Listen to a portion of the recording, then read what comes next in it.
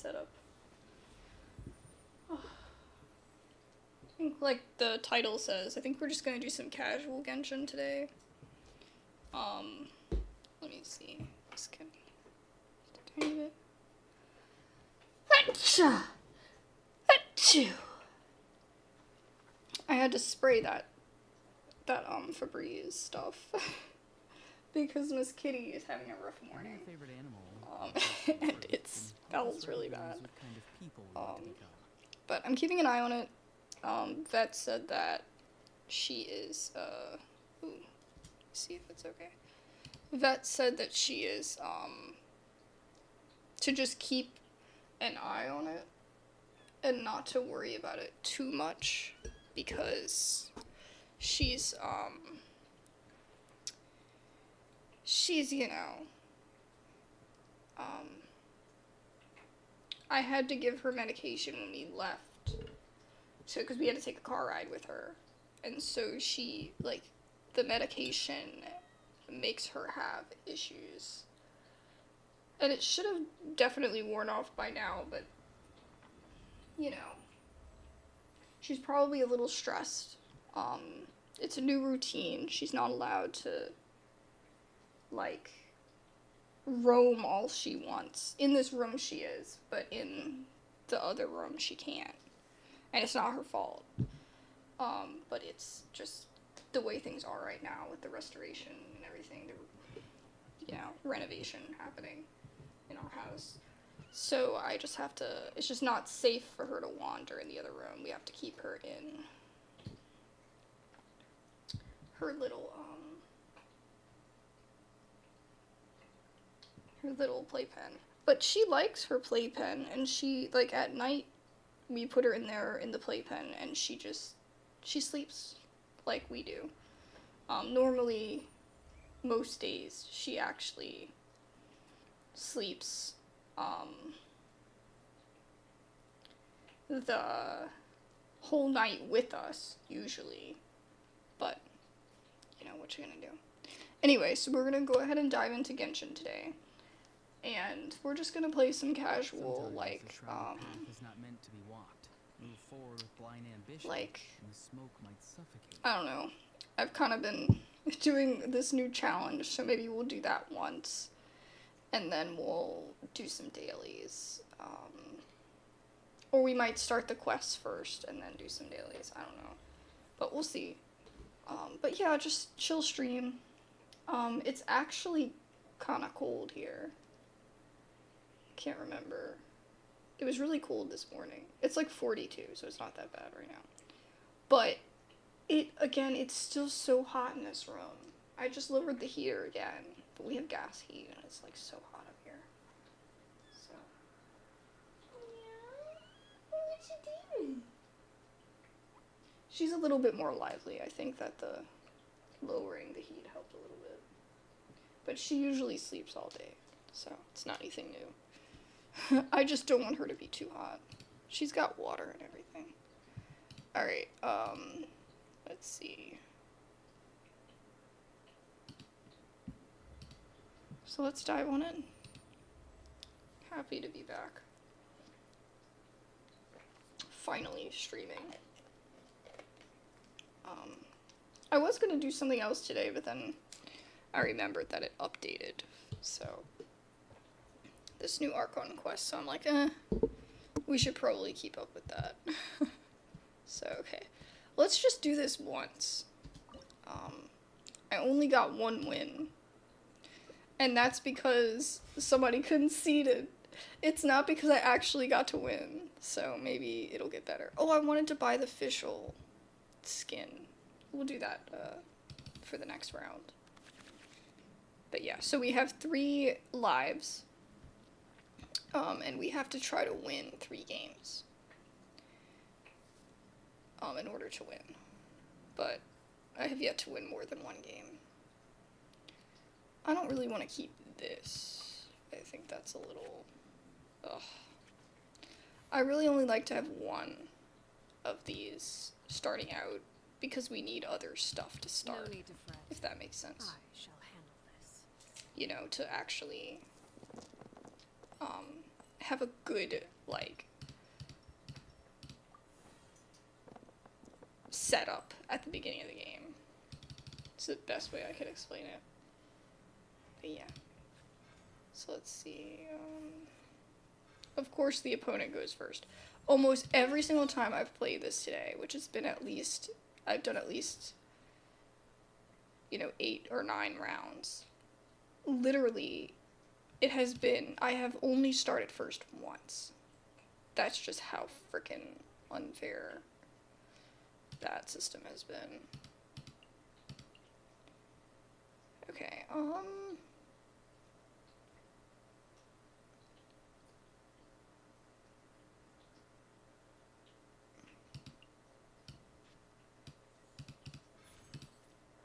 I think we're gonna do that first, so that we can save on Pyro.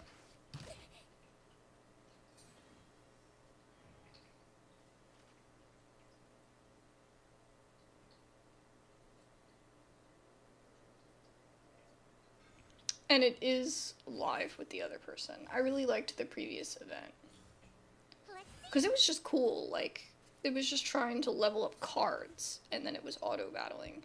And I really liked that. But this, sometimes the person takes freaking forever. Alright. Should I do Paimon? I'm not sure. Like, maybe I just keep building Arlecchino. Laid bare.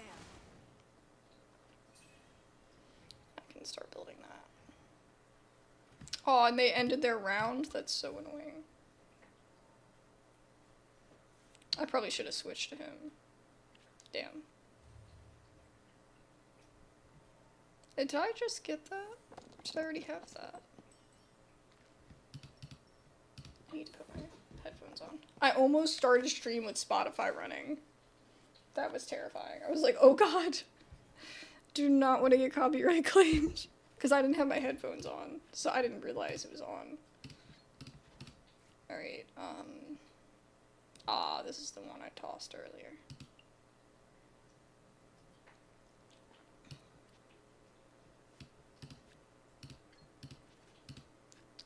I might do it.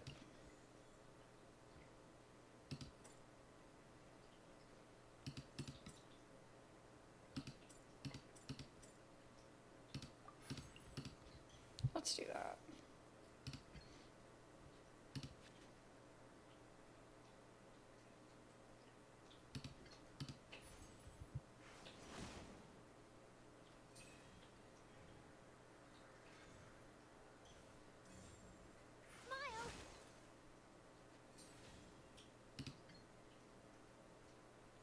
I could gain it back,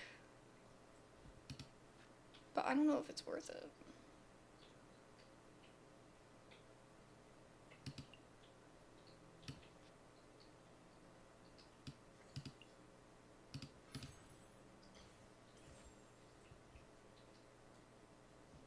Let's just end our turn. See what happens. They might hit me with, like, someone that does different. Like, Hydro. Right, is she Hydro? Yeah. I know he is, obviously. Everybody knows Nervalette. Oh my god, 1 damage. I figured it would probably be okay.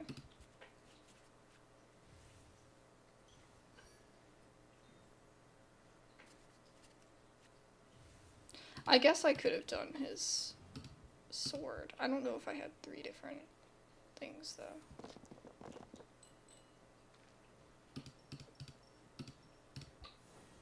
So what's the difference between the 2 artifacts that I have? I think I forgot. So this one less pyro die. 2 of the starting elemental dice will always be pyro. That's awesome. And then this one is just 1 less pyro die. Okay.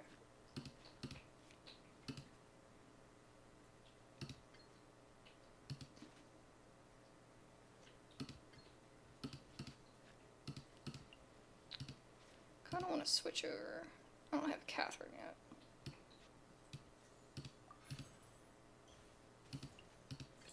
The threads of your fate lie in my hands.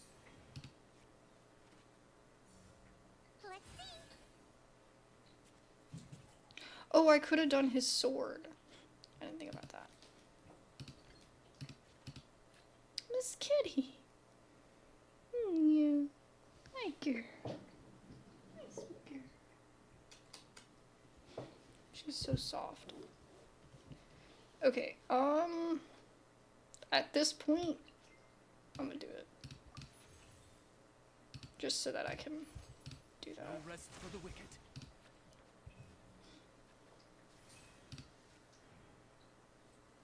And then I'll switch over to him.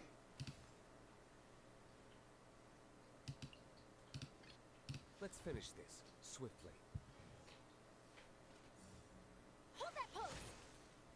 Okay, and then I'm gonna try to do this.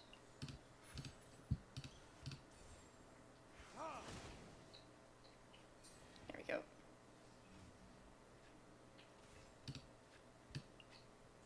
I have the freaking For Good song stuck in my head. Yeah. I'll leave D-Luke on. Out. They might do like one more attack or something. I don't think they have enough in them to do more than that. That's fine. No big deal. Problem is Nervalite can stack freaking health. If you do him right, he can freaking gain a lot of health. Oh, yeah, we gotta do Arlecchino now.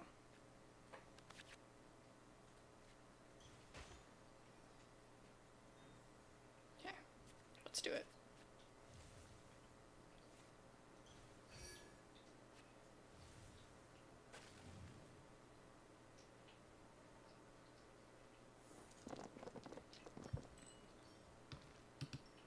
Oh, that's fine. God, some of the people I've dealt with get stuck in the rolling phase. And I'm like, how? Okay, that's great. I could do that. If I do an extra, though, how much would that be? We could take her out. Uh-oh. But my patience need me.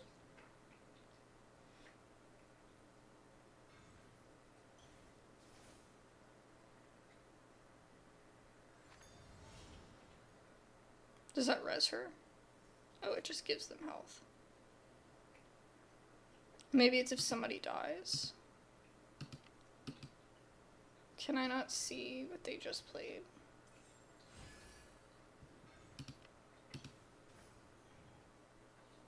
Declares the end of their round. Are you serious? Okay, well, I could attack with him. And I could kill her. But I kind of want to do Arlecchino so that I can actually gain my health back.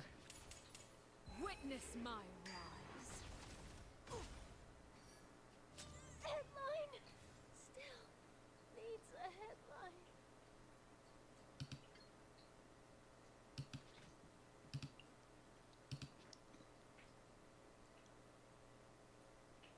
I'm surprised I can't attack. Because it's one pyro die, but I have this. This is supposed to help with that. Once per round, so maybe I already did it. Okay.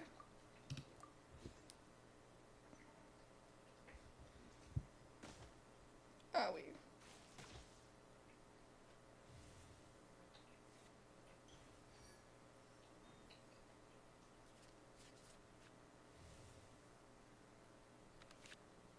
Okay, we gotta take him out. Oh my god, unhelpful.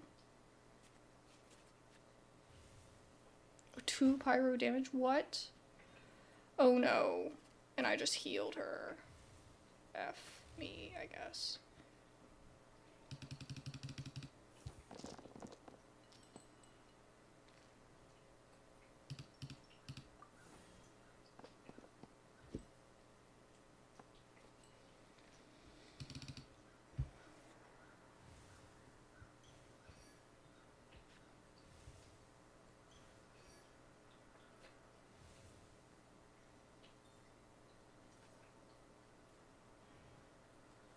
And they get to go first. That's so bad. I can't do it. She's gonna die. In the name of the Prinzessin.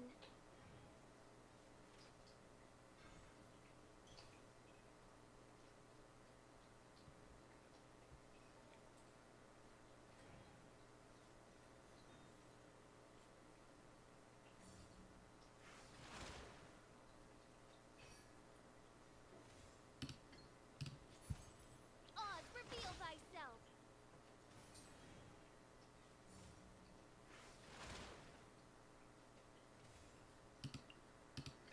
Let's go. Oh man. Oh, frick frack. Well, I don't think my ult is gonna do enough.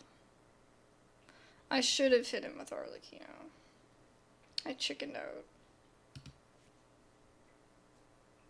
Okay. I can't even do it.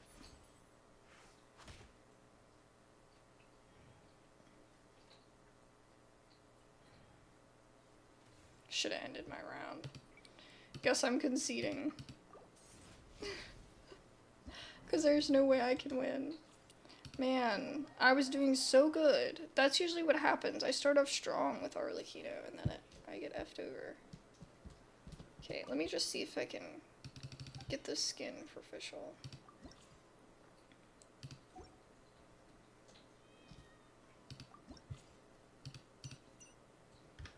Is there a new event card?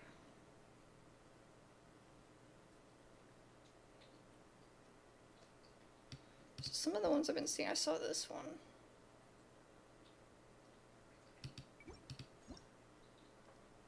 Like, it's gotten so complicated. Like, unnecessarily complicated. Ooh, I can get the cool D-Luke one. And do they have the Fischl one up here?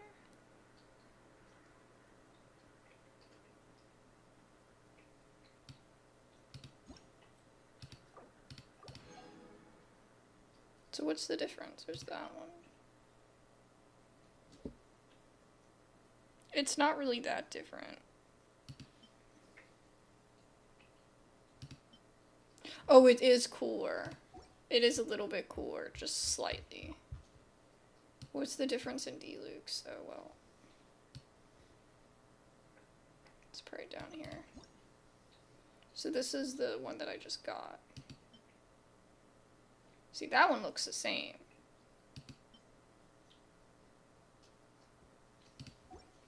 Whatever. Oh my god. God, it's never gonna end. We have so much to do. But we're not focusing on that today. We're gonna try again. Got 2 more chances. I accepted the duel. Let's go. Is Kenny? Oh, there she is. She's still laying by my feet.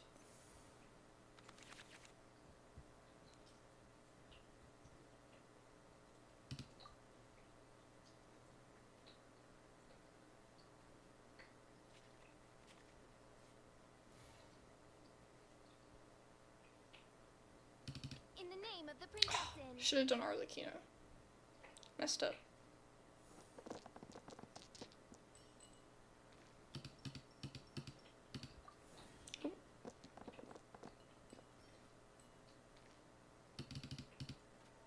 This is terrible.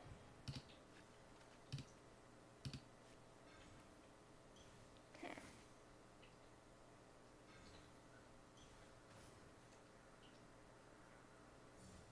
Out of the frying pan, into the fire. We're gonna do support. But I am gonna play this. So that way, whenever I use her, I summon thee. we won't have to worry about, spending an element. We'll spend 1 less elemental die. So that's good.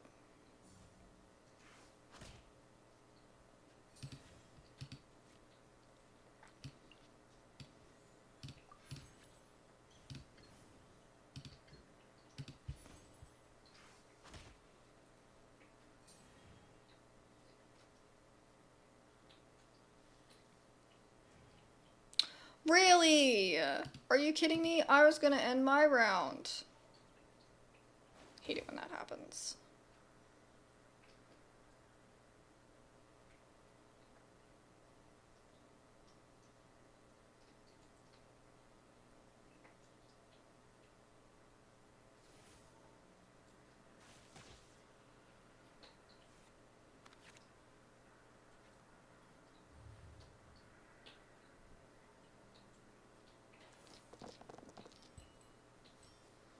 Let's see.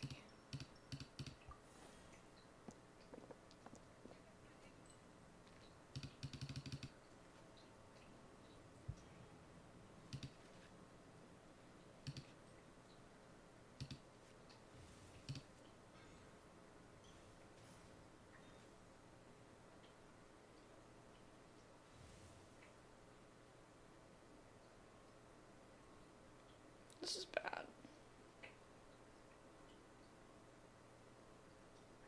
Come on. What does that do? Gives you full... You could do your burst now? That's dumb. And it's gonna cycle. Ugh. No need to fret. I shall handle this.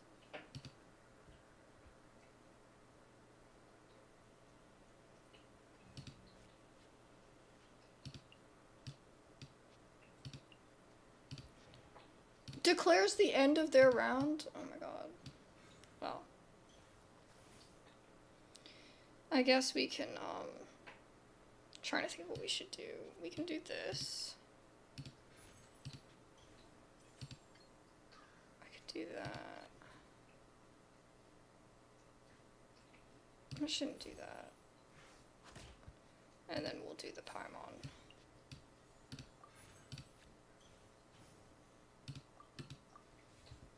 So at least we're a little bit better equipped.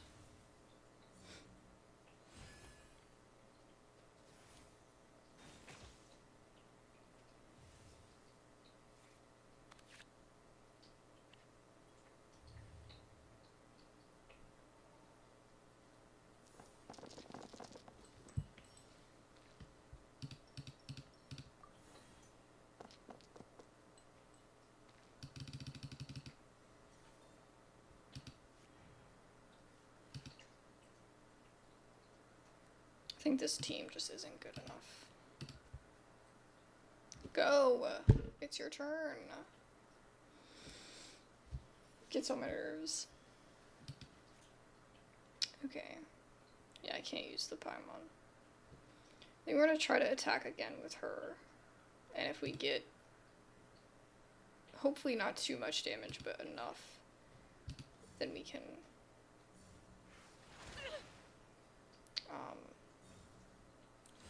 not again. Okay. Are you kidding me? But you didn't... I thought you had to switch characters to do that. Every time they use a skill. Shows how much I've used Zhongling in this card game. Okay.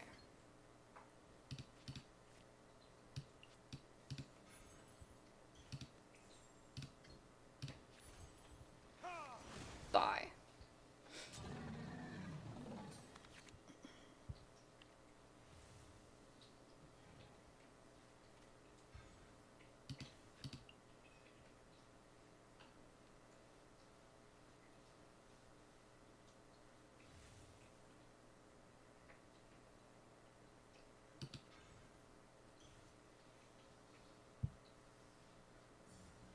Rain outlines your fate.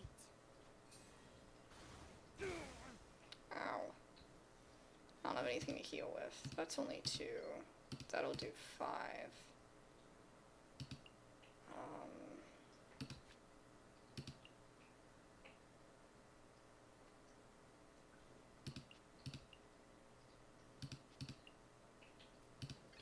In the name of the Prinzessin.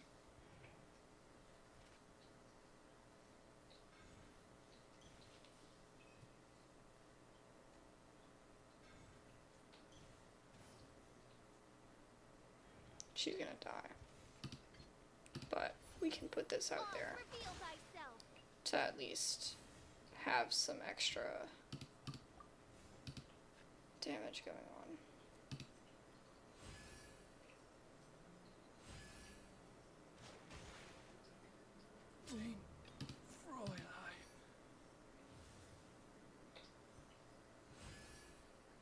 And they're gonna go first. That's what's been getting to me too in this, is that somehow the opponent always ends their turn before me, and then they have an advantage. If you get to start first, I definitely feel like you have an advantage. If you start every round first.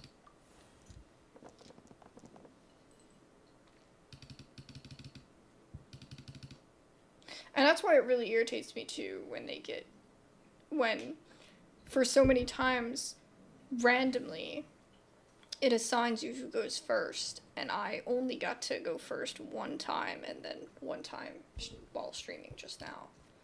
Like, that really gets on my nerves because that actually affects, Know my sword. you know, how you play. Let me see. That's not enough. I'm gonna die.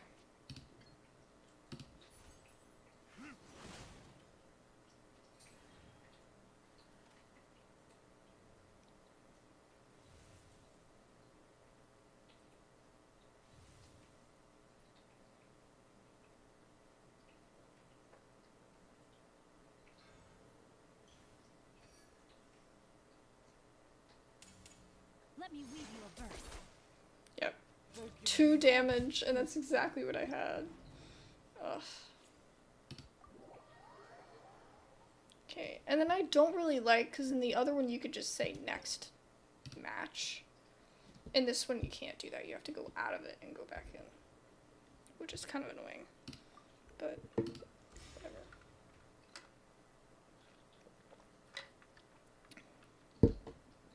I have no luck in winning this. Like, I could win this round, but winning altogether, no way. We're gonna send that back. I want the, like, cards to help me actually No need work to fret. better. I shall handle this. I really want her, like, in the actual game. I think she's really fun to play. I didn't realize how cool she was when she ran.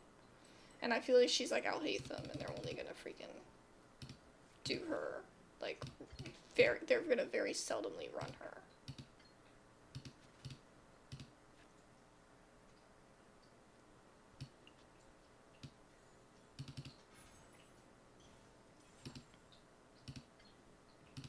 Ooh, maybe I could do this too.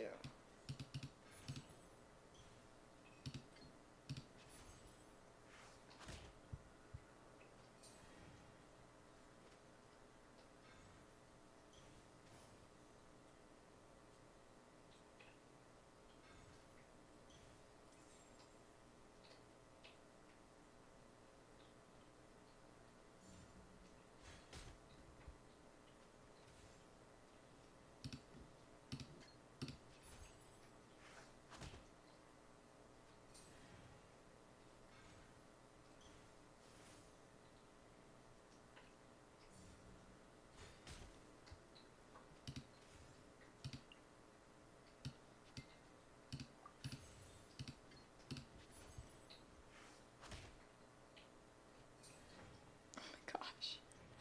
I didn't think I was gonna get that far. Okay.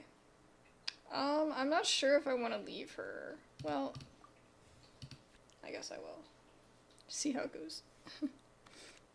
All I couldn't do, Galinda.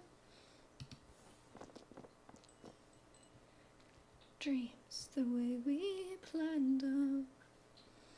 If we work in tandem.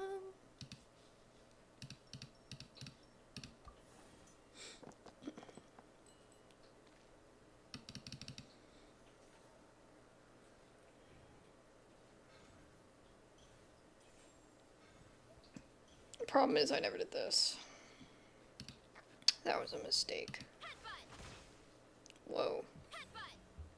You better not do it again.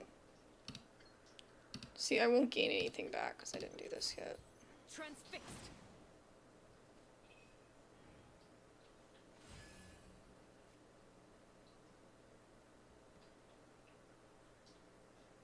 You did a fast switch. Do another attack. Hello. Oh, switched back. Okay,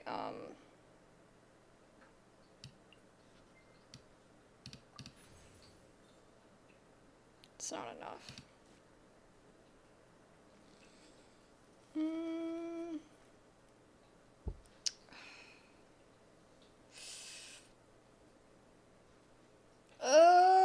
I don't know what to pick. I guess this one. I hate to do it, but what you gonna do? I need to gain some health back. Witness my rise.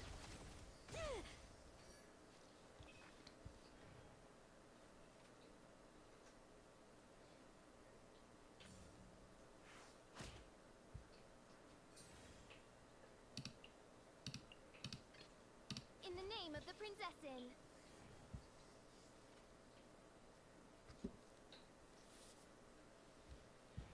End of their round, damn it.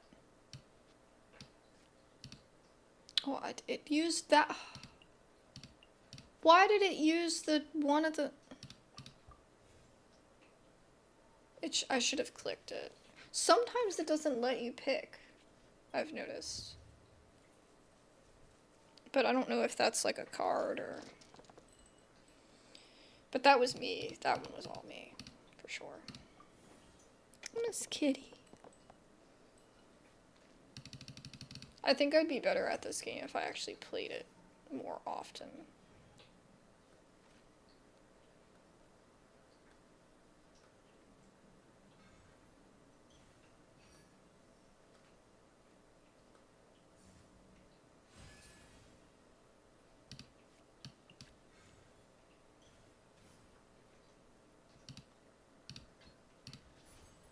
No rest for the wicked.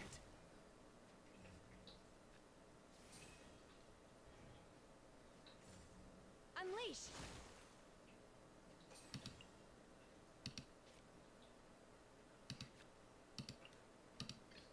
Let's go.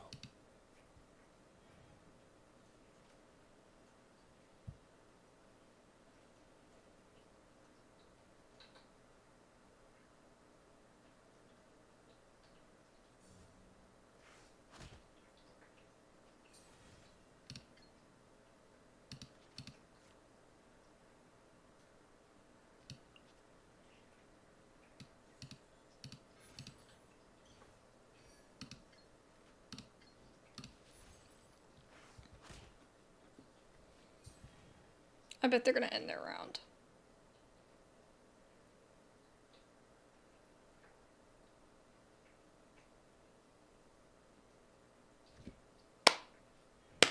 I knew it! I knew they were gonna end their round! Oh my god. I cannot go first. But I don't want to waste my elemental, like, die. Because I want to go first. Like... It's just... I'm doing more damage than they are. But I'm not sure if I'm doing, like, well or not. Cryo incarnate. That's fine. I can handle that. Ooh, I could do this. Hold on. But if I do that, then I won't be able to do the burst. Well, I don't think I could do the burst anyway. Oh, well, never mind. But it still should be a significant amount of damage, yeah.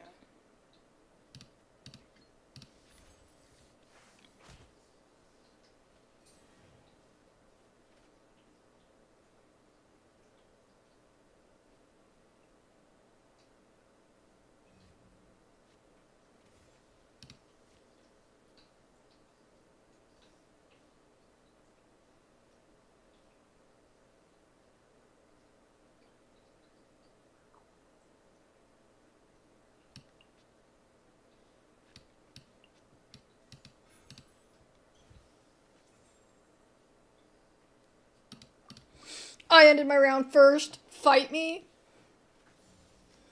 They're probably gonna kill him. Or kill her too. Oh god. Didn't even think about that. They're like, oh, we have the... See, how can they constantly switch back and forth? Does she allow you to do that? That's okay. Where did I go? Where does she... The threads of your fate lie in my hands. I was trying to look at this. Yeah. Okay, so she does additional damage when you switch. Trying to understand.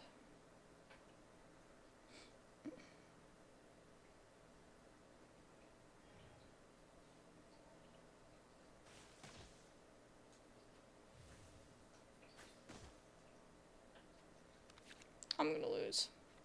See, I start off so strong. And then I lose. What I should have done with her is I should have kept her and not healed so quickly so that I could have healed for more. I think that's where I messed up.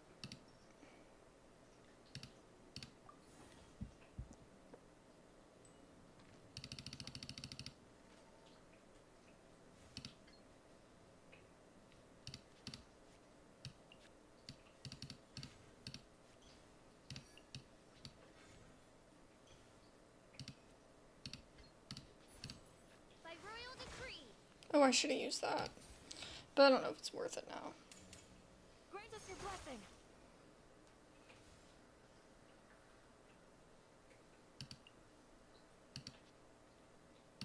See, I don't know if I want to No need to switch. fret. I shall handle Because I feel like she's going to be able to switch and attack. But... Or he. Or whoever. Oh my goodness. I was doing so well. And then I just get slammed. That does whoa! Why does that do more? Oh, that'll... No matter what I do, it's gonna hurt her. Need to train harder. Ooh. Oh, now it's back to 3. Damn.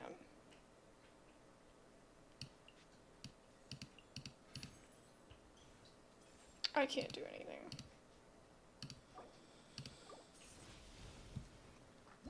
This is so brutal.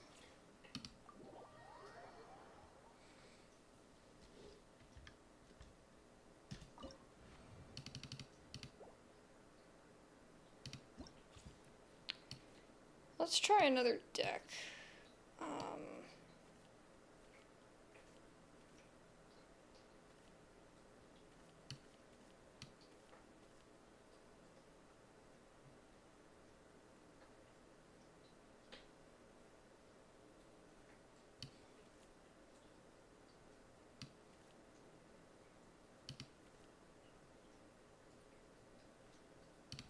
This deck's pretty good, but the problem is that I don't have any, like, real shielding or, healing, I don't think. This person has Durin already. Must be nice. I'm still bummed about, what's his name? Ooh, why do I have this in here? That's bad. This is not good.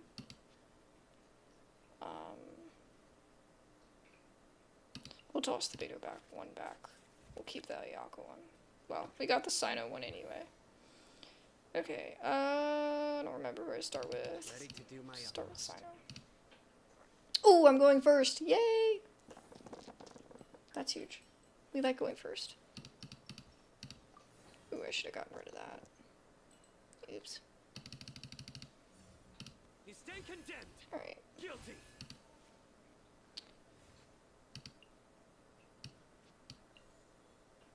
I could do it. I could do it. I could do it. Futile.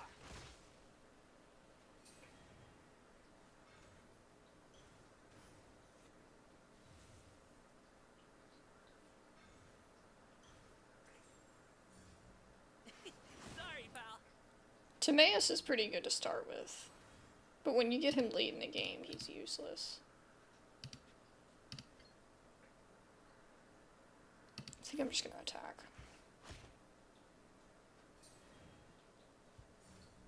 Swift and merciful. Oh! That was a bad idea. End my round. Hopefully they don't kill me. Okay, good. I was gonna switch, and then I was like, it's probably okay. Really? I got the beta one back. Alright. It's good, it just costs so much. And, I mean, I wanted to prioritize Sino, so I'm glad I at least got his. See, I don't even know if it's worth it yet. I probably just want to wait. Let's see. Give him some food. I'm gonna do beta. All right, let's go.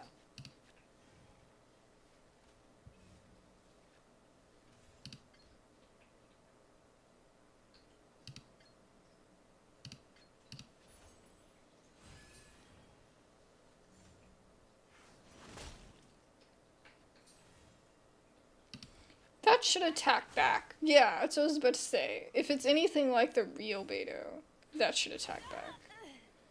Oh man, he can do the same thing. Okay, this is not gonna go well.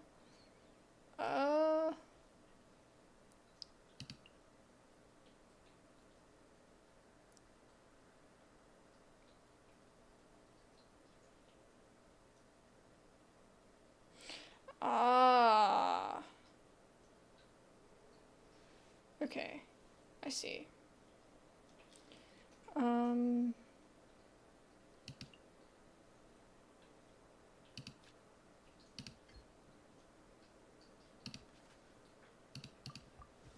in my run. No! 2. Okay, that's not too bad. But I don't know what it does in the long term.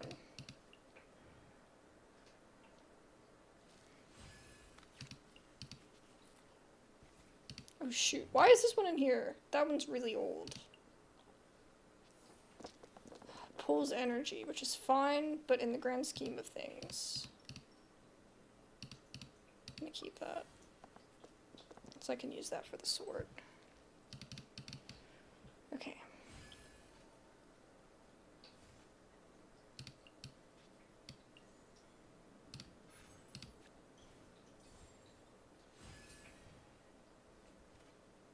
There you go.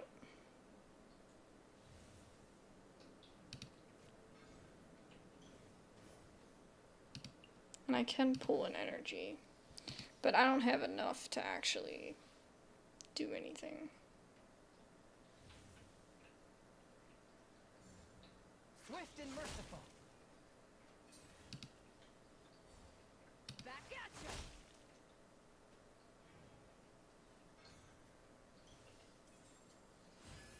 If you actually have the sword on her, she does so much more damage with that.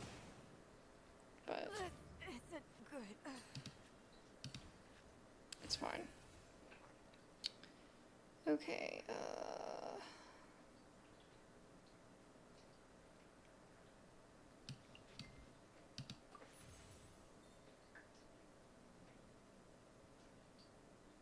that actually didn't accomplish what I wanted it to.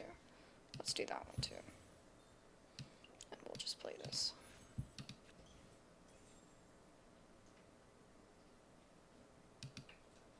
Oh shoot, I thought it attacked.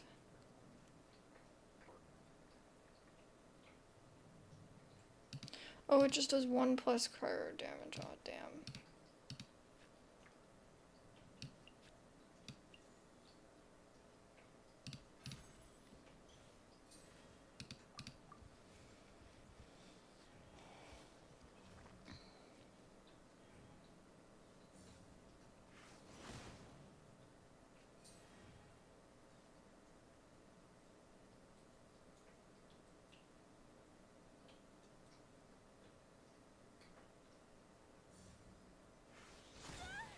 Ugh. I couldn't attack unless I would have used this. but I don't really want to. I guess I should have.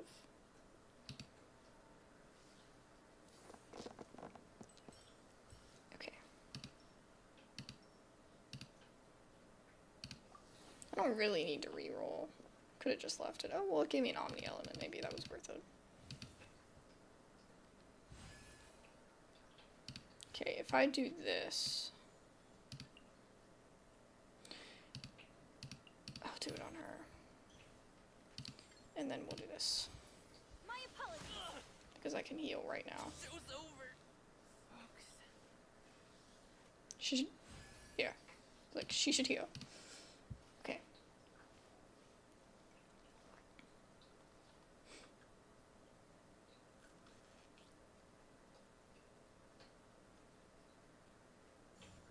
Futile. Is it only once per round? Once per round. Damn. Well, Whirling snow.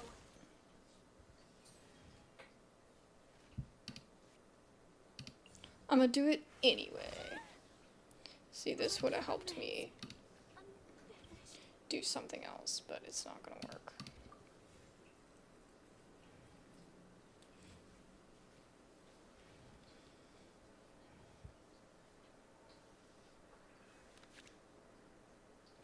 This freaking useless POS. Shouldn't be in this deck. That's the thing. I need to, some of these older decks I haven't actually sifted through. So they have cards in it that I don't, like, find useful anymore. Oh my god, look at all the freaking...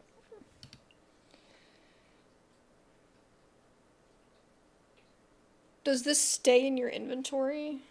Then that might be worth it, I guess. I don't know.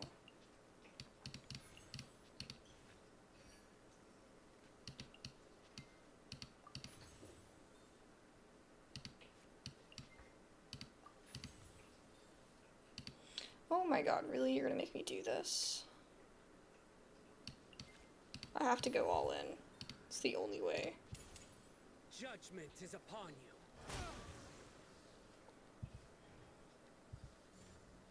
Forth my blade. But now I have nothing left.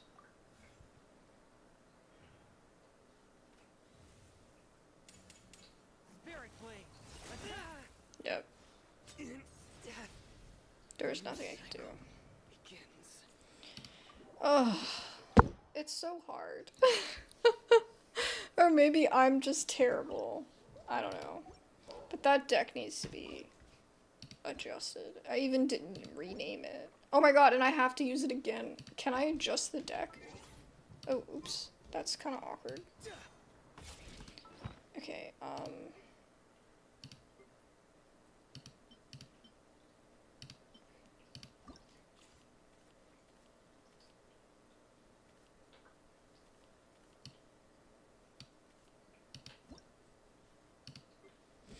okay, let me just adjust it really quick.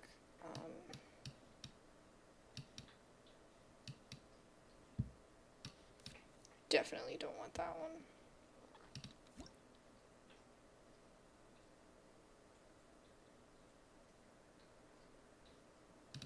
That one's like rude, but it's not really like the worst.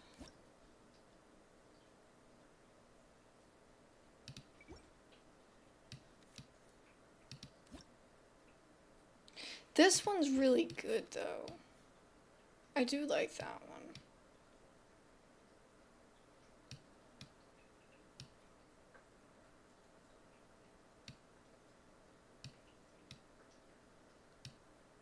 Okay. That one's too many.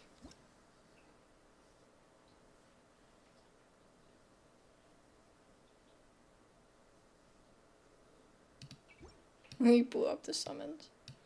That's kind of funny. Okay. Is Catherine on here? She is. Okay, good. I like this one. I really like that one. over that. And then I think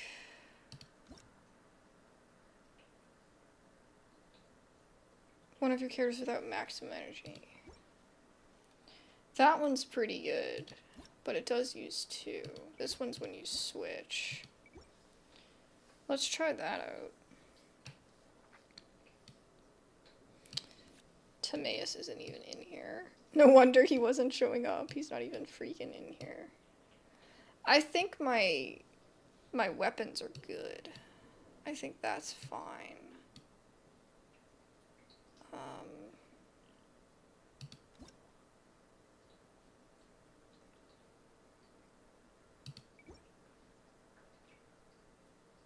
So this is actually for Sino then.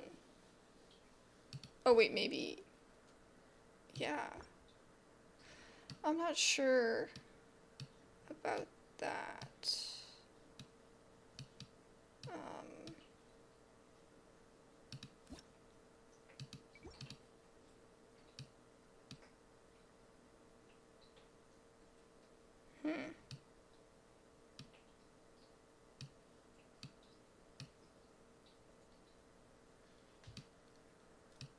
And these are all 3.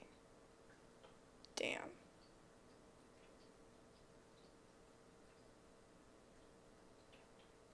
Well, they're all attack, right?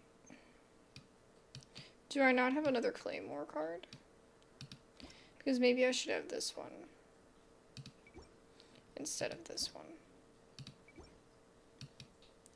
I think the idea is that I use this and then I equip one of the artifacts and then I can immediately basically equip a weapon on that person. So then that person is stacked, like, from the beginning. So I think that's the reasoning that I have it this way, but... okay. Tune your Zod.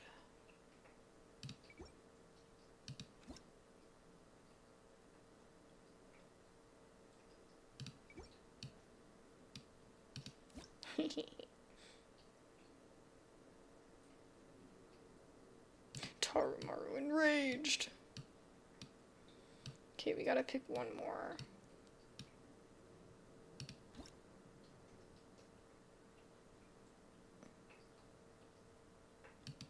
That one's not bad, but it costs too much.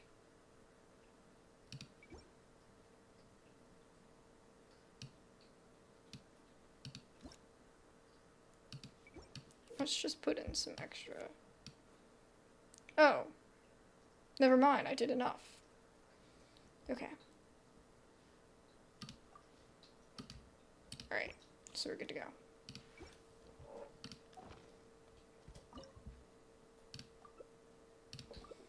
Hopefully my deck should be way better now, and I shouldn't be getting random stuff that I don't even want to use. Let's try again.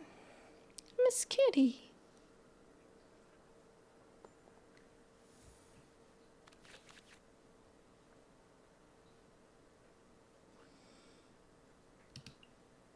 I'm gonna send it back.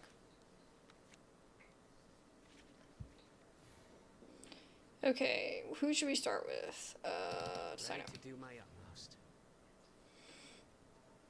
We didn't get an artifact or a weapon.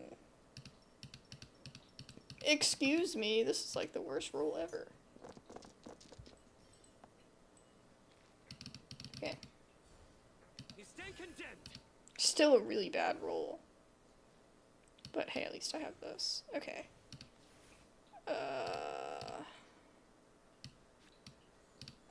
I'm just gonna play that.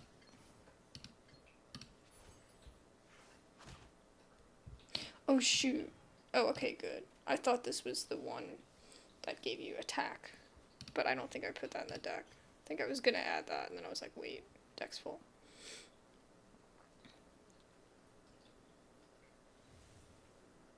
Then I can switch to Ayaka and attack. I think. Kamisato Ayaka, present.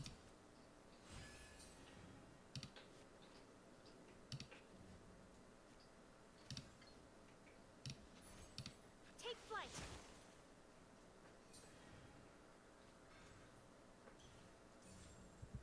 rest for the wicked. That's fine. Ending my round. This is gonna hurt though.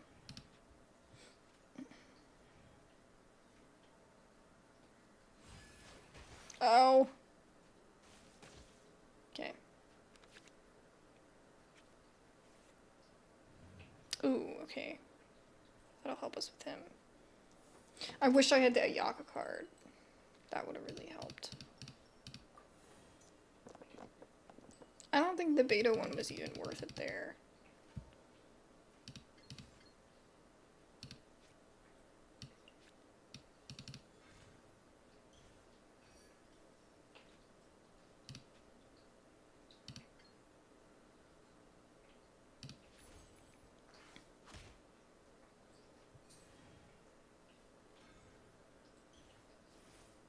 I think I'm gonna try to do her ult. Sweet dreams. I think I'm gonna try to do her ult. Sakura swirl.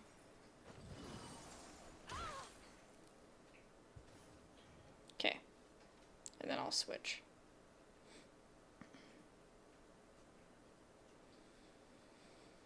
To... I guess Sino? I don't know. I guess Sino.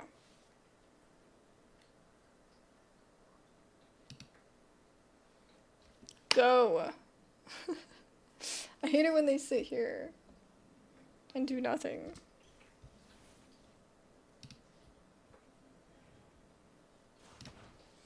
Oh my god. Thank you. Come with me.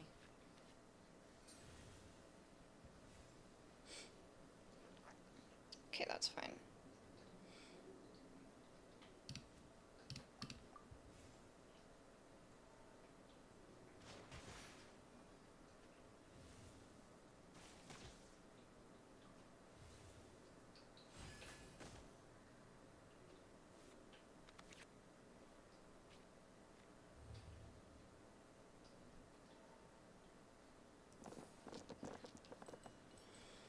Oh my goodness.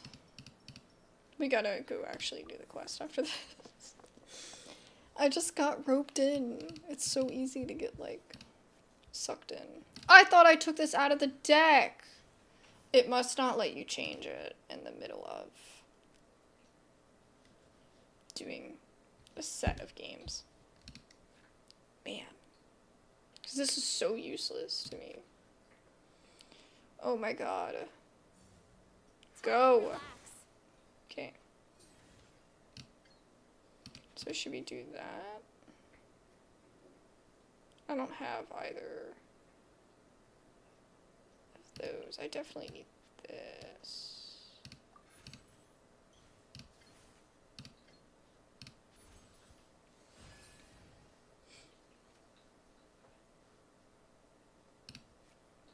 If she dies, it's okay. I don't care. Hold the line. Okay. Back off. We hit him back. Okay. I wish I could fast actions switch, but I don't think I can. So.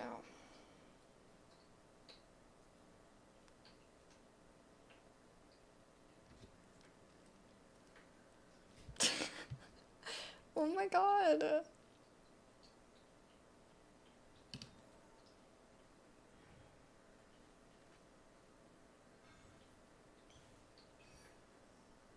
Okay.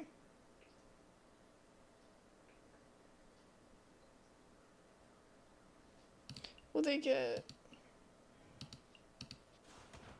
So they'll get healed. I guess it's from this. I don't know.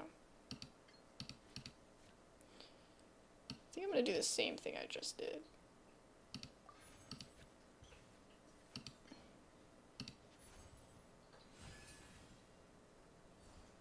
Back off. Yeah, so at least we get a little bit of damage. And if they kill Beto, that's okay. Because I just kind of needed her for defense there.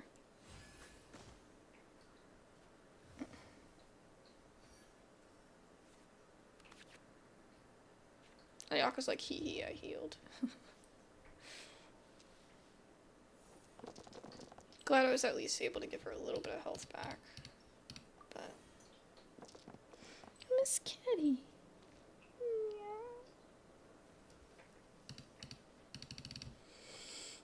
Roll the dice. This thing gives me freaking like road rage. With how long it takes people to do certain stuff. Some of it could be their internet, but sometimes you just get stuck in the rolling phase. Like, I got stuck in the rolling phase for 5 minutes before I started streaming, and I was like, oh my goodness. Where are we going?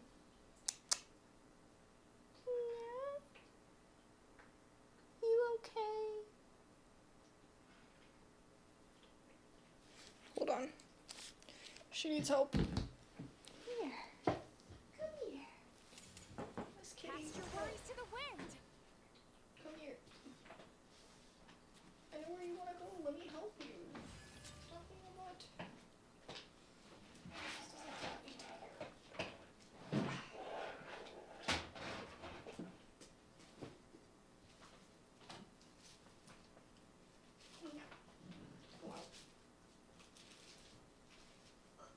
Stinky kitty. So stinky. You're so stinky. There you go. There's your bed. There you go. She wanted to go in her bed, and she's like, I'm gonna run away. Like, no, let me help you. I think our best... Oh. Please tell me it's my turn. Okay. I think our best bet is to do this. The cryo elemental infusion. Spend 1 less die. So this doesn't help with that. Okay, then we'll do this first. And we'll heal when we attack. Whirling snow. Darkness. But I don't know how much that's actually gonna help us. You know what I mean?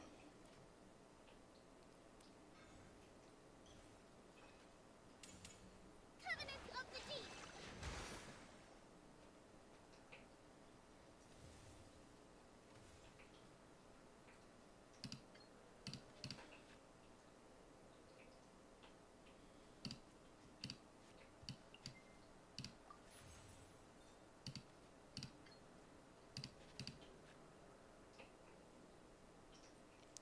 I think she's gonna die, so I'm gonna do that, and then I'll just...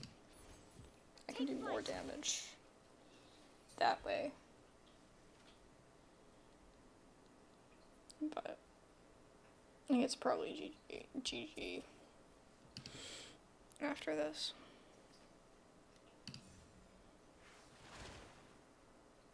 Pardon my indiscretion. Kokomi's kind of OP. Maybe that's what I should do. I might have a team like that. I know I have a team with Kokomi. But... Hello, how are you? Do you play Genius Invocation TCG? Because I only sometimes play it, and I usually get walloped and then don't play for like 3 months. It's just so much effort. So much, like, brain power effort. And it's like, ugh.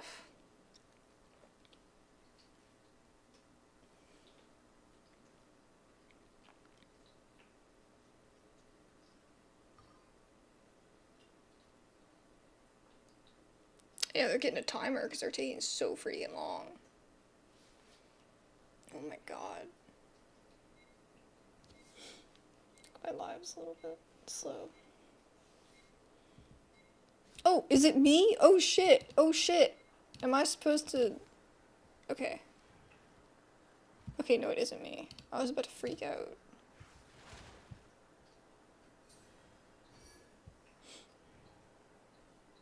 It was me. It was my fault. It was all me, but I knew I was screwed. So, what you gonna do? Defeat. Is that the last heart? No, it's not. We have to go again? Are you kidding me? And it won't let me change the deck. This is bothering me. That it gives you a notif to do this stupid thing to upgrade your characters. What is it? Is it? It's not that. This one. Oh no, maybe it's... I don't even see it on here. But it's, oh, it's probably gone now. It's, this thing. And you, like, have to go through and, like, do little extra quests to be able to make them a Hexen whatever character. I kind of really like it. I like that it's giving them...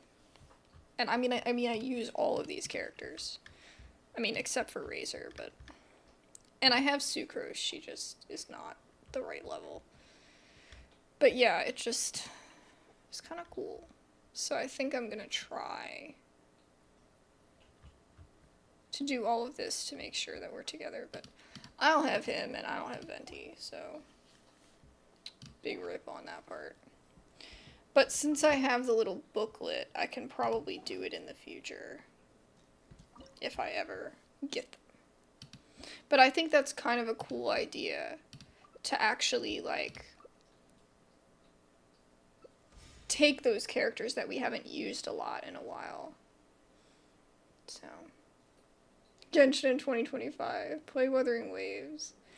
I know. I still like Genshin. Okay. I do like Wuthering Waves too, but it's just a lot to keep up with. All of these, open world, like, time-consuming games. I mean, I play Steam stuff too, so it's like, it's hard for me to do more than one at a time, and Genshin is my all-time favorite, so, you know, it's just one of those things, Our mission begins. but,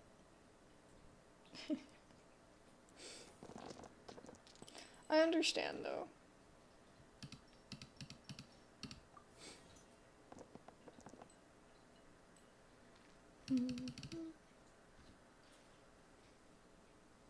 I enjoyed Wuthering Waves when I first played it, Your penance is due. but I haven't played it in a long time, so I'm way behind.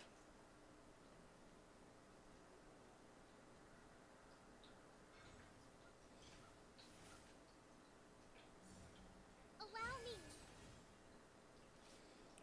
Let's see.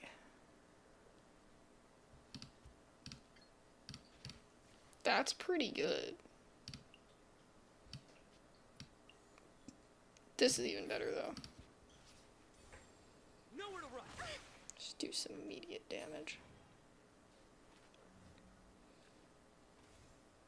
This person's got, like, almost the same team as the person that we just fought. That's crazy.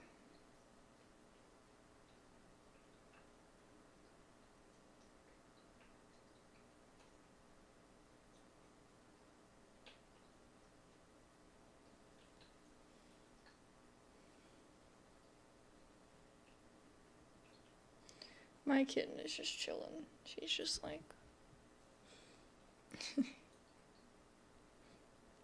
So I have her little, like, playpen is, like, mesh.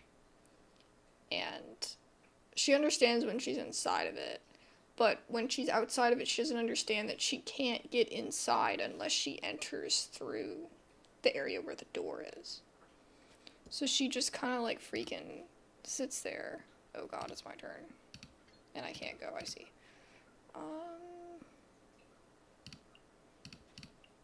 Let's switch. Come with me. I'll do Beta. I could have done Ayaka, but well, it's fine. Alright. I should have done Ayaka. Ooh. I can play that.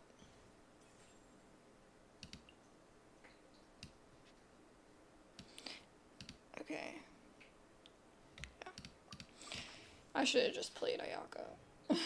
That was my fault. I got distracted by the cat. But yeah, she doesn't understand that she can go, if she enters through the front, she can get to whatever's in there. She's just like, oh, I'm just gonna walk on top of it. And I'm like, that's why I had to go help her. But then sometimes when I try to help her, she runs away, like, no, don't pick me up. And it's like, I just want to help you. But she wants to play, you know what I mean? Sometimes that urge comes first. Alright, let's see. We could play this one. I think that might be a good one to do. Is it my turn? Okay. We'll do that. And we'll switch to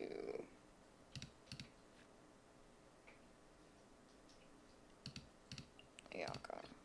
Ready to do my utmost. I mean, Sino. Sweet dreams. Go for it.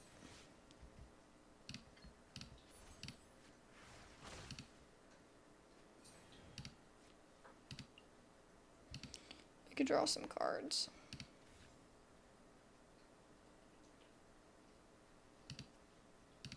Yeah, I can attack again. Let's just play that. That's actually a good card. That's actually a really good card.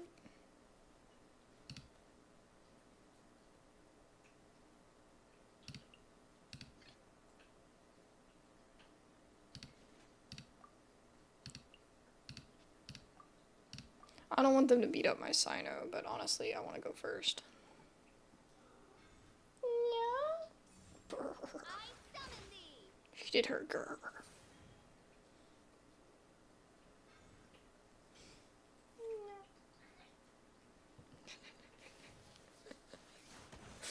She's so cute.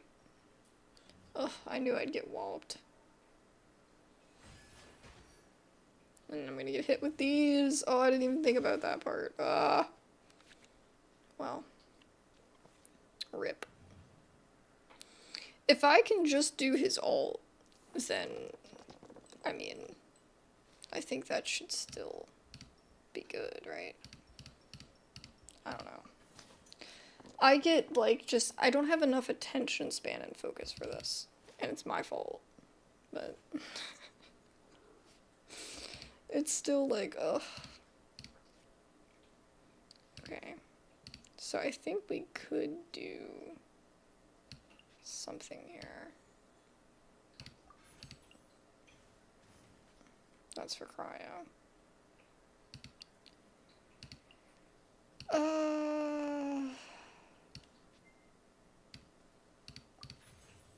I need 4. Are you kidding me? I'm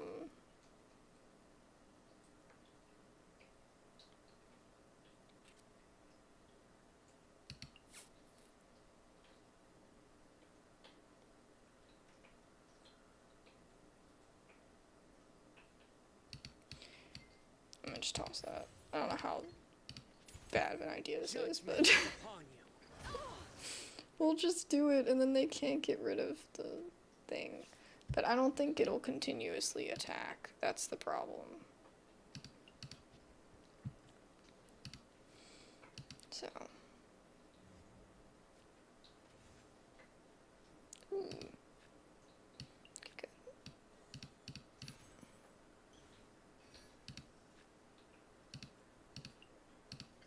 All right, let's go.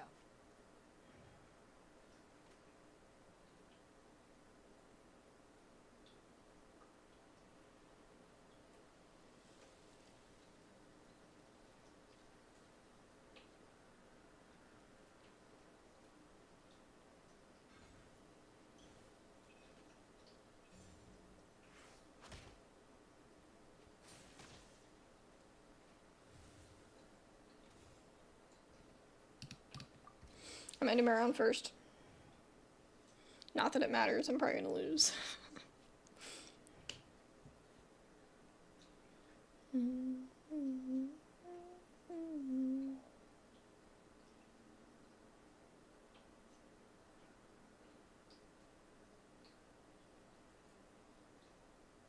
Okay. Bad Do your dreams be burst. gone. Okay. Good.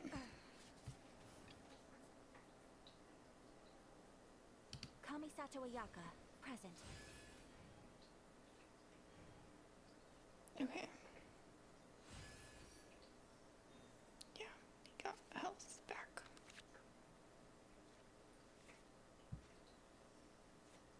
See, this one kind of sucks because you have to spend 2 die to then heal a character for 1 health. And they have to be off. They can't be the active character. So it's like, you know, I wish it was 2 health that it healed for. Then it would be a way better card.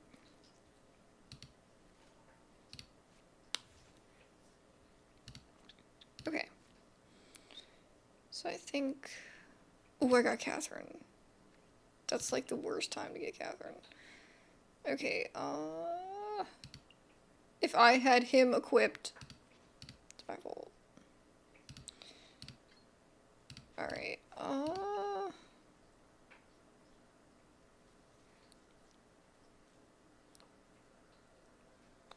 well, I could do this.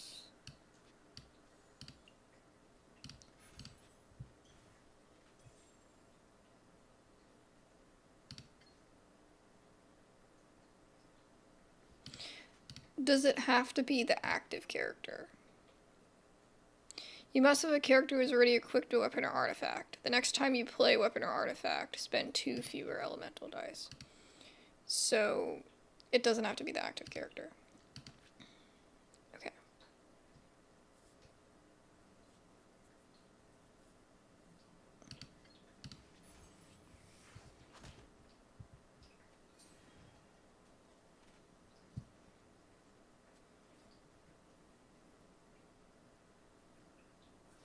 So we'll use that once we switch here.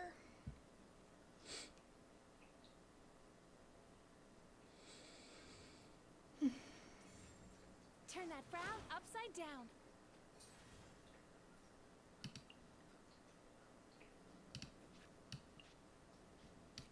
I'm gonna... Well, does it make it a fast action? Ah! Okay. Ready to do Let my me switch. I'm gonna play this. I'm gonna give him that.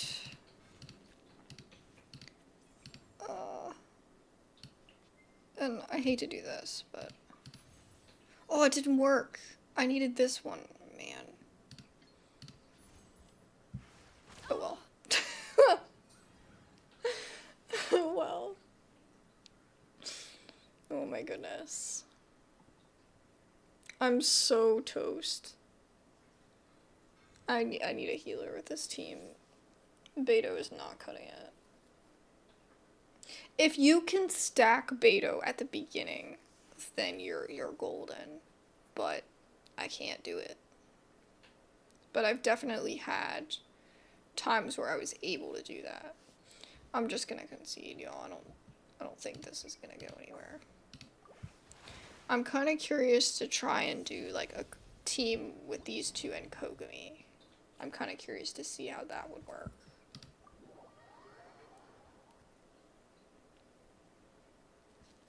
Let's see.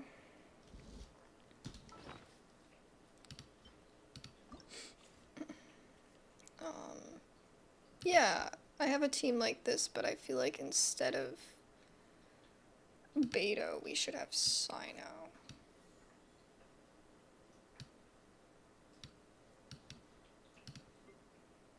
And then we gotta take that out and put that in. Alright, then I have to look at everything here. What is this? I still leave at least 2 Inazuman characters. Okay, that still applies. Okay. And I just put in Sino, so we don't need this. We need this. And I'm thinking... We have a mage. Oh, that's right. I forgot Kokomi. Okay, so let's look. Okay, so what is the special card we're using? We're using this again. Okay, so I think that should help with some of these. This can go on Kogami. This can go on Sino. This can go on Ayaka. I think that would work.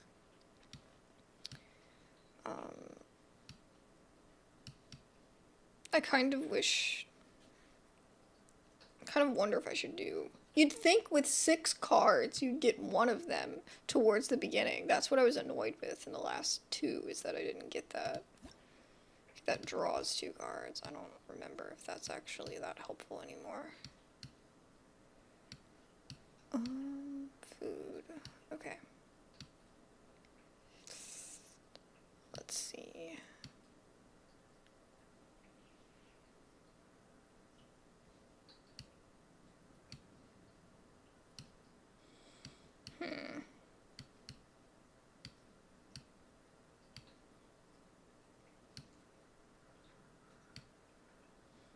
And we have Catherine, right? Okay. Well, we have too many people in here. Okay, hold on.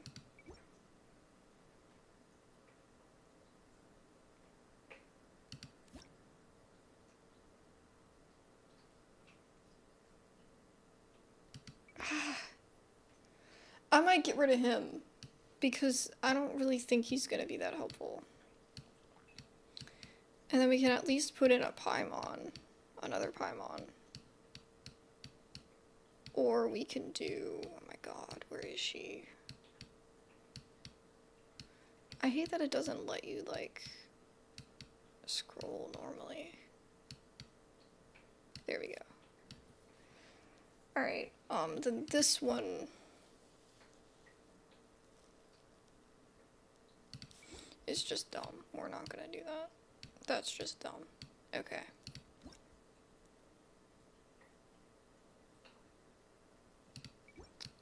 That one's good. I like it, but it's not, like, awesome.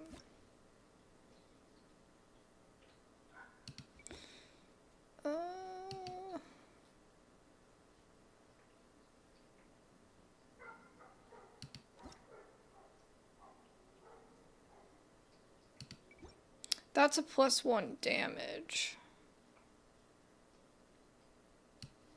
I think I'm actually gonna do this and that.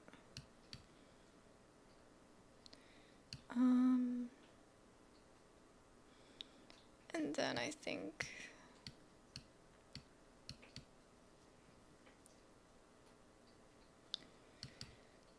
like, should I do this one? This one's better though. You always have Electro in your thing.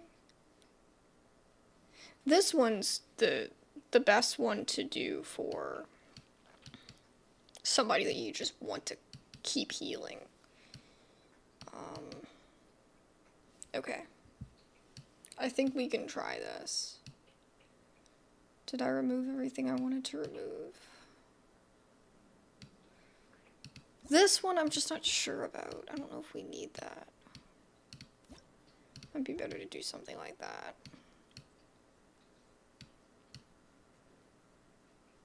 Yeah.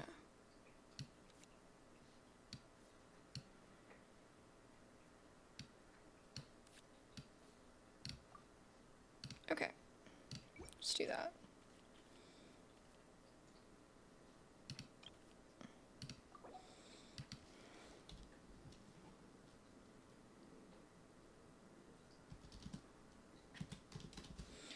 This is the Inazuma deck. Okay. And we're gonna do that one right now.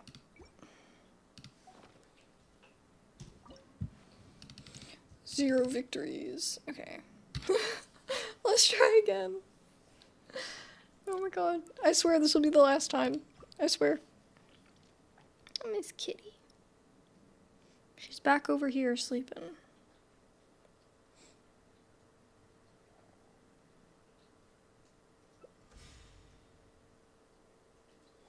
I'm surprised she doesn't lay by the window, because I would think it would be cooler by the window, but I don't know. That's actually an okay starting hand. Because if we can equip this on somebody, then we can use this when we get the next, you know. I await your instruction.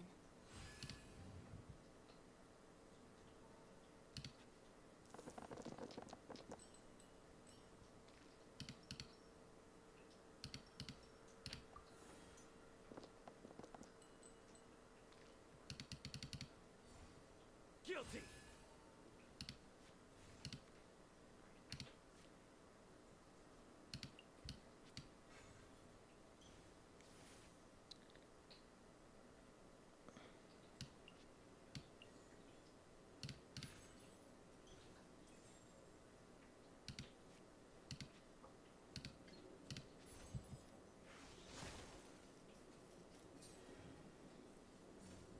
I summon thee.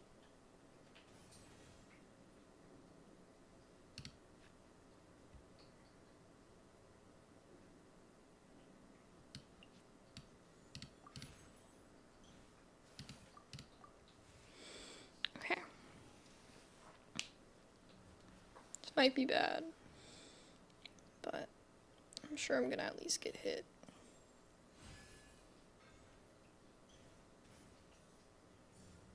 This way, turn a little. Yep, that was really bad.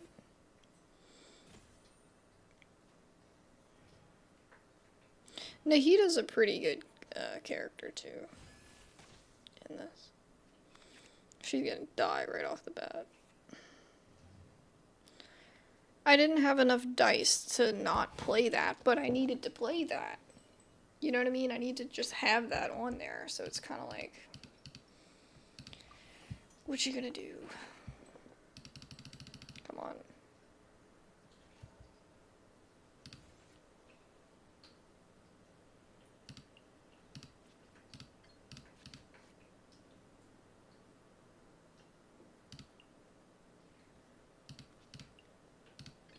We'll need a strategy. We're just gonna move over. Pretend that didn't happen. This way, turn a little. Okay. Oh, owie. What the F, dude?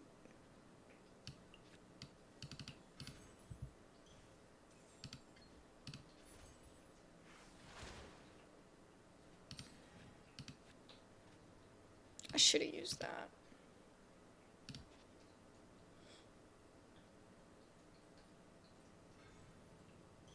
I think I actually can, and I can attack again.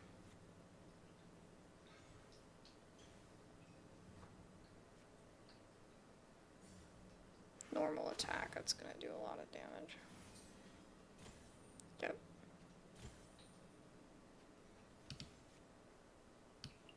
I think that if we play that, we should be able to do this. Oh, I can't. Shit. Should I do this? I can't, my brain. Yeah. Might as well.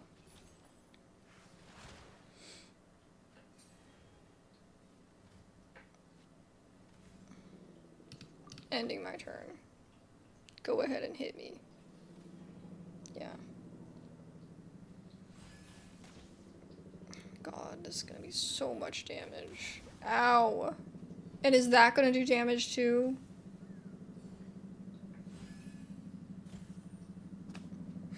New strategy needed. Oh my god. I'm so bad. To be fair, this is my first time using Kokomi in probably a year. But still, that was horrible. That was so terrible. It's just a helicopter, Miss Kitty. It's okay. Yep. She's like, no. It's terrifying. It's okay. You're okay.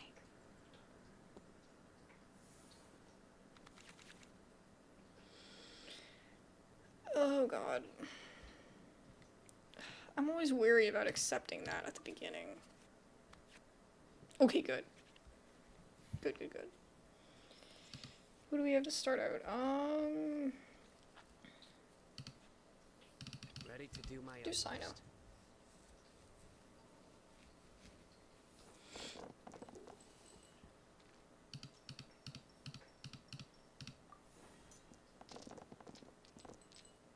And the one person I picked is the person that I don't have any of the element things for.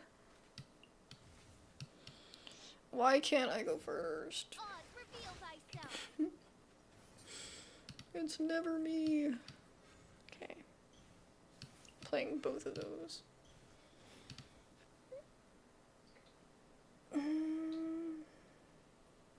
I literally can't attack.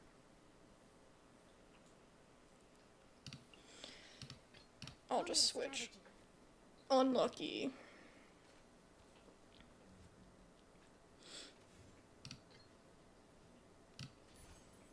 Rusty, rebuild.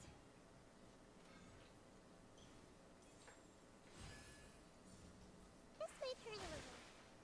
Oh god. And it's gonna do the extra attack. Yep. F me.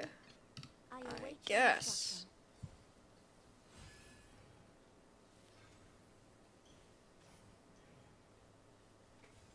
Oh, they're ending their round. Damn.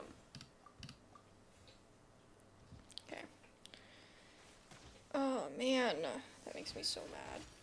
At least I froze their Nahida, and it gave me some health back. But man, that was annoying.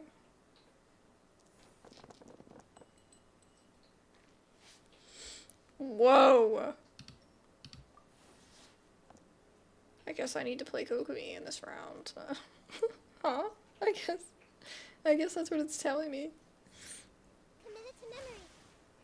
Oh, stop. Stop it, please. Okay, we'll switch to Kokomi. Let me play this.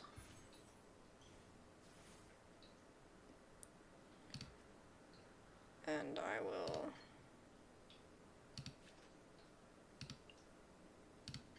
We'll need a strategy. quick switch.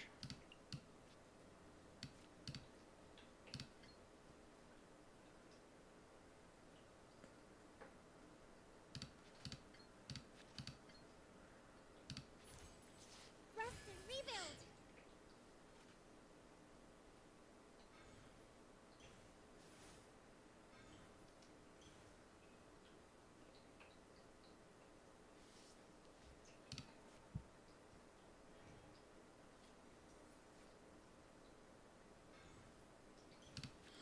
I can't do her ult.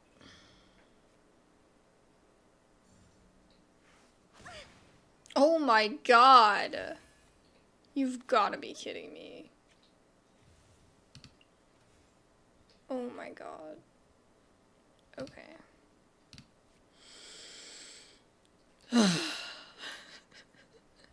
Should I do this? I was gonna heal her. Now I'm not sure what to do. This totally blows. I guess I'll switch to Sino. Ready to do my I don't utmost.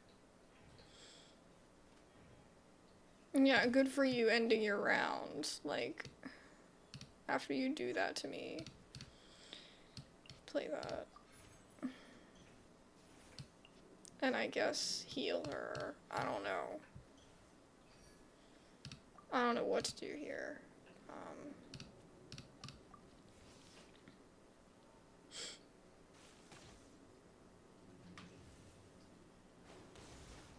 I probably should have switched to somebody else.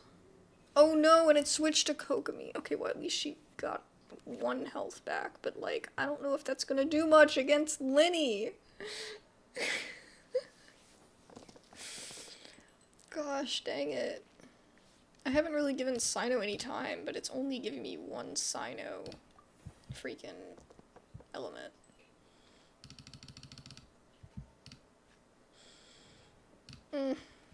This is terrible.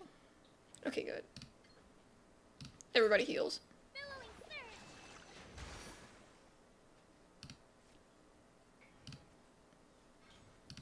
That would have probably been a good time to play this.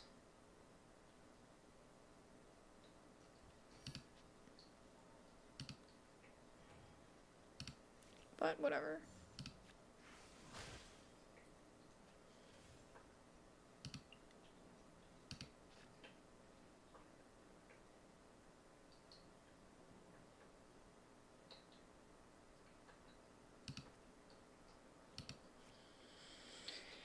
I'm conflicted. Because I can play this now, but it's not gonna do enough. Like, I can't actually fight back with it. This one it will fight back, but I don't have enough. I guess I could send this one in. Maybe I'll do that. Ready to Should do be a my fast action. Okay, there we go. And then, yeah, it didn't cost anything. So now we just need to figure out who we want to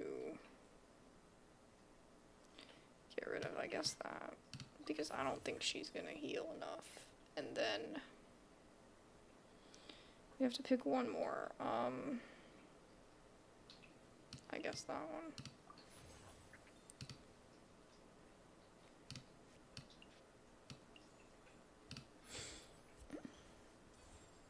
Surrender.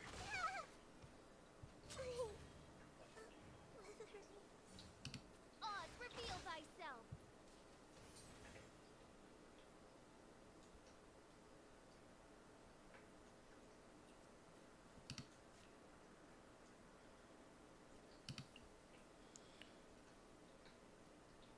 Oops. I can switch. Oh, it's my turn again. Okay.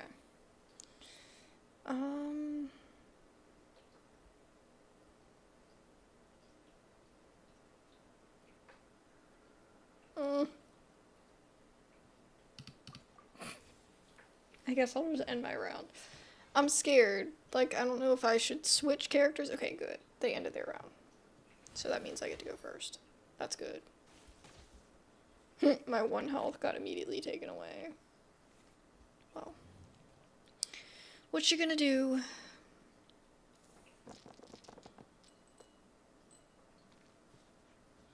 I don't really want to play the Paimon card. Because I feel like... Maybe I'll get a Geo. Damn. I feel like if I play the Paimon card, it's gonna use up all my stuff, and then I'm not gonna be able to fight back quick enough. That's a lot of damage. If I play this, that should help. And I think I need to heal more than anything else.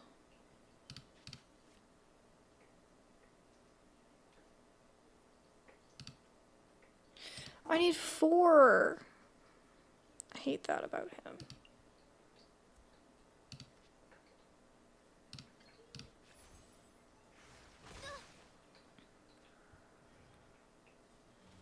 I think it's best that I at least attack, though. Because that'll do more damage than me sitting around hoping for things to happen. Judgment. Why didn't it let me pick who I wanted to play? Because I would have done Ayaka.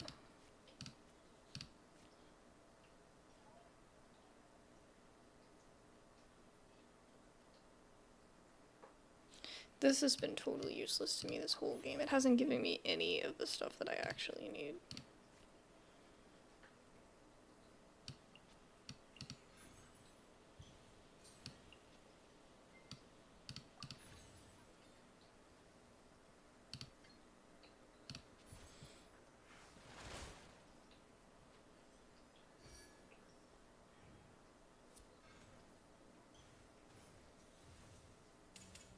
Here comes the finale. Yep. Bye-bye, Kokomi. Strategy needed.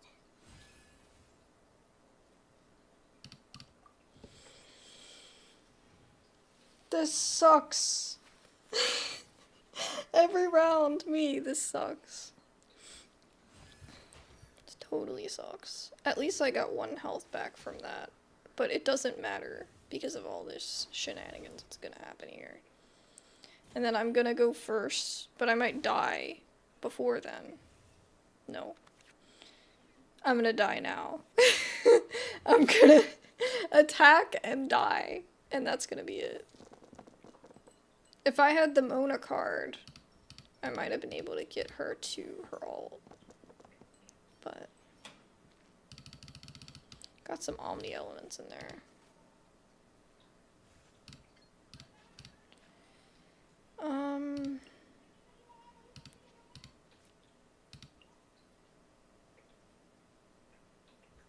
+1 cryo damage.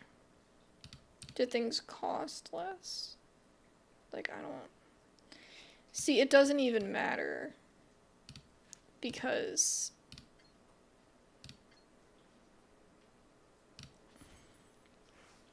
Lenny's just gonna kill me. There's nothing I can do. Now disappear. Much remains unfinished. But I think that was maybe a better run than the last one. I don't know. I feel like I kind of was at least able to come back better than on the other team earlier. But I don't know.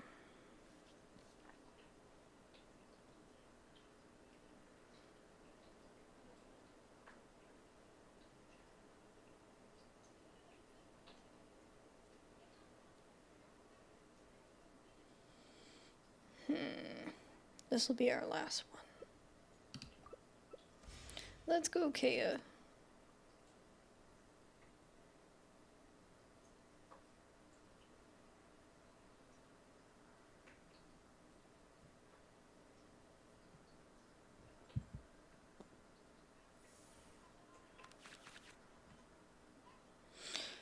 Oh my goodness. Okay.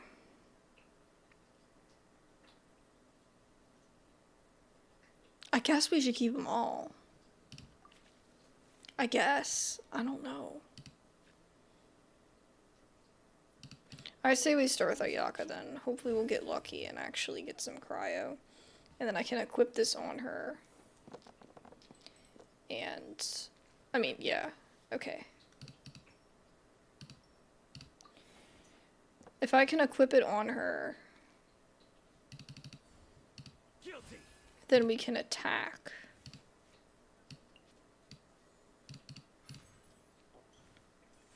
With this. Well, maybe not yet.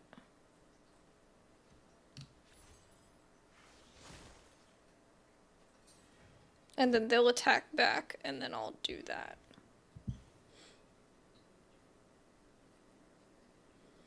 They have a Zhongli.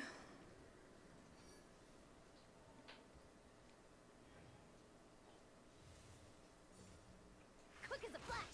Okay. And then we can gain health back, but let me just cash.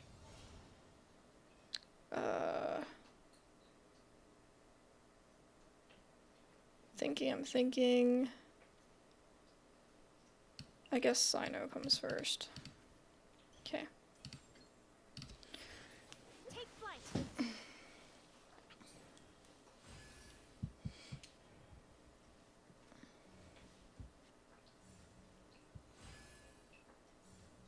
Crumble.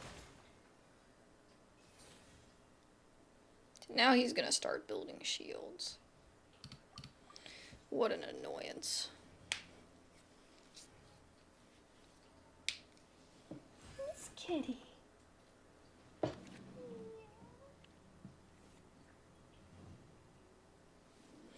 She's all curled up.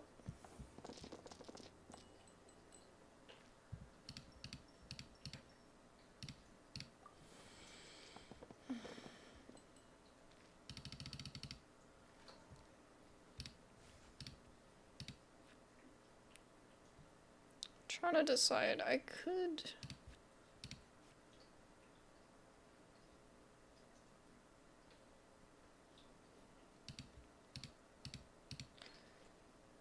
That would be 3 damage to Zhongli. That's not really a lot, but that does really help.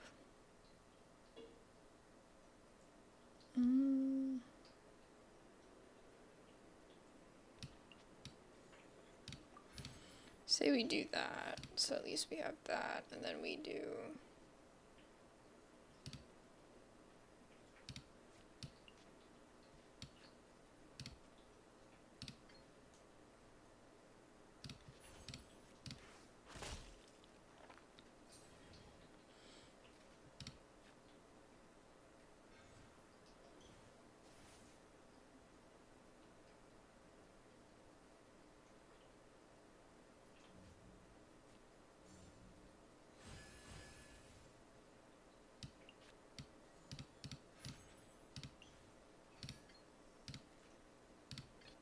We'll need Die. Oh no. The internet. You've gotta be kidding me. Oh my god, no.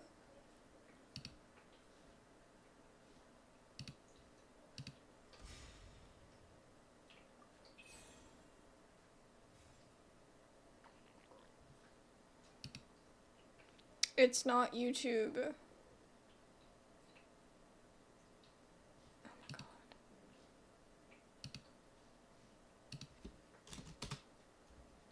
That's loading, okay.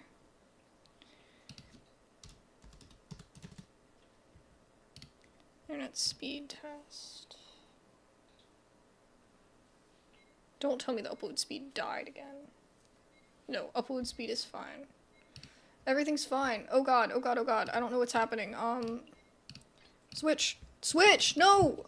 The internet, the internet glitched out. And then all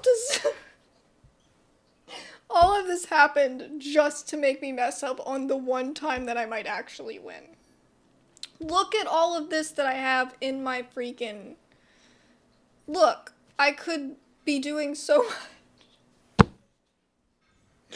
Are you kidding me? That makes me so upset. I have been doing so bad for so many rounds, and I finally have a good round, and then the internet decides I'm gonna conveniently glitch out so that you gets pushed to end your turn, and then that's the game.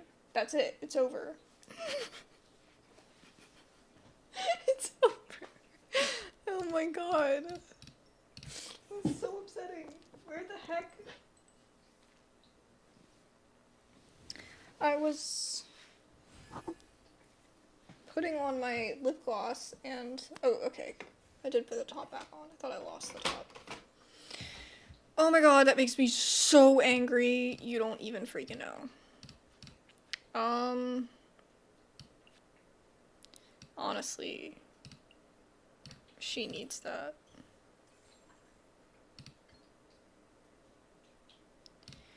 Should I do that? I mean, yeah, I should. hold the line.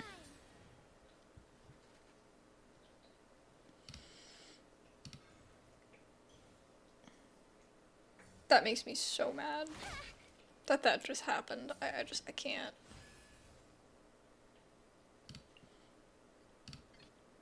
Our mission I'm begins. just gonna switch over.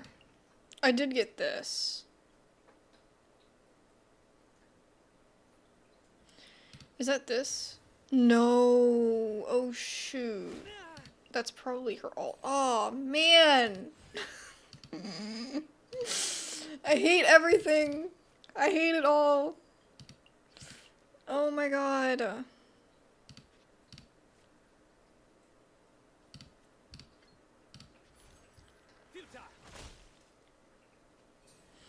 That did nothing. Cause of freaking Zhongli, I'm screwed. Bro, why?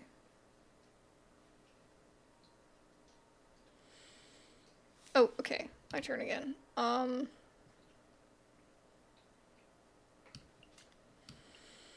think I'm just gonna play that. And call it a day. I don't even know.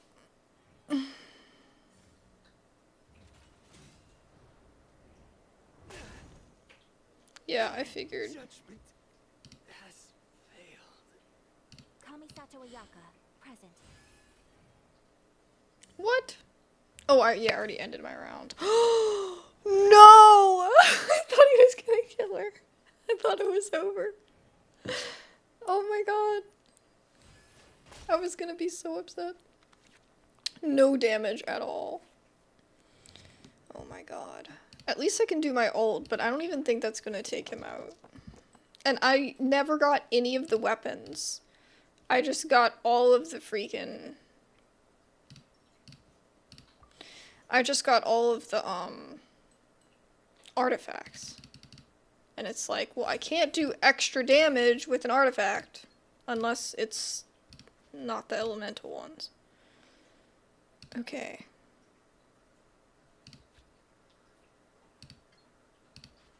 God, this makes me so mad. This is not gonna do enough damage.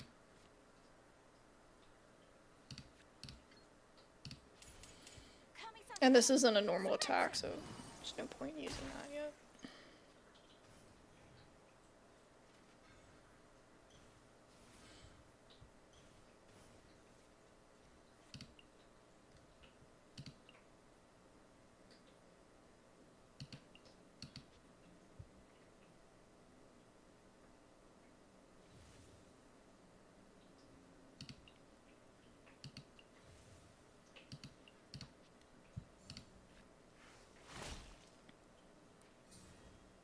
Okay, I think we toss this one in here.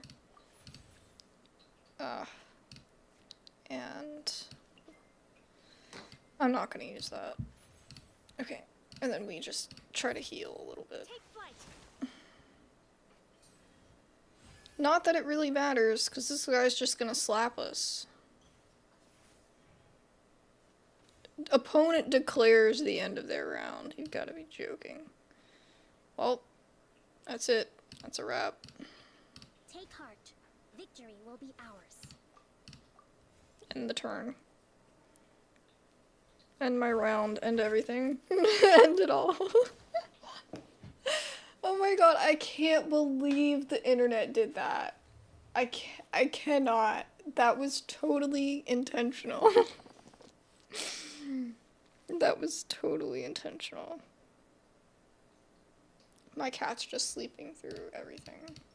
Completely unbothered. It's so upsetting. I was doing so good. But I'm letting it go now. I won't mention it again. Damn. What does that do? Oh, extra shields? Like you need more shields. Bro, I can't even freaking attack you, honestly. So, just go for it. Yeah. It's like, I can't even do anything, so... Okay. Let's at least convert some stuff here. I ain't gonna do jack.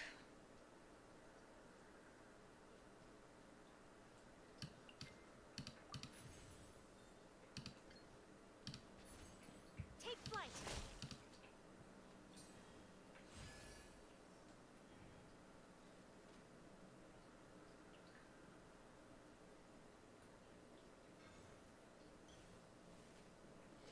I really should just concede. Because there's no way. Oh my god, I haven't won a single round. This is insane. Whoever's playing right now is just, like, cracked. And I'm just too, like, not good to do anything. Okay. Who's the... What are the weekly people? Did I already do it? I might have already done it. I already did it. So it wouldn't count anyway. Okay. Let's go do our dailies and cry about everything. I'm kidding. Okay.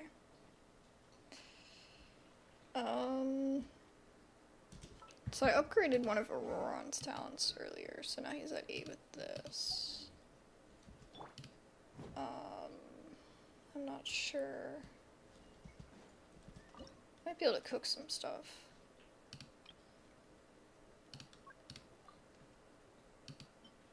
What's new? Oh, this is gonna make me hungry. A drink? Well, it's a Sakura. Oh, and it reses you. Oh, that's really good. Yes. Yes, I got 2 already. Winning. See, I'll win at this. But I won't ever win Genius Invocation TCG unless I'm going against the computer. Never. Alright.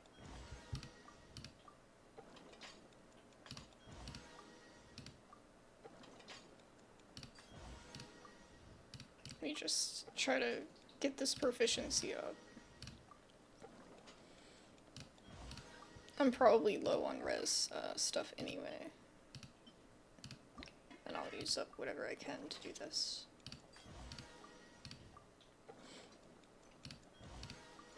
Okay. I really like this one actually.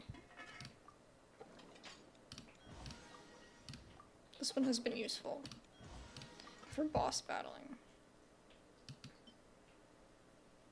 This one's from Fontaine, right? Like, how have I never finished that? We'll do this one first.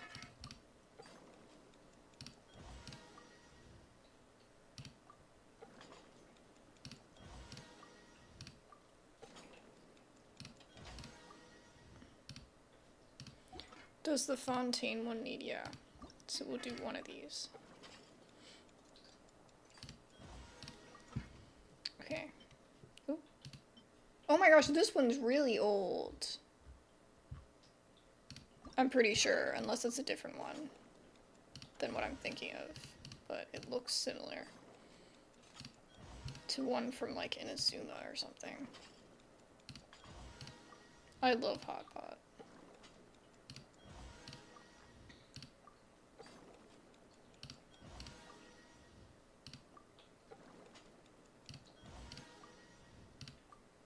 Oh my. I wonder if this was a new recipe and that's why.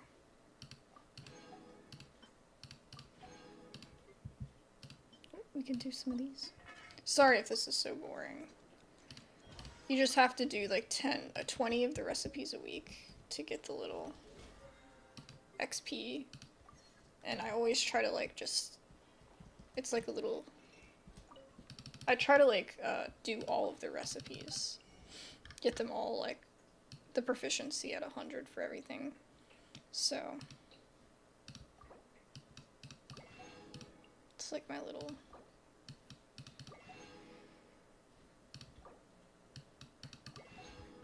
I've been doing that since Genshin started. Like that's just been one of my things that I do.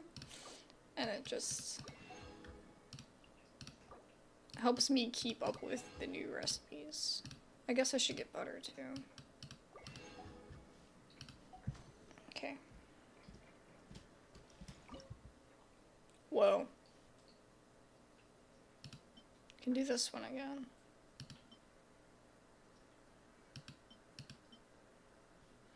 Maybe we'll leave that for next time to figure out. Alright. It's looking solid. Okay. So let's see. We have dailies to do, and then we will jump into nod-krai. I can't believe I spent so much time. It's 2 p.m. Oh my god, I spent so much time on TCG. I was like, I'll play 1 set. No. There's never 1 set in TCG. Oh my god. I always have so much trouble finding this. I should just use the little thingy. Okay.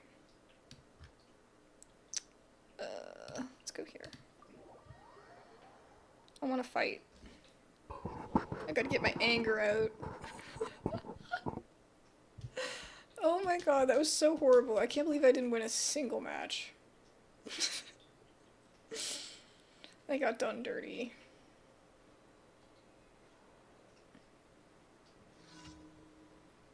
And I'm sure I probably played wrong. I probably missed something that could have made my life easier, but The Temple of Wisdom. that's the beauty of watching me play TCG. I'm always gonna freaking make mistakes. Save yourself.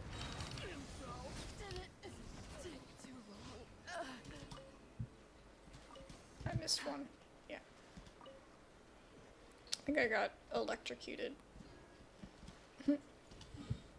Okay.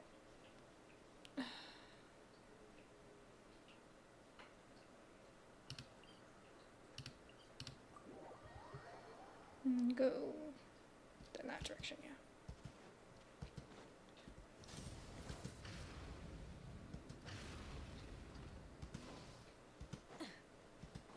Let's get going.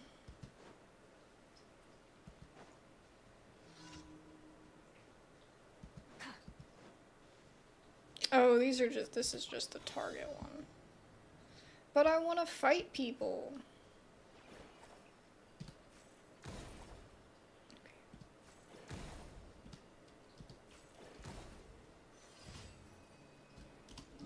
Alright. That's not gonna be a fight. That one's a fight, okay.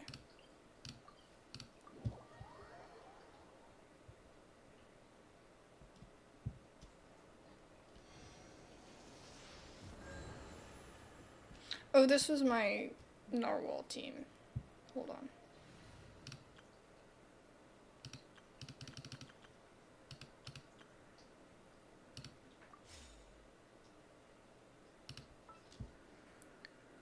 I want to do Skirk.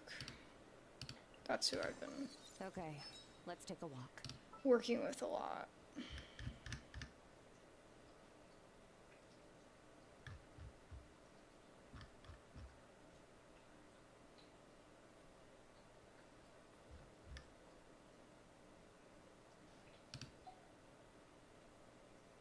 That's fine. Maviuka's still leveling up companionship anyway. Okay.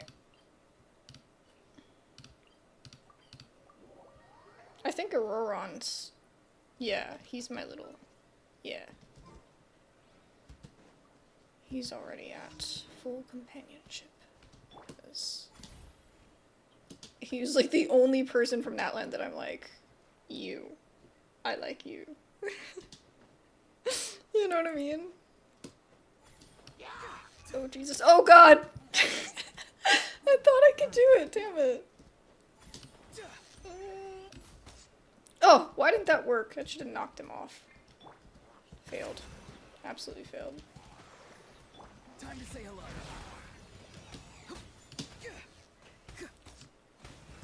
Got him knocked off. Free. Light it up!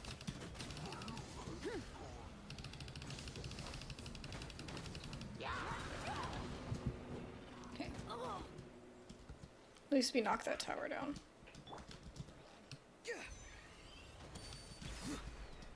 Light up the blazing sun! Try and stop me! Where's the other dude? Oh, I guess I got him. Okay.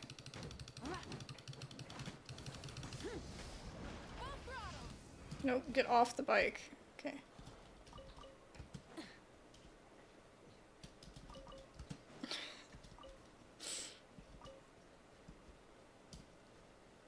Awesome.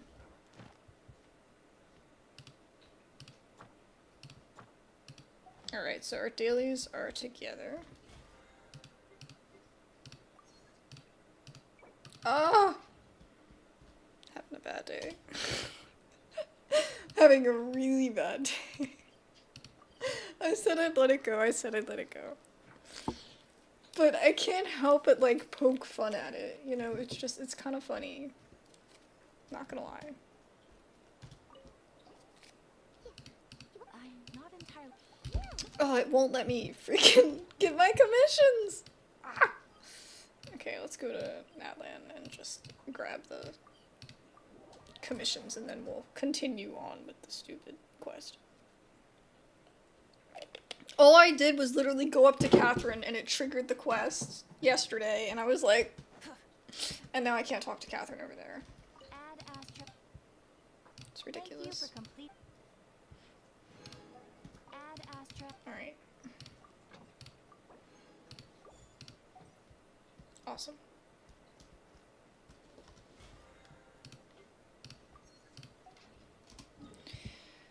Let us go now. God, why? Okay. Here we go! Quest time. My whole team is gone, that's always scary. Please don't make me play as the main character. I don't want to do that.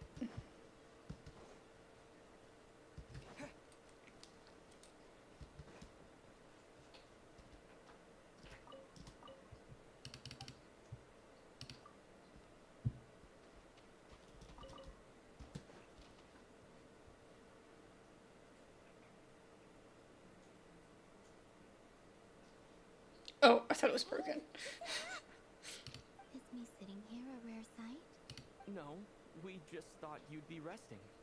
Perhaps I would have been, were it not for the sudden arrival of some unexpected guests. Not that I consider it a disturbance. After all, you are the only ones who are free to enter. Would it not be a little unfriendly of me to lie down while we speak?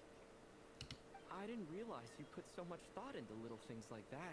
It really didn't seem like she cared when we first met her.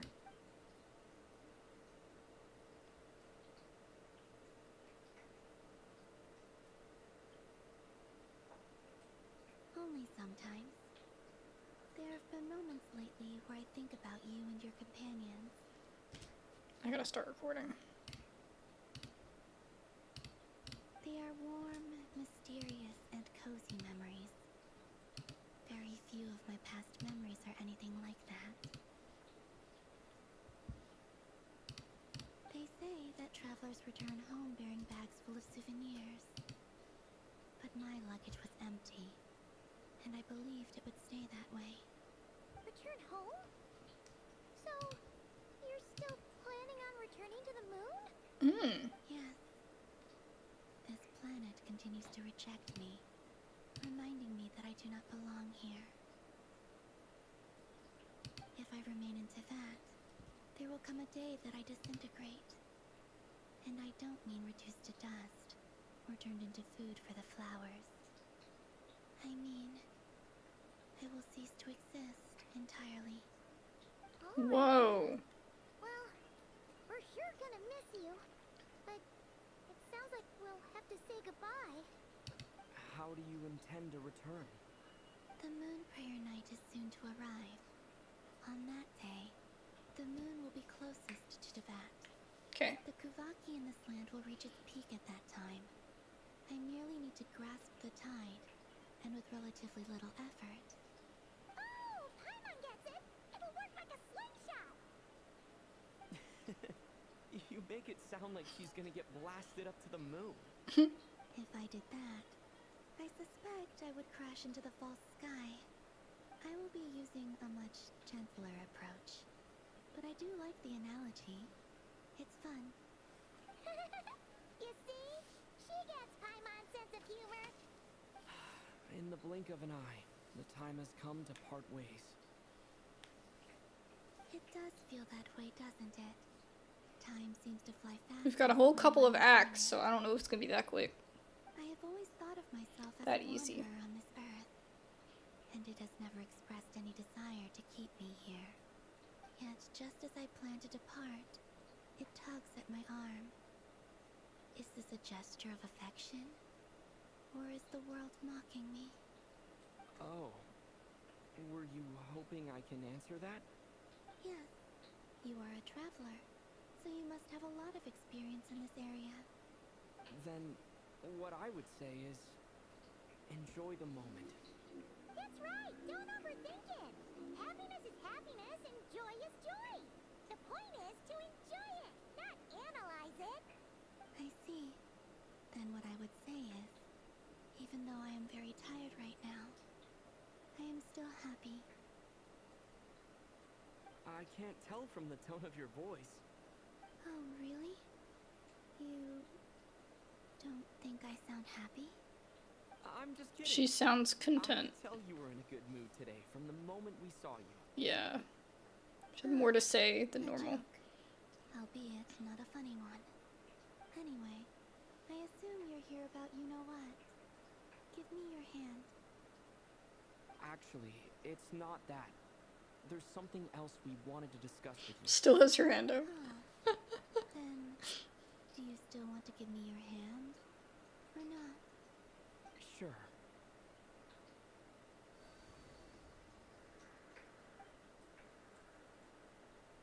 Thank you. So, I've heard that in the moon prayer nights of the past, people here would hold celebrations in the moon goddess's honor. Since you helped so much in our fight against the Rehir of Solnari, I think you deserve a farewell party before you return home. I haven't asked everyone else for their opinions on this yet, but I'd like to invite you to join the upcoming moon prayer night. I've never joined a moon prayer night before. I'm not sure what I would even do. Oh, don't worry about that. We take care of everything. All you need to do is show up. Of course, there's no need to force it if you're not feeling strong enough. It's just, this kind of felt like a golden opportunity. Okay. But they call me Kutar, and the Fatui have an arrest warrant out for me. I shouldn't appear in public right now. I'll It's make it fine. work. You have my word. We got this. Yeah, we got your back. Well, he does. Raimon's actually not too sure what he's planning. All right, if you're sure.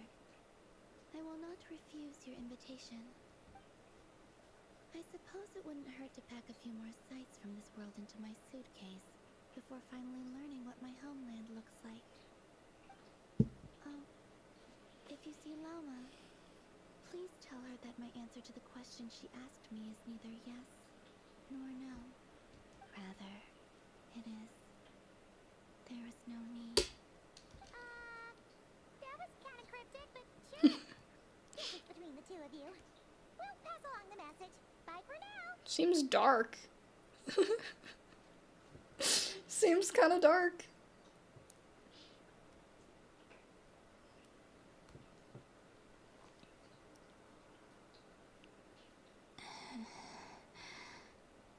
And also, I do not know.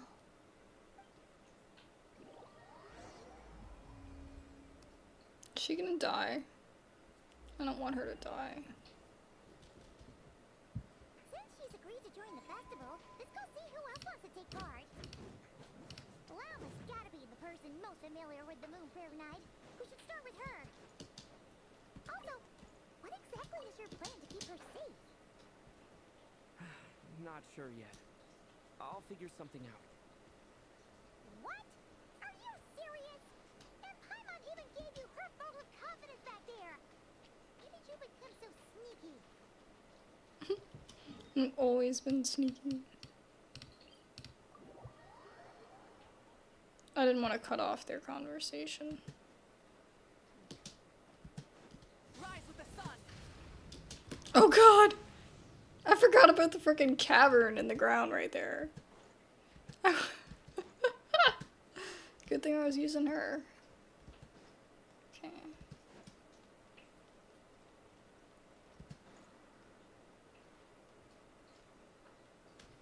There you go. Hey, Lauma, it's us. Huh? Barca? What are you doing here? Beats me. I had a bit too much to drink last night, and when I woke up, I was on Hisi Island. Oh my. Mr. Vargas Typical is looking to Mondstatter. oversee Nasha Town's preparations for Moon Prayer Night. He is here to go over some details regarding the decorations and custom cloth designs. Right, yeah, that too. What do you mean, that too? Yes. I knew he was Celebrating lying. this festival is a long-held tradition here in nod-krai. On this day, the crescent moon at the top branches of the verdant crest turns into a full moon, and the moon prayer blossoms bloom with a special radiance. Our people take these to be blessed omens. It's an especially welcome event coming off the back of all that nasty business with Rare. Everyone got put through the ringer recently, and now they're looking to turn their fortunes around. The big shots in town all agree that a big, lively celebration is faith in this place. No wonder Catherine said that people weren't so bothered about the religious element. That's right. It's become more of a local custom by this point. The celebrations have little to do with whether the religious stories behind this event are true or not. Even the Frost Moon Scions are eagerly awaiting the coming of Moon Fair Night, despite now knowing that their past beliefs were founded on a falsehood. That's fair. It's a bit like the lantern ride in Liyue. It's a chance for people to enjoy themselves, not debate the existence of the Adepti.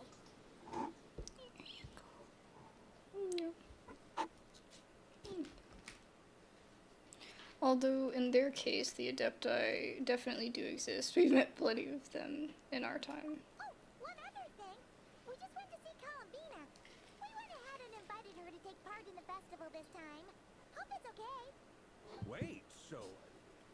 You mean she agreed to it? Huh. That's quite a surprise. Then, I suppose that she intends to return to the moon on that day. Oh, yeah. It's kind of a complicated process, but basically, it's like a slingshot. She probably shouldn't have endorsed your metaphor. I understand. In truth, I had a feeling that she might make such a decision. Well, if Kuthar has decided to participate in the festival, we should prepare accordingly. Yeah, exactly. She was saying how it could be risky for her to show her face in public. We were wondering if there was any way we could hide her.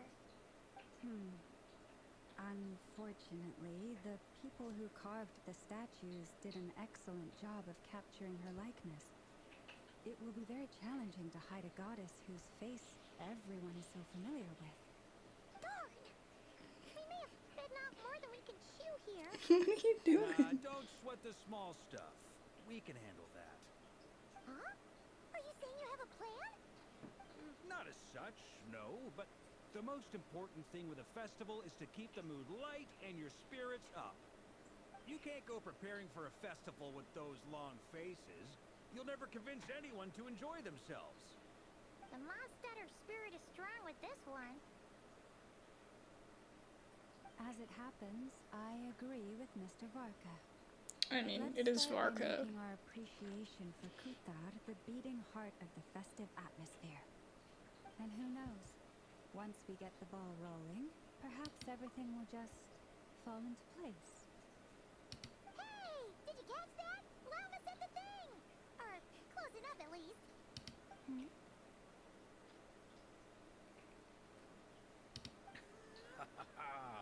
I'm looking forward to the Moon Prayer Night already. We have a festival in Mondstadt called Windbloom. And you can always tell which couples are celebrating it for their first time by the smiles on their faces. Big, beaming smiles like their whole face is glowing. She's following the mouse. And I have a feeling we'll get to see that same smile on the Moon Goddess's face at this festival. Not quite the same, surely.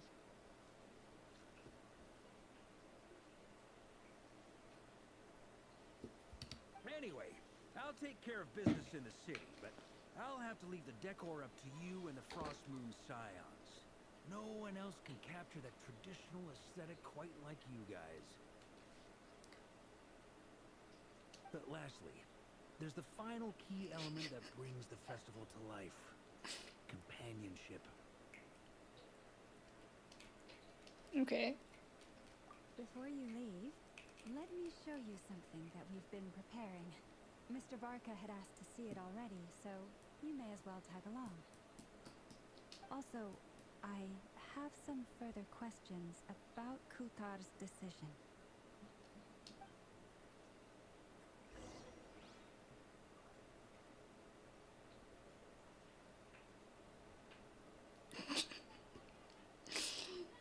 god. Okay. Huh, what's this? They sure look like they're having fun. I believe so. Kuhenki seem very skilled at playing drums like these, although I'm not sure where they learned it from. Maybe it's an innate talent? In their eyes, they're probably just playing with toys.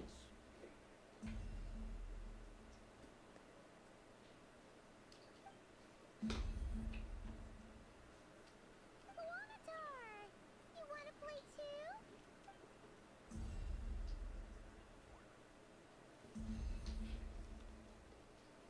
He don't know how to do it. Yeah. She looks more confused than anything. Maybe we can teach her next time if we get the chance. Yeah. What are these floaty things? Moon veils. We hang them from buildings in the city during the festival. When you look at the sky through them, it creates a lovely misty effect.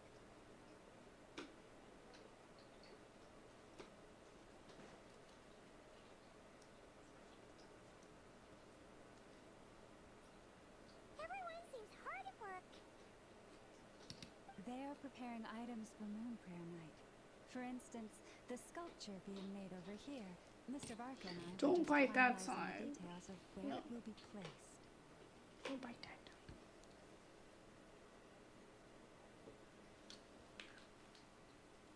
Ah, there she is. I didn't know the finished article would be so large.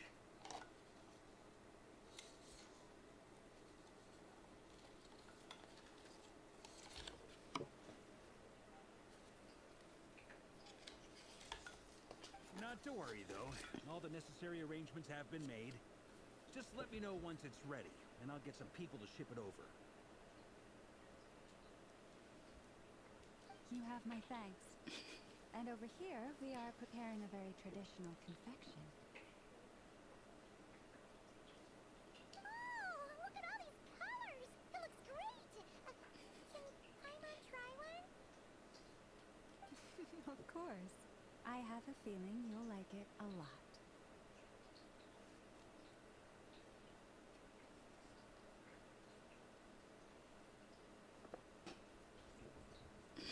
She like, don't poke me.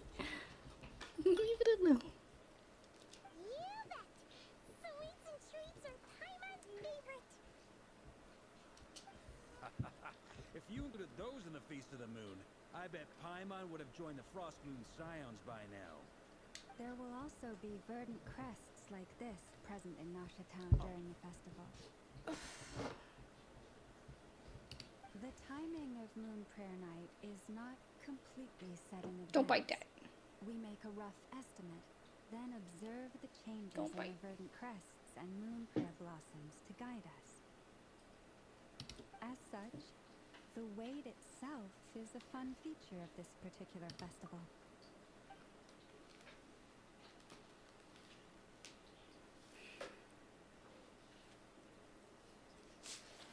You get your toy.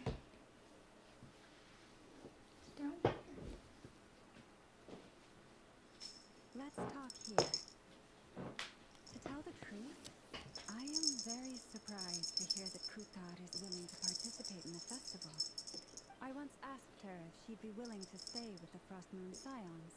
I could introduce her to everyone, and we could be a family to one another. She did not answer, but she has not appeared here since. I took this to mean her answer was no, but if that were the case, she would not have accepted this invitation. Speaking of answers, she asked us to pass along a message. There is no need. Ah, I see. Maybe she is right. Maybe the Frost jeez. Moon Scions of today no longer need a moon goddess. But my wish was not for her to come here and be worshipped as a deity. I simply wanted to offer her a place to stay. I'm sure she believes that showing herself here might invite Fatui intervention, and as such she does not wish to cause us trouble. But What really pains me about all this is that this is her birthplace. She ought to belong here, yet no one has been able to grant her shelter. I think I'm qualified to weigh in here. When someone's about to depart on a long trip, what they need is blessings, not burdens. She only does We licks. could wish her the best, not make the journey harder than it already is. Anyway, she's agreed to attend, hasn't she? All we need to do is simply respect her decision. I see your point. Yes, she will soon depart after all. Our job is to leave her with some happy memories. Besides, who's to say her journey to the moon is a one-way trip? It's not like she can't come back and visit if she wants, right? Paimon agrees wholeheartedly. We don't know what it means. Fun. So let's keep it simple. All right, I'm gonna head back to Nasha Town soon. Want to come with? I'm guessing you have some other folks to visit there. Sure thing. Let's go. Bye for now, Wilma. Thank you all. Goodbye.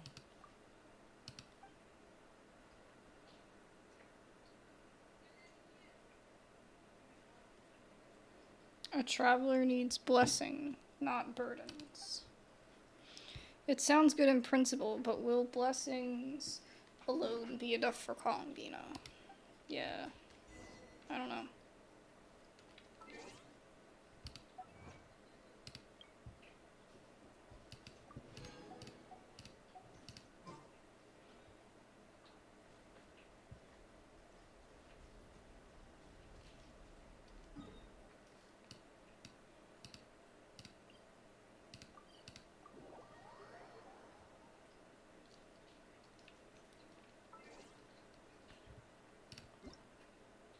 I got a cash.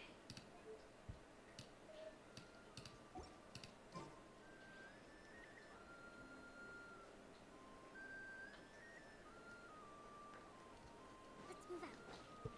I think it's this way. Yeah.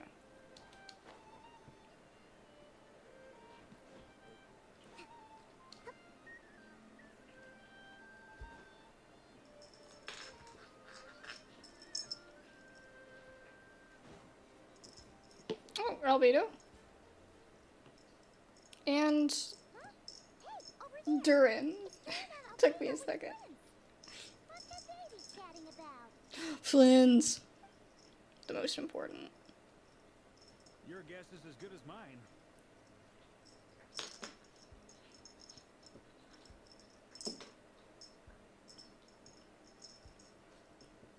Ah, Grand Master, and the Traveler and Paimon. Hello there. It's been a while. Perfect. We have some new volunteers for our investigation. Sorry, what? Wait, let me guess.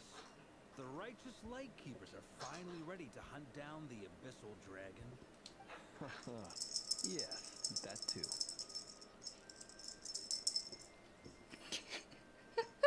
Yeah, right. Wait. Why does everyone keep saying that too? Well, to be precise, the facts match, but not the causality. Wait, so I guess right? Half right. Don't act so impressed with yourself. Maybe I can explain. We ran into Mr. Flint's north of Nasha Town.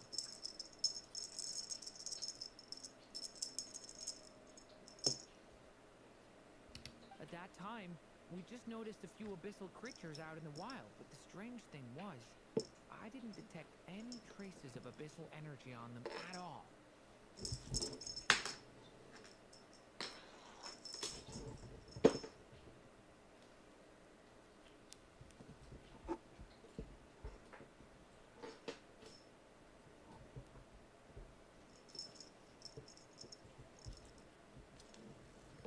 On closer inspection, we realized that they were not real monsters, but something akin to reflections in the water, or perhaps a mirage. Huh? What do you mean? Like, you could see them but not touch them? Exactly. It was very peculiar. They roared and tried to attack us, but we could not make any physical contact with them. I think I've heard of things like that happening in nod-krai before, but I don't know much about it. Yes, it's a known phenomenon. Mirage-like illusions tend to appear in nod-krai in the run-up to Moon Prayer Night. Oh my god. From a She distance, scared me. they appear quite real. Sweet girl.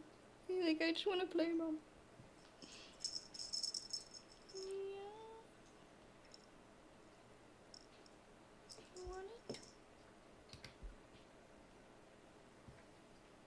I myself thought that Misters Durin and Albedo were locked in battle with abyssal monsters when I first arrived. But after sharing intel and investigating a little further, we can confirm that these illusions are harmless. There is no great cause for concern.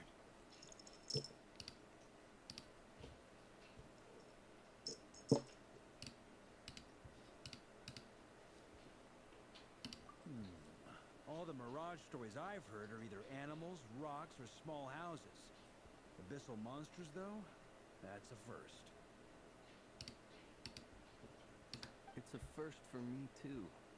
So I'm planning to look into it further just to be on the safe side. I intend to inspect a few more locations. What about you two? Any plans? Alice contacted me a few days ago. She'd like me and Durin to assist her with an experiment. But we lost contact shortly after receiving the message. I'm sure that comes as no surprise to anyone familiar with her. We don't know when the wind will blow. Yet when the wind blows, we will know. Yeah, that tracks. Okay. Well, I suggest we investigate this Mirage business in the meantime. It's piqued my curiosity. And I'm pretty sure I know someone who will already be 10 steps ahead of us. Well said. Right? Whatever's happening in nod-krai, she always seems to be the first one to know. Yeah. Let's go see what she knows. Not a We can invite her and her staff to the festival while we're at it.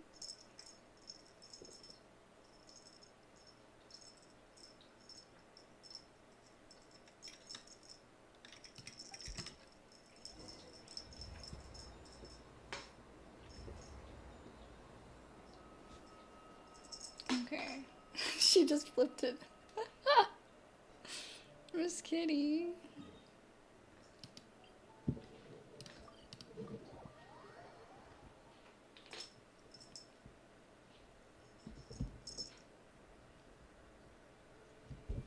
You wanna go back down?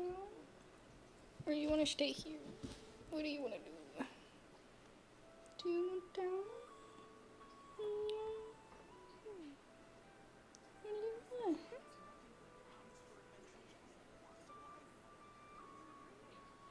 She like, what do you want? Miss Kitty. Oh. You're such a mess. She don't know what she wants. I just don't want you jumping on something and knocking it over if you want to get down.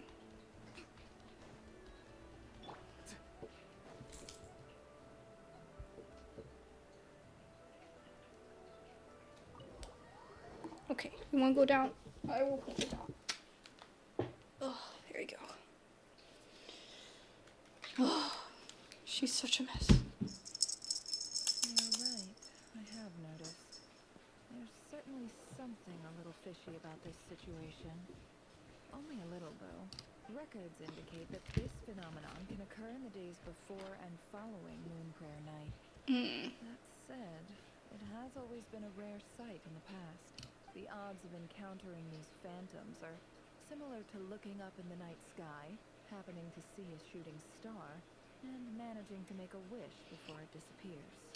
But this time, either everyone's getting lucky, or they're appearing far more frequently than usual. Yehoda's out gathering intel as we speak. In the meantime, let me check off some points of interest. First, the Abyss. The ones we saw seem to be abyssal monsters. Indeed. His voice. Identified one location where many more of them have made an appearance. And not just monsters, but human phantoms too. I know he's supposed to be young, but the fact that he's so young makes me, like, not want to pull for him. Like, specifically his voice acting. And it's not that the person did a bad job. I'm saying that, like, it's just the age, like, the sound of the voice is just, like, it kind of, like,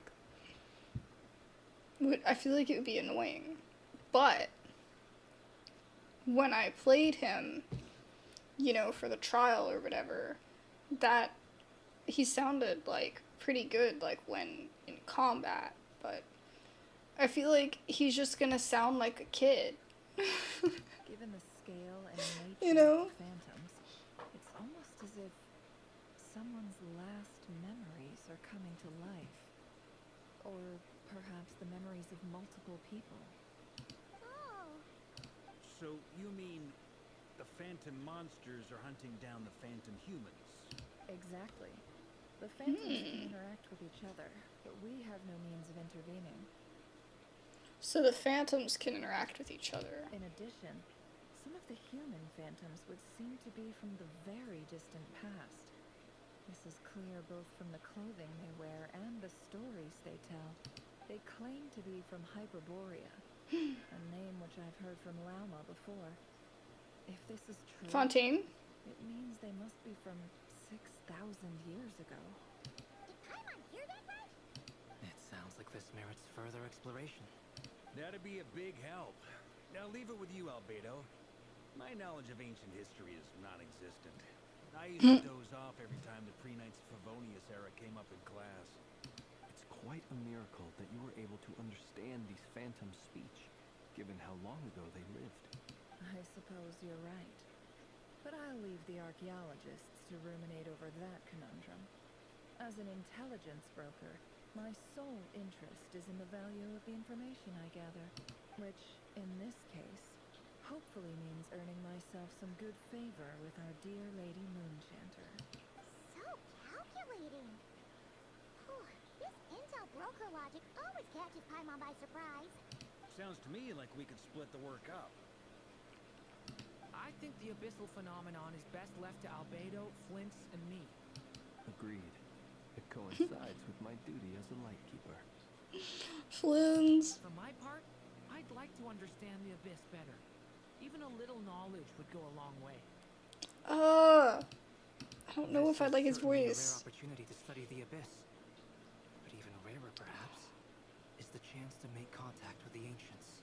Koi Dao's voice is just so good. The I'm so curatorium happy I have took the Albedo. lead on investigating the Hyperboreans. We put in the work to learn what we know so far. It seems only fair that we get some quantity of exclusive intel. That just leaves our trusty team of two unassigned. Seems like it. Wait, we're a team? Since you became an honorary knight, of course. This was part of my grand plan all along. Oh yeah, by the way, we managed to convince Bro probably doesn't know anything we just talked about. night celebrations. Would you and Yehoda like to join too? It's a lot of, like... He has a lot of, like, appearances, I think, that he feels like he needs to keep up with, but he actually, deep down, I feel like, is way smarter and, like, more aware of what's going on than how he shows it, you know? He does that intentionally. Huh. Quite an achievement. Never underestimate the traveler, I guess. I'd be happy to join. No point shutting myself inside when the streets are all decked out. I doubt any clients will be visiting during the festival in any case. And Yehoda loves a party. So I'm sure she'll jump at the opportunity. No, no, no, no, no, no, no, no, no, no. Way to contradict me in front of... Wait, no, that's not what I have bad news, boss. So many people. All right, everyone inside, quick. Damn, she ran! She really ran. Sound crazy, but hear me out. I saw one of those phantoms at Star Sand Shoal, and it was some sort of flying ship. Yeah, it's our spaceship. Saw the same thing through the moon barrow, right? Huh? You already know about it? Ugh, I thought I was gonna blow people's minds. Turns out I'm the last to find out. Oh, wait. Back up.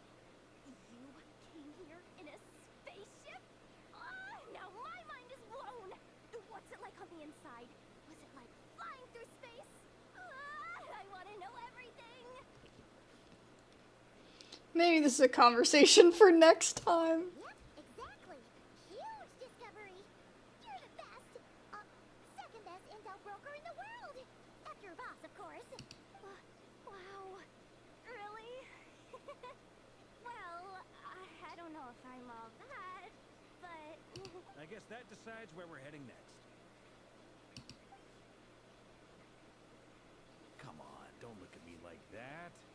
I know the spaceship doesn't have anything to do with me, but you don't want to leave me as the only one twiddling my thumbs, do you? Please? He can't be suspicious, right? We've heard so much about him for so long. He wouldn't be suspicious, right? In that case, let's meet back. That would be a total, like, once we're done.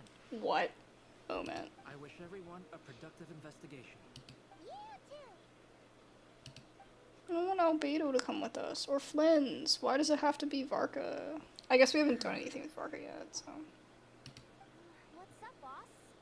Aren't we gonna head out? Tell me, Yehuda, when did the curatorium start giving out intel for free? Oh, sorry, boss. Aw. So she's upset that Yehuda told us so quickly. Hey, that's not a toy. Oh my god. Miss Kitty, no. No, not a toy. Come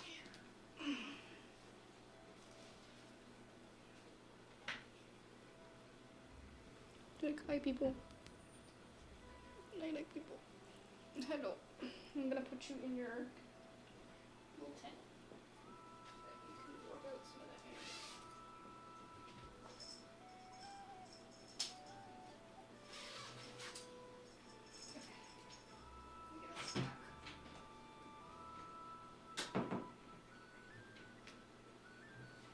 Someone told you the Masters of the Night Wind is a tribe of weirdos? Who else is there? She's such a nut. I was the only one.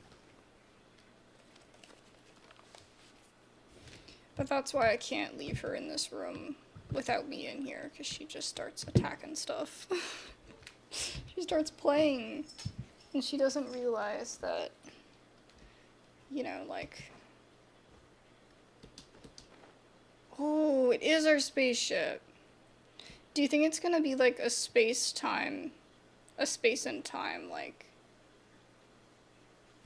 thing is messed with when the moon is like this? Or do you think it's like this related to the false sky? Oh no, he probably died. I have to res him. Wow, what do you know? Yehuda was right on the money. This phantom really is your spaceship. But that's so weird. Why would it show up here? Is it some kind of projection? Or a ghost? Like, maybe it no longer exists. And somehow it left an after image? Mm. Ah, you're already here. Miss Lauma, what a surprise. I thought you were busy with festival preparations. I was, until one of our people informed me that a strange sight had appeared at Star Sand Shoal. No one's ever seen something quite like this before. I thought I should see it for myself. Same here. Oh, so we heard that these things appear around the festival period. Any idea why that is? Unfortunately not. We have very limited information about them, since they can't be interacted with. And no human phantoms have ever made an appearance before now. The most we've been able to deduce is that these sightings appear to be connected to the increase in Kuvaki energy around this time. Yeah, seems like that's all we can do. This is all so confusing. Allow me to lend you a hand.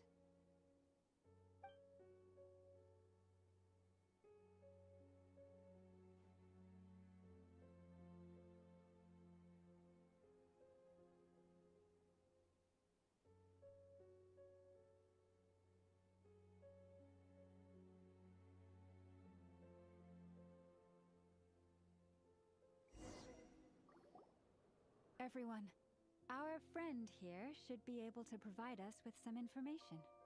Is that a phantom Rhymehorn deer? I've heard about how the Frost Moon Scions live in harmony with the animals and can even communicate with them. That's coming in handy now, for sure. Okay. Yes, I understand. Then how about this?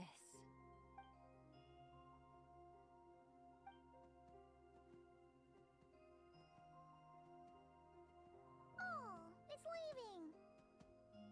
It appears to share our curiosity about this giant spaceship, so I asked it if it wouldn't mind investigating along with some friends.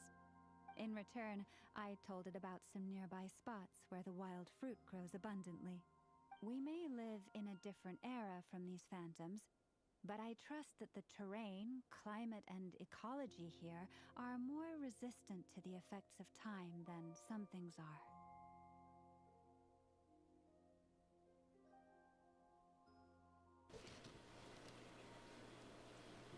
Let's give them a moment and hope for the best. And why would that be?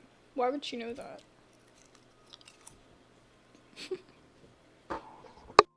All back together? Must have been a lot of fruit. Indeed. Now let me ask them some questions.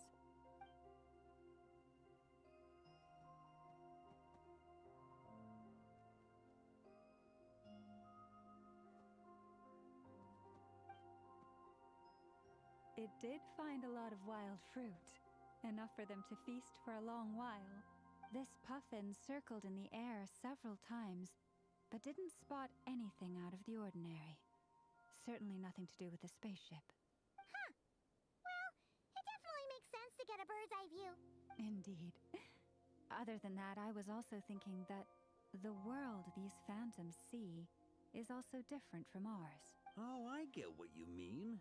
The wild fruit exist in both times and spaces, but there might also be things that only exist in that space-time, which we can't see.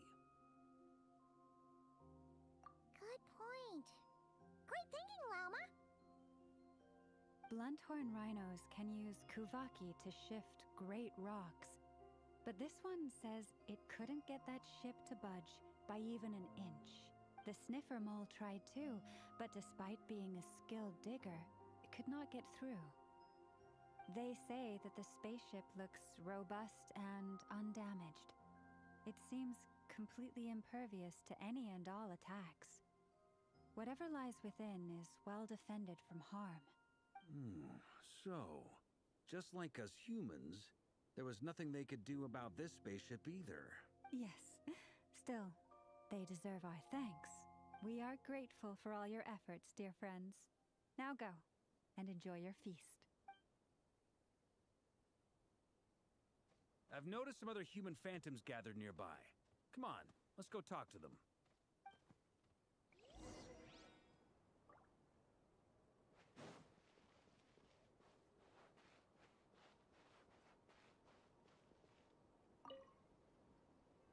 What is this thing?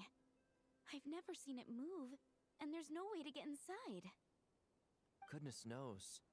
My grandpa says it's been sitting here at least since his grandpa was still alive. What about his grandpa? Did he say anything to your grandpa's grandpa about it? Huh? I don't know. In all likelihood, it was here back then too. Hard to imagine something this huge could move. Guess that means that as far as they're concerned, this ship's been around a long time.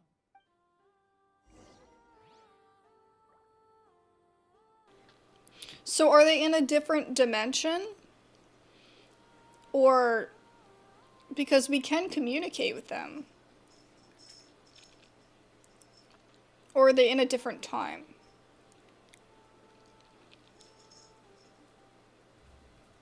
It's odd.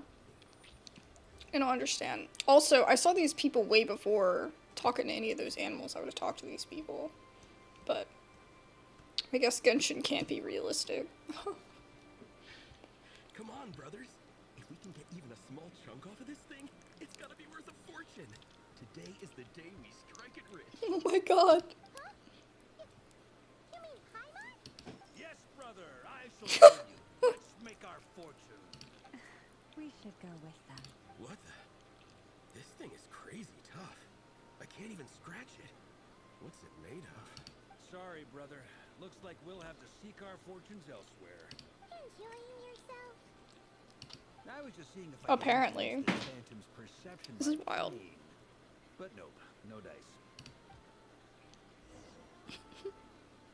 I'm sure we're all starting to build up an idea of what's going on here now that we've spoken to some of the people. These phantoms are reenacting real historical events in nod-krai. It's almost like we're in some kind of interactive stage play. We can talk to the actors, but the plot is fixed, and we can't influence it. It didn't look like we could talk to that last guy. It makes sense. History is set in stone. The objective facts of the past cannot be changed. So it is the past. Okay, confirmed. But actually, you are doing some serious investigating. I know she mentioned that it was a second ago with the animals. I just didn't know if she just thought it was or if it actually was. You know what I mean? Like, we didn't really have much to go on. Anyway, at this point, I think we're forced to conclude that although the Phantom spaceship is right there in front of us, we aren't going to learn much about it from these people. If only this showed the moment when my sister was searching for me. Maybe then I could have discovered why she wasn't in the spaceship.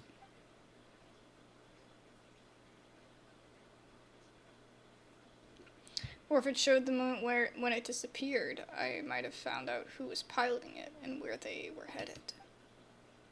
But no such luck. All we see is an arbitrary moment in time during its long stay here. Don't be discouraged.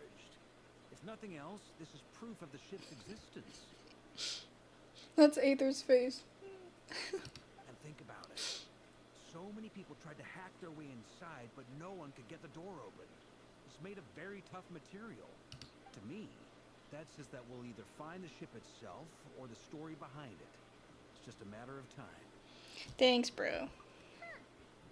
Every now and then, when Barker gets serious, he actually does seem like Grandmaster material for once.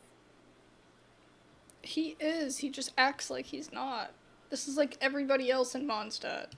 I wonder how the others are doing. Let's head back for now. Sounds good. The same trope. Also, drinks are on me if Team Knights of Favonius is the first to finish. Wait, we have a team name now? Am I in Team Knights of Favonius as well? You're very welcome to join. I love how she wants to be a part of it. Oh my god. You wouldn't dare make a joke like that if Barbados was in earshot. What did he say? We even got a cathedral ready for you. Oh my god. Nah, I'm sure Barbados doesn't mind a little harmless blasphemy once in a while. Harmless blasphemy? Oh my god. That's awesome. That's terrible. But awesome at the same time.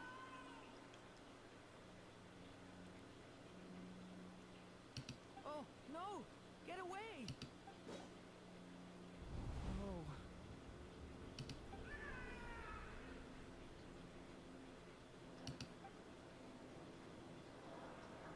I know it's hard to stomach, Mr. Durin. But as I'm sure Mr. Durin. there is nothing we can do to intervene in that which unfolds before us. What? We have to at least try. And try you have. But are you aware of how many unsuccessful attempts you've made now?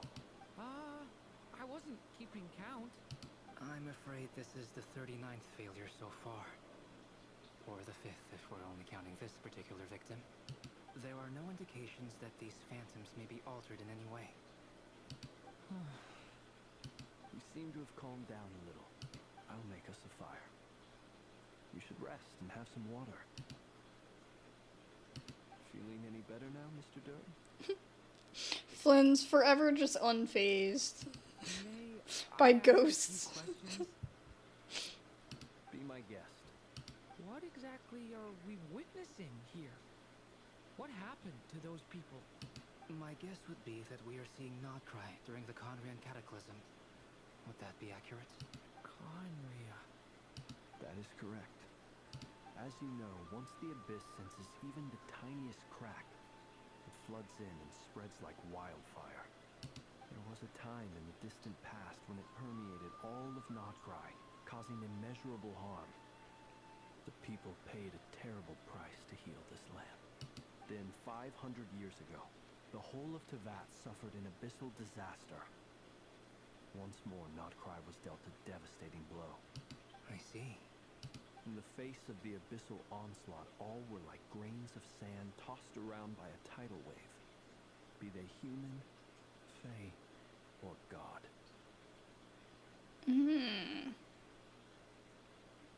The moment you witnessed is but one drop in a whole ocean of catastrophe. Did he live through it? All right. I guess that answers my second question, too. I wanted to know why there's nothing I could do to help them, and that's because what we are seeing is history. That would be my guess as well. No, he wasn't alive. History My and guess fate means he are not wasn't all alive. that dissimilar. I mean, I know he's The latter may old. be I just unseen didn't know to us, how. but both are immutable.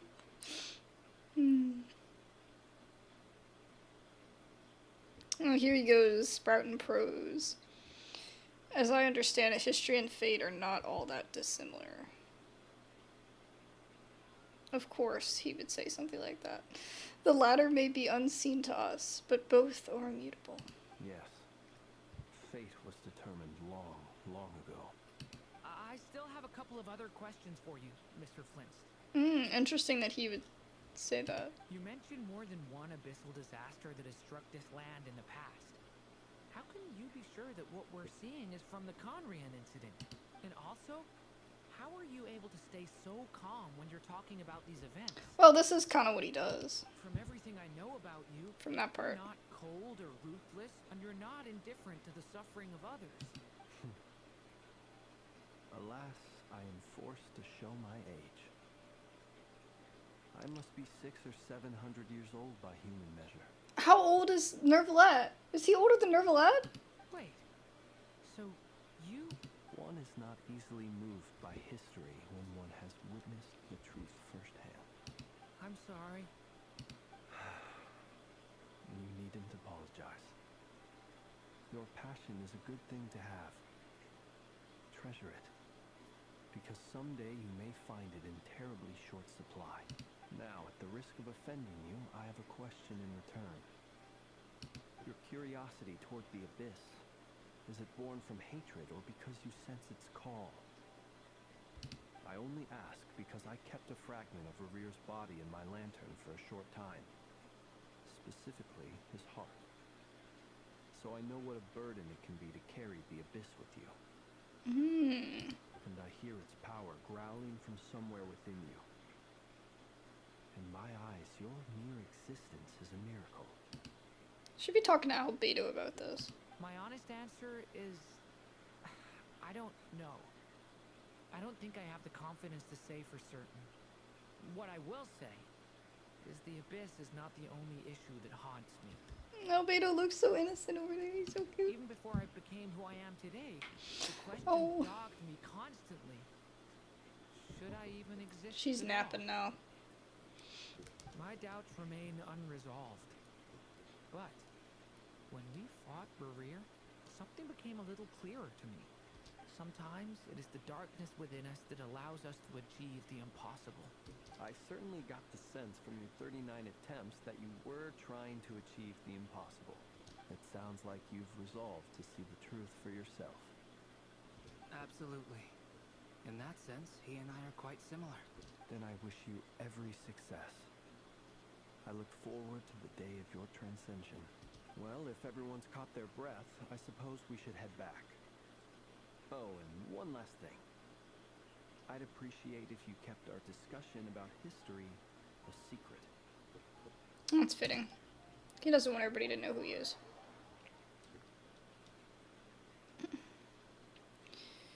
Incredibly, our separate investigations. So if he's that old... Hooray for consensus! Alright. So, let me see.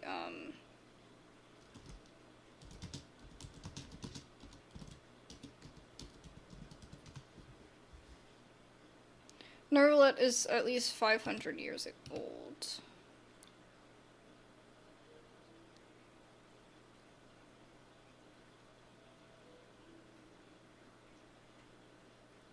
Ah, but he could be older. He could be before the Archon War as well. So he could be older than the Archons. But I'm not sure how old that would be.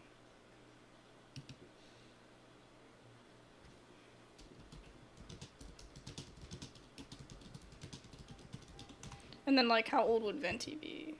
Venti's like 2,000 years old. Over 2,000. Okay. And it's because Venti is the... I think he's the oldest Archon that's still alive. Okay. Interesting. That just, like, gave us, like, a huge scope by,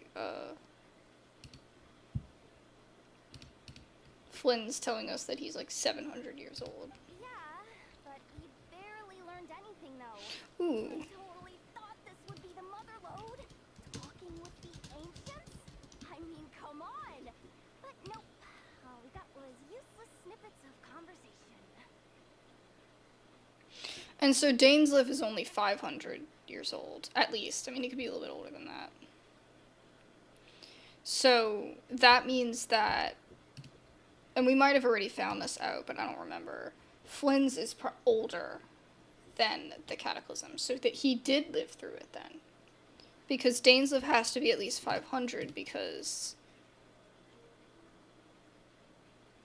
Connery was 500 years ago when the Great Cataclysm happened of Conria. And all this stuff about moons and hyperopia. What a load of baloney. Seems like people back then had a few screws loose. I understand your frustration. We found the same issue. Each phantom only showed a very brief moment in time. There isn't much value to be found in these miscellaneous fragments of a civilization's history, no matter how glorious it may have been. If there's a silver lining, it's that these phantoms are harmless to the present reality. They shouldn't get in the way of the festivities. Paimon agrees. And not just because it's the first thing she understood in this whole conversation. You look disappointed, Nefer. Is something the matter? What do you think? We all worked our tails off, but the only one to gain anything from it was you, Lady Moonjanter. Well, please do share the Hyperborean records with me. I will gladly inscribe them in our people's documents. Oh, duh. Yeah, that was it. Hyperborea. I'm serious. Only an expert in the Frost Moon Scions and their history can turn these records into valuable research material. The alternative is to let them gather dust on the Curatorium storage shelves until the pages turn yellow. Nefer, you're wise enough to know that cooperating and sharing the profits is the best course of action here. Well, that goes without saying. Sure, let's do that. Why is she so annoyed Huh? this entire time? Say we aren't supposed to give out intel for free? Sorry. Shutting up. Shutting up. I don't think that this is free, though. Because she's still getting something out of it. Now is not a good time to push Nefer's buttons. Why is she in such a bad mood? This whole act. Prayer night. I'm thinking that we should prepare something a little special, aside from the usual decorations and so on. You mean a parting gift? Can't go wrong with food. Although, does food go bad on the moon? Perhaps a lantern would be a better choice. It might be dark up there. This guy and lanterns, man. It could prove difficult to light a lantern on the moon. Magical stones might serve that purpose better. What about a clockwork mecha model from Fontaine? I've got a whole bunch at home. I use them for fighting practice in my free time. None of these sound like things I would be even remotely interested in. But we don't interact with her enough to know what she likes. Maybe we know something? Yeah. It would really save us the guesswork if someone could find out what she's into. What she's into? The way he said that. Traveler, they're all looking at you. Alright, I'll go ask. Great. Haha, problem solved. Now, I need to stop by Durin's. Gonna need her help sourcing a bunch of stuff for the festival. Then let's leave it there for now. We all have our own business to attend to. Traveler, if you find out what Kutar likes, let us know right away.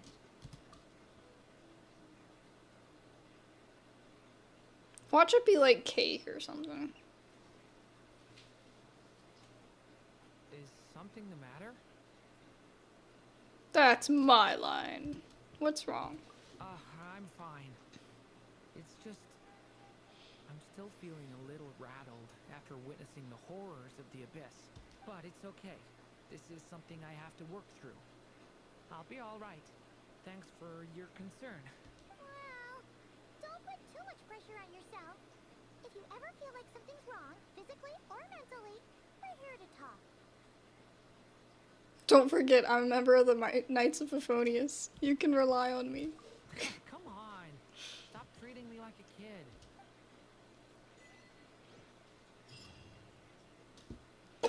That's funny. Oh, jeez.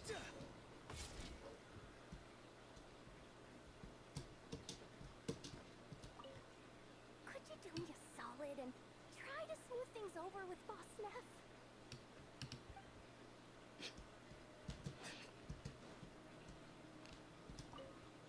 You should get going. It's important that we ascertain what Kutar likes.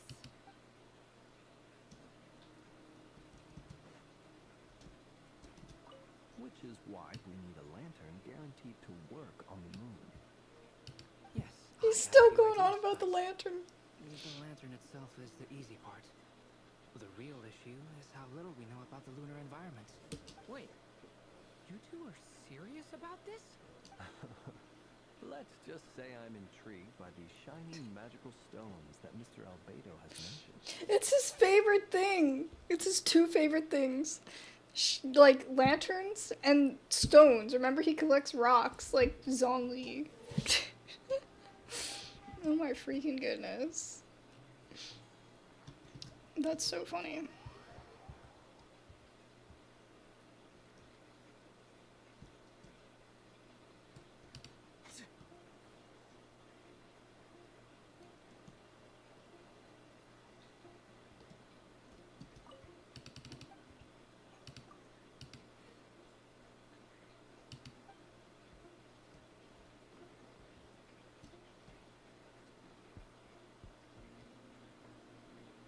The music is chill. I haven't heard it before.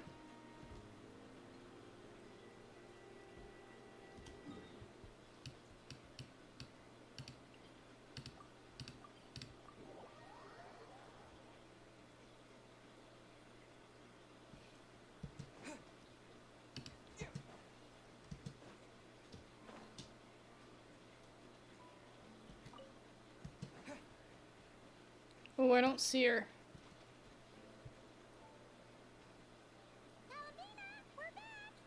Huh? She's not here.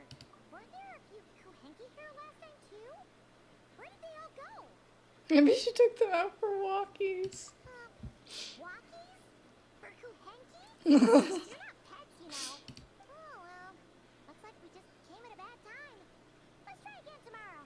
There's still a few days until Moon Prayer Night, so we're in no rush. Besides, she needs time to rest anyway.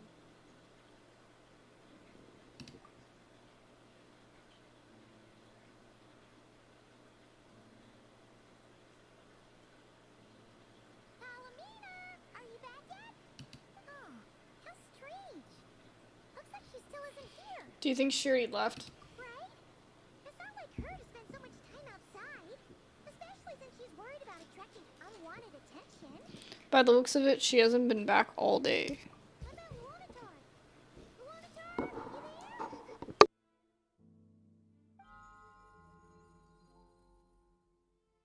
Hey! Do you know where Columbina went? Sorry, didn't understand. But if you know where she is, could you take us to her? Yeah, that's even stranger. What about him?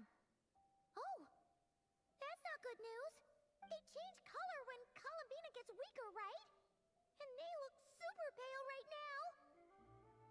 Good idea. She might know what's happening.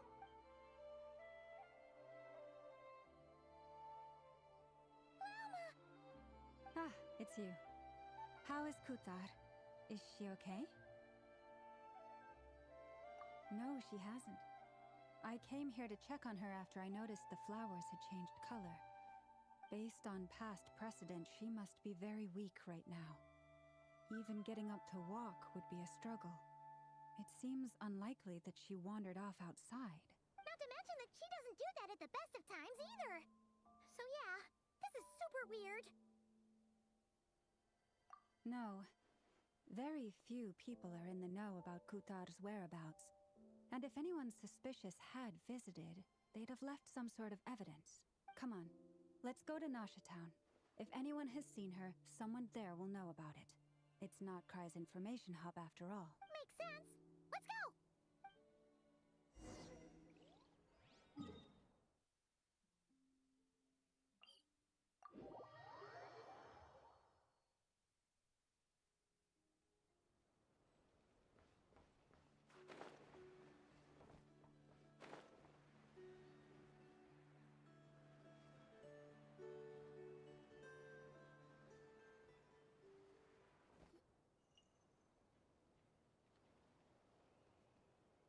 Wait a moment. Is it just Paimon, or is this stall kind of suspicious? It's never been here before, right? No, I don't recognize it. Alas, your free and easy adventure time is over. Now, prepare to face the final boss of Nod-krai. Whoa! Where'd that voice come from? What the fuck? Not sure, but it's definitely hostile. No, not that way. The final boss is right here. The sniffer mole? That's the final boss? Surely not. Okay, the jig is up. I'll stop teasing you. Turn around. I'm right behind you. It seems I've managed to leave quite an indelible impression, even though you've never seen my face. Oh, nothing could make a great mage more pleased with herself. Oh my god! Oh my god. How long has it been? It's been since like the beginning of Genshin. Literally. This is gonna be the next thumbnail for sure. Sorry, I'm just saving it to my computer. Oh my goodness. That is insane. That is so insane. Oh my god. Oh my god, is she gonna be playable? Please make her playable. Please. I will do anything. Oh my gosh. Yeah, she does look a lot like Klee. Even has the same eyes and ears. Wow, that's crazy. Absolutely insane. I can't. Okay, let me go, like, wash my hands really quick.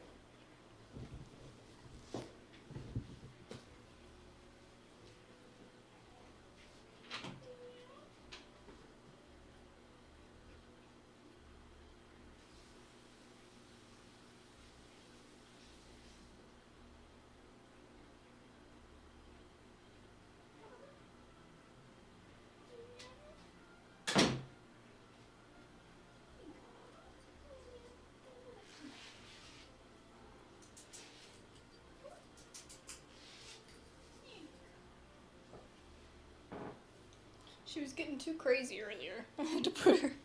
I had to let her relax for a few minutes. God, I can't believe we finally met Alice. I thought we were never gonna meet her. Do you think this means we're gonna meet all the members eventually? Because I would love that.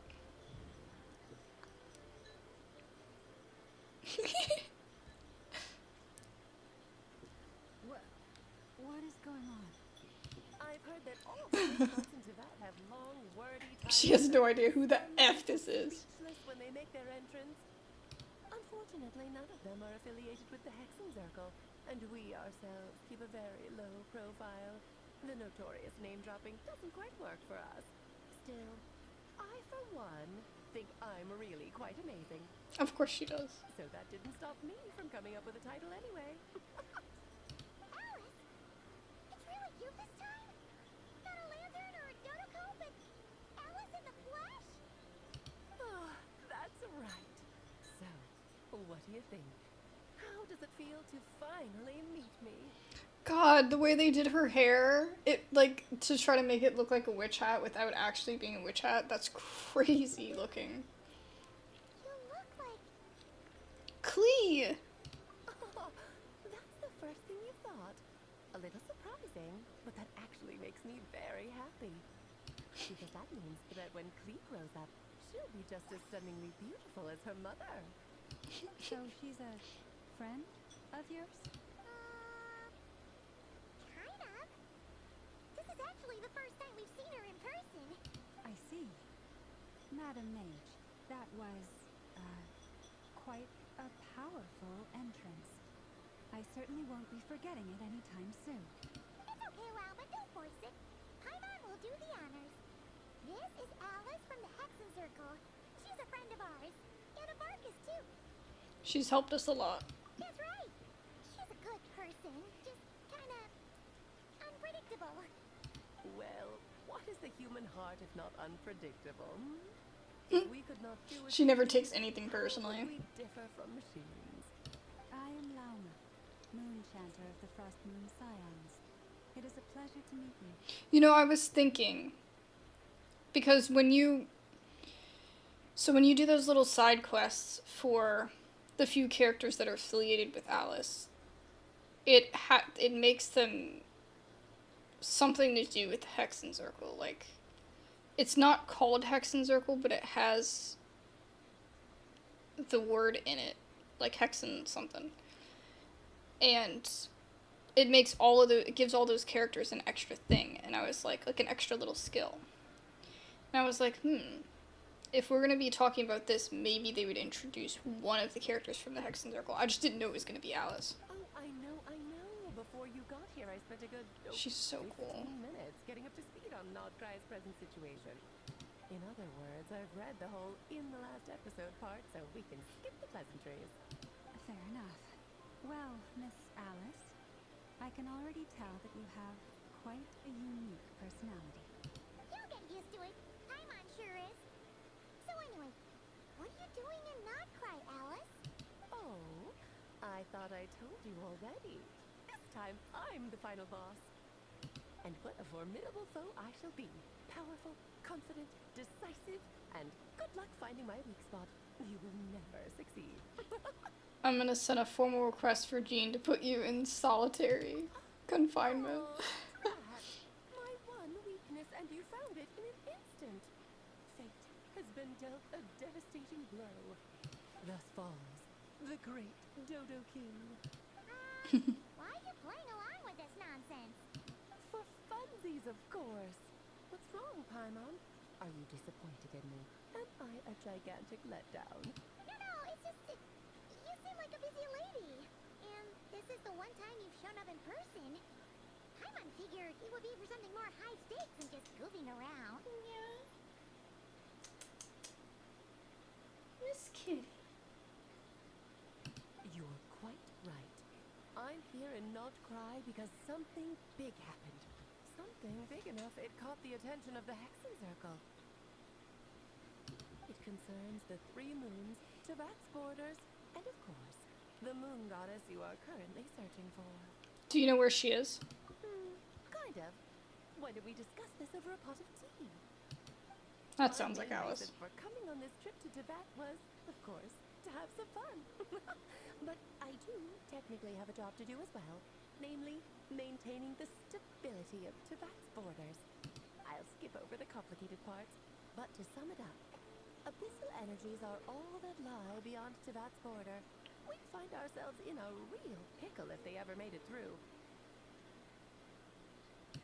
And the phantoms you've been seeing are a sign that the border has been disturbed.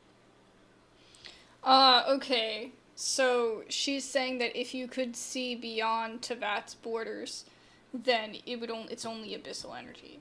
So she's trying to keep everything safe, I guess. Is it because the real moon is now so close to us that its power can cross the border? In part, but only a negligible amount passes through. Just enough to influence the verdant crests and so on. And as you've noticed, there has been an unprecedented number of phantoms appearing this year. The influence of the moon beyond the border cannot explain this. No. There is another far greater factor at play. The trilunar syzygy. A trilunar syzygy. Eons ago, before the heavenly principles came to Teyvat, it was the then 3 moon goddesses who controlled the laws of this world. Oh, goodness. Ah, that's exactly it. The 3 goddesses split these powers amongst themselves, promising never to consolidate them into one singular body. This was meant to keep the world stable. So there was a video on the YouTube channel for Genshin, like, months ago. I think it was before nod-krai came out. And it had the heavenly principles, and it actually showed all of them talking with each other and all. So you actually can see what they look like. But, yeah. And it gave some lore and stuff. But you see, that was like months ago, and it was very like, all kinds of stuff was said, but it was hard to understand what was exactly being said because you don't have enough information. And I'm sure there's lots of people by now that have all kinds of videos on it, but at the time when it came out, it was kind of like, what? Like, you could get little bits, and it was like little cookie crumbs, but you couldn't get the full picture. So, if she starts delving into this, I hope they explain, because, But, fast-forwarding to the present, the eternal moon's marrow is with you, while the iridescent moon's marrow, which should never have appeared in this world, has been retrieved. Add that to the presence of a moon goddess in the flesh, and the power of all 3 moons is gathered here in nod-krai. There hasn't been an event like this since the War of Funerary Flame. Oh, is she talking about the, Arkham War? And it's having a noticeable effect on Teyvat's borders. Why are you so concerned about the borders? It's to keep people safe, right? Because I wish to give my darling daughter a peaceful, sunny environment to grow up in. Is that a good enough reason? Kinda sounds like you're dodging the question. Yeah, she's definitely dodging it, but... That makes sense. But that's like that's the guise of what she's That's one reason saying it under. And the most important one. The others are a little complicated to explain. For instance, cleaning up after dearest Miss R. Her granddaughter. Albedo could tell you more about that if you're curious. But right now, I have a more important question to ask you. Why are you collecting the moon marrows? Columbina wants to use their power to return home. I see. Nicole told me about that legend once. Nicole? You mean meet Anne? Oh, so you remember. We heard her voice in Fontaine. Yes, of course. That was the story about fate, her area of expertise. But back to the story of our dear moon goddess. I'm afraid her intended method of returning to the moon is unlikely to work anymore. What does that mean? She may be missing, but she hasn't gone anywhere. She has disappeared. Like she said, she'd disappear without a trace. Once long ago, the damselet who lived here didn't get to read it. It's gonna pop up on my freaking computer. It's gonna pop up on my phone. I'm waiting. The damselet who lived here. Okay. It's y'all are like way behind me. Okay. Walked the line between dreams and reality. My body is so heavy. Wait, no. It's my mind that's heavy. My arms and legs are as light as a feather. What's happening to me? I feel drowsy, like I've been asleep for too long. Is it daytime or nighttime? Is the moon out? I think I'll go for a walk.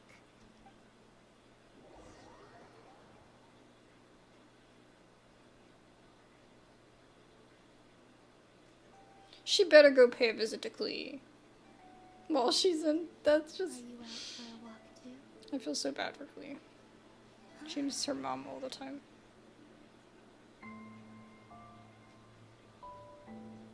Oh no.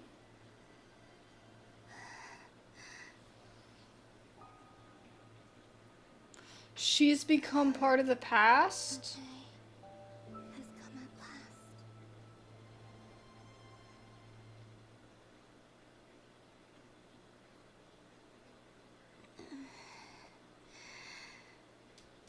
Have I grown so weak that I can't even sustain my physical form?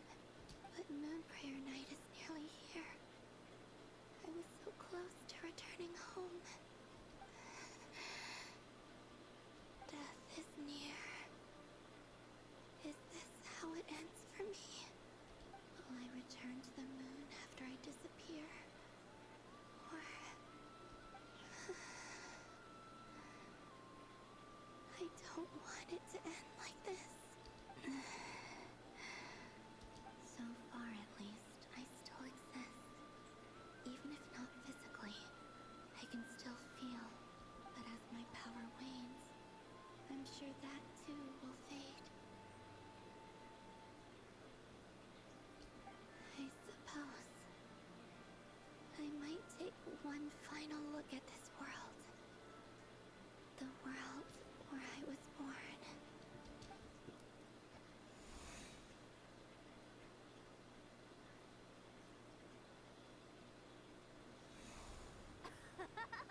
Come on! Wait for me! It said this may be our last opportunity to visit the Frost Moon Enclave. The Frost Moon Enclave. How much it has changed since I was born. These decorations, they're so heavy. It's times like this when you kind of wish men could be priestesses and acolytes.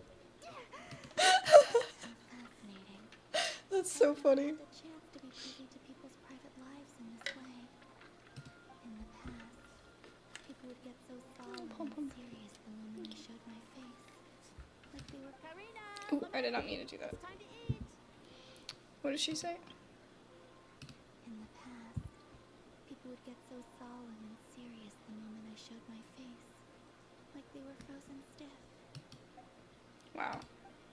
Coming! I want to watch them a little longer.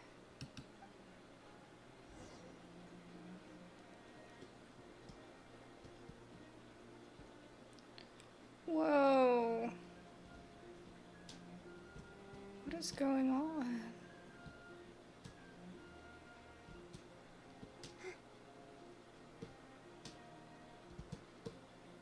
So this may be the last time. I've already upgraded everything, so I'm not worried about missing out on anything. So just fill these balloons with air, right? Yep. Try a couple now to test things out. The rest can wait till Moon Prayer Night. Think fast.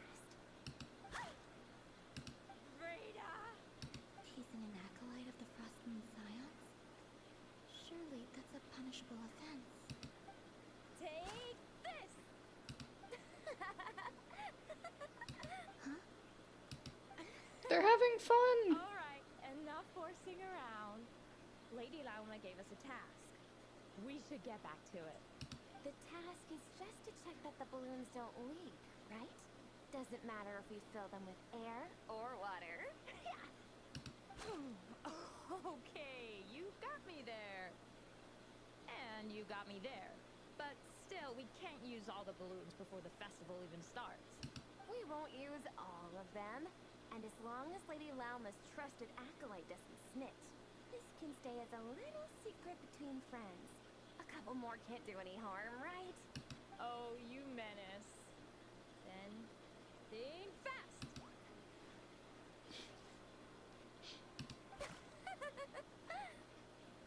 Is pumping a balloon full of water really so much fun? She can't even touch it. Oh, I'm gonna be so sad if she dies.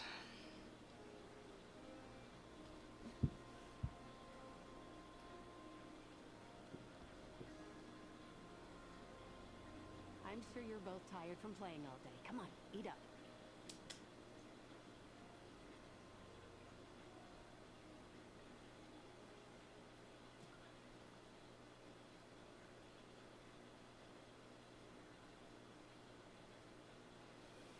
Sorry, I'm distracted by my cat. Romeo, that has always been the way of the Frostmoon Scions. Huh? How come Maddie got a midsummer berry dessert? Oh, I always get loggerberry. I don't mind sharing. You can have a bite of mine if I get to have a bite of yours. They're sharing food? I've never shared food with anyone before. Even at the Harbinger tea parties, everyone just ate off their own plate. And when I couldn't finish my food offerings from the Frostmoon Scions, they'd leave the leftovers out under the moonlight for the animals to claim. Hey! That was 2 bites! Oh, then you can have another bite of mine. And you too. Oh, don't fret now. Here, have some of Granny's too. Kids are something else. So this is what it means to be family. There's always that one person that's gonna eat the leftovers that you put in the fridge for yourself. There's always that one person. I'm seeing so much that I'd never usually get to see. They'd never act like this when I was around. It's nice being able to just watch people in peace in these final moments. What a rare opportunity. I think I'll go take a look around Nasha Town too. Maybe the Traveler will be there.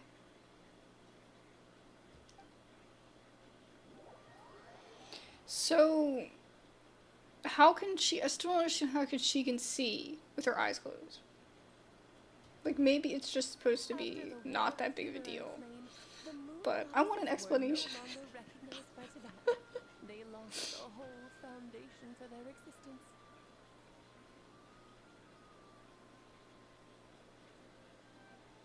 Ah, because the Archons became everything. She cannot withstand the world's rejection of her. No. To be more pedantic about it, the moon goddesses did something to offend the heavenly principles, and that's why they were ousted. Something of a recurring theme in Tibet's history. Theoretically, speaking so candidly should put me in their crosshairs too, but they can't tell me what to do. I'll say whatever I want. Anywho, the moon marrow energies were but a drop in the bucket for her, and that battle against the Ray Hair of Solnari only weakened her further. Fortunately, it happened close enough to Moon Prayer Night, when the Kufaki concentration here is high. That's the only reason she managed to survive this long. What do you mean, fortunately? You said she disappeared. Where'd you wait? Oh, what a headache. I thought this was all common knowledge. I guess I have some more explaining to do. Okay, buckle up. It's time for another lecture.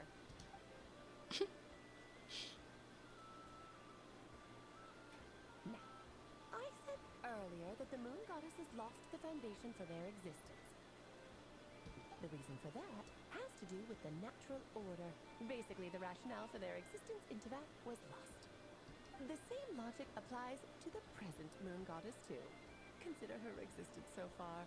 Her comrades in the Fatui called her Damselette, and she was worshipped as Kutar by the Frost Moon Scions. And with these connections have now been severed, whether by her hand or yours. So, the rationale that once sustained her existence is now gone. Wait, we did that to her? Well, strictly speaking, yes. But let's not start pointing fingers, shall we? I'll only end up as the big bad villain, and that's not the kind of final boss I want to be. If you're making light of this, hopefully that means you still have a plan. Of course I do. I'm only the greatest mage in the whole entire world. Now, if you wish to find your moon goddess, there are two problems we need to solve. Firstly, we'll need to strengthen the connection between her and Teyvat, at least enough to sustain her until Moon Prayer Night. Strengthen her connection? But does that mean I'll have to rally all the Frost Moon faithful behind this? I'm afraid a bygone faith and a former home won't be of any help to her now. Do you know her name? Her name? Oh, yes. Names are very important things. A name is a fundamental concept that anchors one's entire existence. I asked her, but she didn't know. Then your first job is to find it. As a moon goddess, I'm sure she must have a name she identifies with. Neither Columbina nor Kutar is her true name, and she's never really accepted either of them. So, finding out her real name is enough to sustain her existence? Yes, I know it sounds like a small step, but every journey begins that way.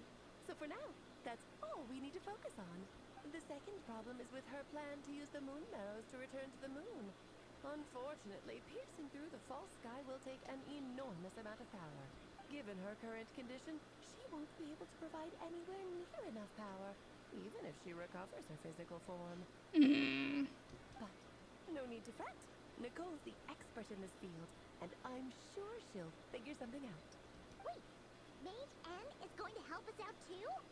That means we've got 2 Hexacircle mages on the case. This is turning into a pretty big deal. Actually, this is more of a side quest for me. Side quest. Like you said, I'm a busy lady, so I can't stay for too long. I'll have to return to Teyvat's border soon. Thanks for helping us.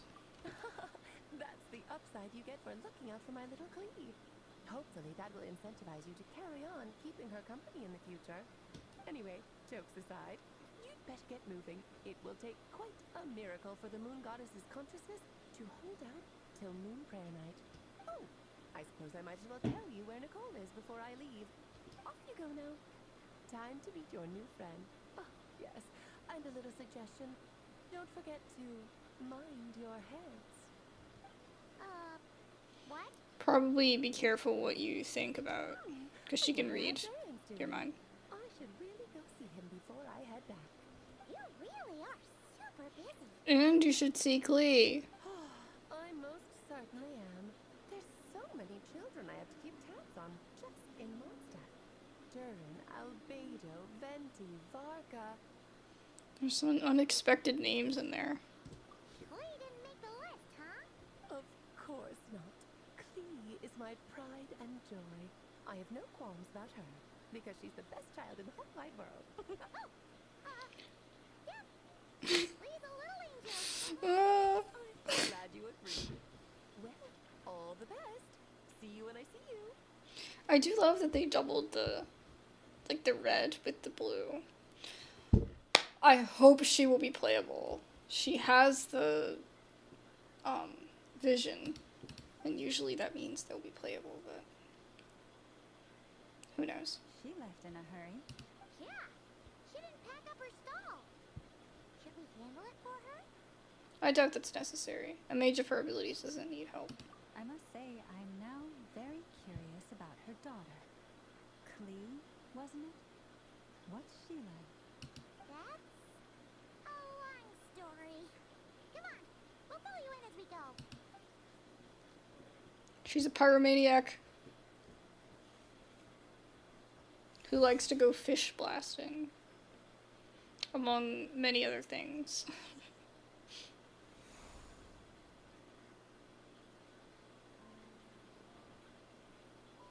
What a lively place. I've never experienced Nasha Town like this before. Hey, you old geezer! Your hammer's rusted through! Who are you calling old geezer?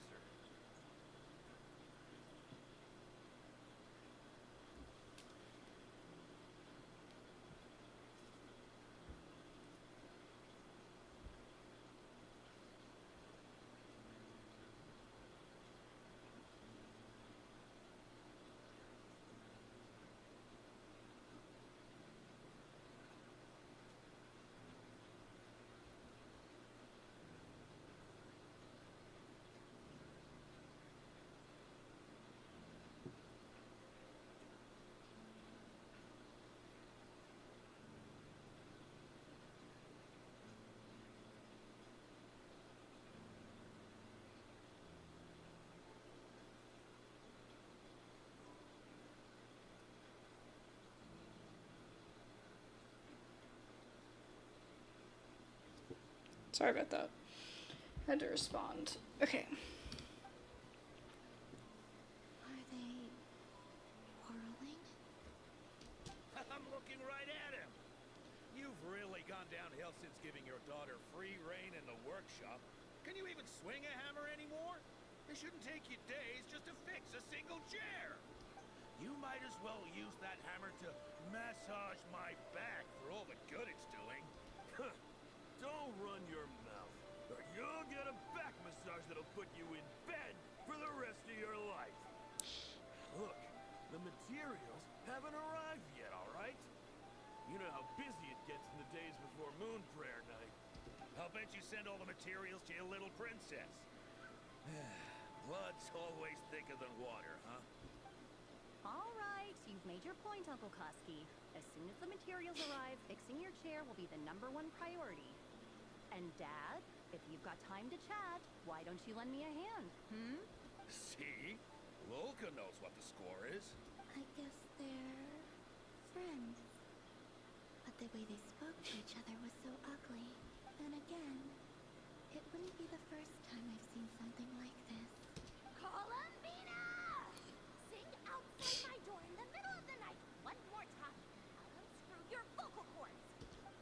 Oh, Sandrone. So that was her way of trying to be friends with me. What a pity. I won't get the chance to say any ugly things in reply. Yeah, Sandrone is just a big tsundere.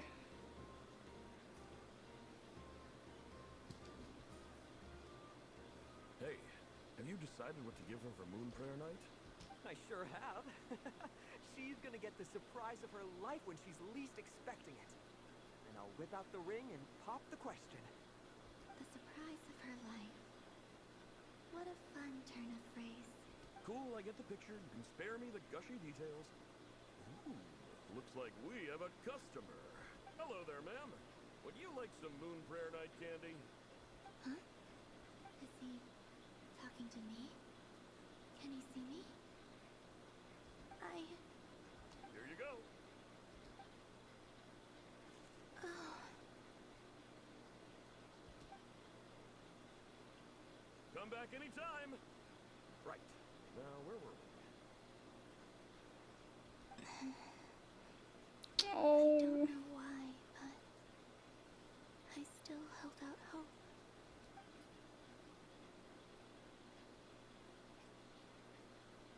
The most important thing right now is to find that mage. This name thing seems super important too. But where do we even start looking? I'd better go pay the Fatui a visit.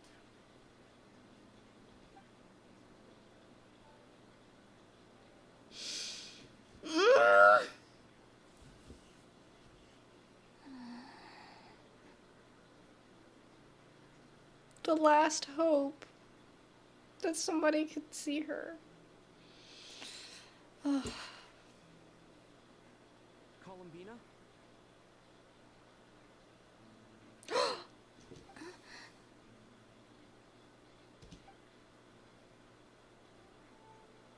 I did see her!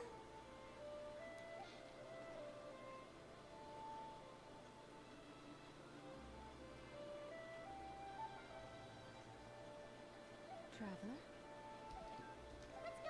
I felt her presence.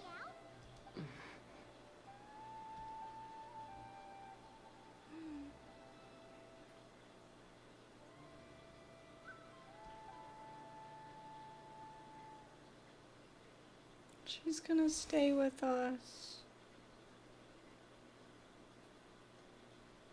Maybe it's not so bad just quietly staying by their side like this.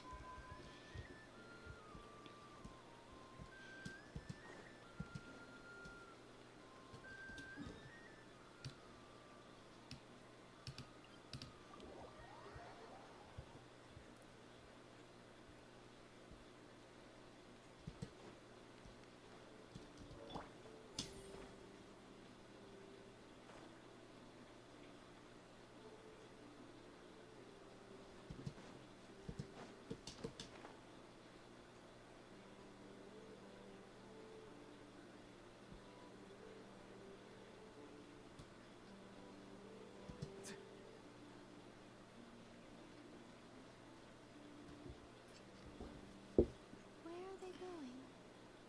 They mentioned a mage and a name? So, Mr. Varka, are you acquainted with this Nicole? Or should I call her Mage N? Not really. We've never met, though she has come up in conversation. From what I've gathered, Alice kind of took Nicole under her wing. Taught her how to speak in a more ladylike fashion. That kind of thing. Huh. Hard to imagine Alice as an etiquette coach. Yeah. Alice is a larger-than-life personality, I'll give you that.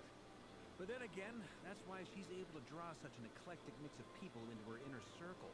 If I remember correctly, being an interesting person is actually one of her main entry requirements. I wouldn't cut the bill then. If you ever wanted to join the Hexen Circle, I wouldn't fit the bill. I'm sure you'd both be eligible to apply. Hey! Don't go around making promises on Alice's behalf. I wouldn't dare. I'm just trying to paint a picture of the Hexen Circle for you. Okay, sure.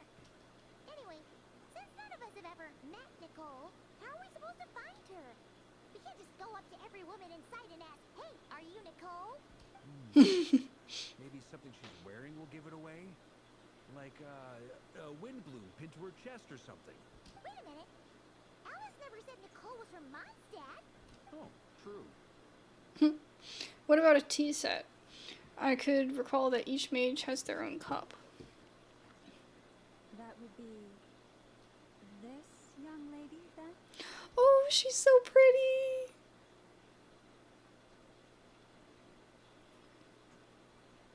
Hey there. Sorry to disturb you, but are you Miss Nicole? Varka, Knight of Boreas of the Knights of Favonius. Back up, Varka! Stop! If we got the wrong person? Sorry. Varka trying to freaking pull his weight. He's a backup. When I shook my head, I meant, no, Alice hasn't mentioned you before. Huh? Where is this voice coming from? My apologies. For certain reasons, I am unable to speak. This is the only way I can communicate with you. It might take some getting used to, but I hope you can understand. Hey, it's fine. I'm more shocked by the fact that Alice never speaks about me. Oh my god, bro, relax. As for you two, we have crossed paths twice before, but it is nonetheless a pleasure to finally meet you. It's really you. Thanks for all your guidance in the past. You're quite welcome. This time, things are different. We have reached the unwritten pages of the story. You might say that we stand at the crossroads of fate. Miss Kitty. I gotta pick her up. Now then, allow me to formally introduce myself. My name is... Oh. This is crazy. 2 members already? Crazy.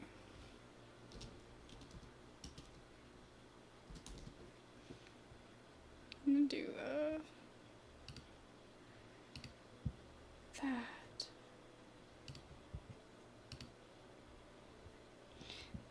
To remain silent is to be the observer of the world. No, no, no! Stop! Alice! I can't believe it! She intervened. I had a whole speech prepared. I'd agonized over every single word. She always picks the worst moments to ruin other people's plans. I'm so sorry about that. Alice took the liberty of devising some bespoke self-introduction magic for each member of the Hexen Circle. But I could have sworn I deleted all of the triggering conditions for it. How did it bypass everything? Oh gosh, this is so embarrassing. This is a very different side of Nicole than what we're used to. Is she not used to face-to-face interactions? Don't worry about it. We've seen that introduction magic once already, so it wasn't too much of a shock. Please go on, Miss Nicole. We'd love to hear what you have to say, or, well, communicate. Huh? Are they talking to this lady? She can't hear anything. Will you all promise to forget that horrendously embarrassing introduction? Sorry? Embarrassing? When?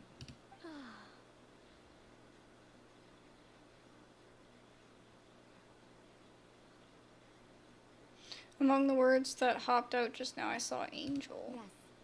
My name is Nicole, and I am one of a very few angels who have retained both their preferred form and their power. Wait, what? There's angels in Genshin? Hold on. We've got elves, we've got angels, we've got the heavenly principles, we've got me, whatever I am, the last descender, the first descender, the descender. Well, what is happening? The Traveler and Paimon should be no strangers to this concept. There is another of our kind in Natlan. They call her the Lord of the Night. Ah, she's an angel too. Alright! Paimon remembers her. Yeah, we never met her. Yes. Well, I have retained more of my power than she. It's because I don't have a long-term duty to fulfill. To be more specific, no. We'll be here all day if I get into the specifics. Moving on. If I'm not mistaken, you are here because you wish to learn how one might reach the moon beyond the sky. That's right. Is that something you can give us any guidance on? Yes, I do know a way. It began with the Hyperboreans, who lived after the War of Funerary Flame. Blank looks. Maybe I should start with the background of the war. Or maybe not. It shouldn't be an issue. I'll fill in the gaps for you when we have more time. Anyway, after that war ended, the three moons retreated to beyond the false sky. The Hyperboreans were humans I once aided. They accepted the civilization and creations bestowed upon them by the angels. But despite accepting many blessings of the angels, many among them still held on to their faith in the moons. They were reluctant to accept the new order, even after the War of Funerary Flame. They sought to contact the moon goddesses beyond the sky and receive their guidance. But all three had passed away by that point.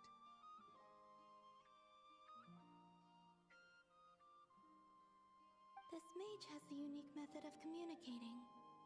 Is she talking about the moons? Yes, but they did not know. And so, still they prayed for the moon goddess's mercy. After building titanic structures that consumed vast amounts of Kuvaki, at last they glimpsed the moons and heard their voices. But of course, they were gravely disappointed. For it was then that they realized the three moon goddesses were dead. Oh, that's such a sad story. It is.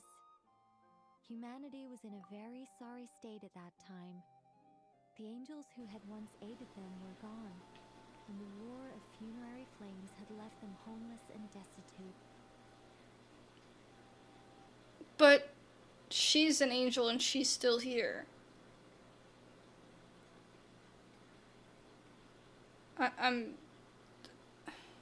I guess she's gonna fill us in. Just a second, I gotta ask.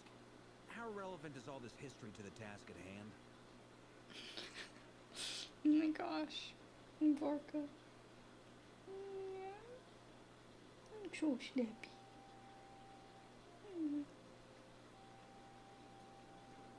I'll let you fall. Well, I mean, it's... Okay, it seems we've drifted into irrelevant narrative waters. It's been a while since I've had the chance to speak inside someone's head. As soon as I got started, I lost control, and the words just flowed out like a waterfall. What I'm trying to say is... Right, yes, that's it. The relevant part is the ritual created by the Hyperboreans. The fact that she has no expression, but she's still blushing. Implies that they successfully built a connection between Teyvat and the outside world. Which means, with enough Kuvaki and a sufficiently stable connection, it should be feasible to send one person over the border. Okay, so they built some kind of portal? We send her in the spaceship? Yes. A portal. Yes. Is something wrong? You sound disappointed. I just didn't expect you to summarize it so well. It turns out I could have said all that in one word, if only I'd managed to think of it. Oh, well. Please, it's fine. This is invaluable knowledge. I'll be sure to record and preserve everything in writing. Oh, really? Well, in that case, I suppose I could backtrack and add some more detail. I did gloss over a few things so far. Whoa, whoa, whoa, time out. Let's summarize what we've got first. The Hyperboreans were the last ones to use this method, right? So we somehow need to find whatever structure they built and make sure there's enough Kuvaki to power it up. Luckily, we have the moon marrow of both the eternal and iridescent moons, so we're all good for Kuvaki. Which means the key issue we need to focus on is finding the place. Am I right so far? Yes. Yes.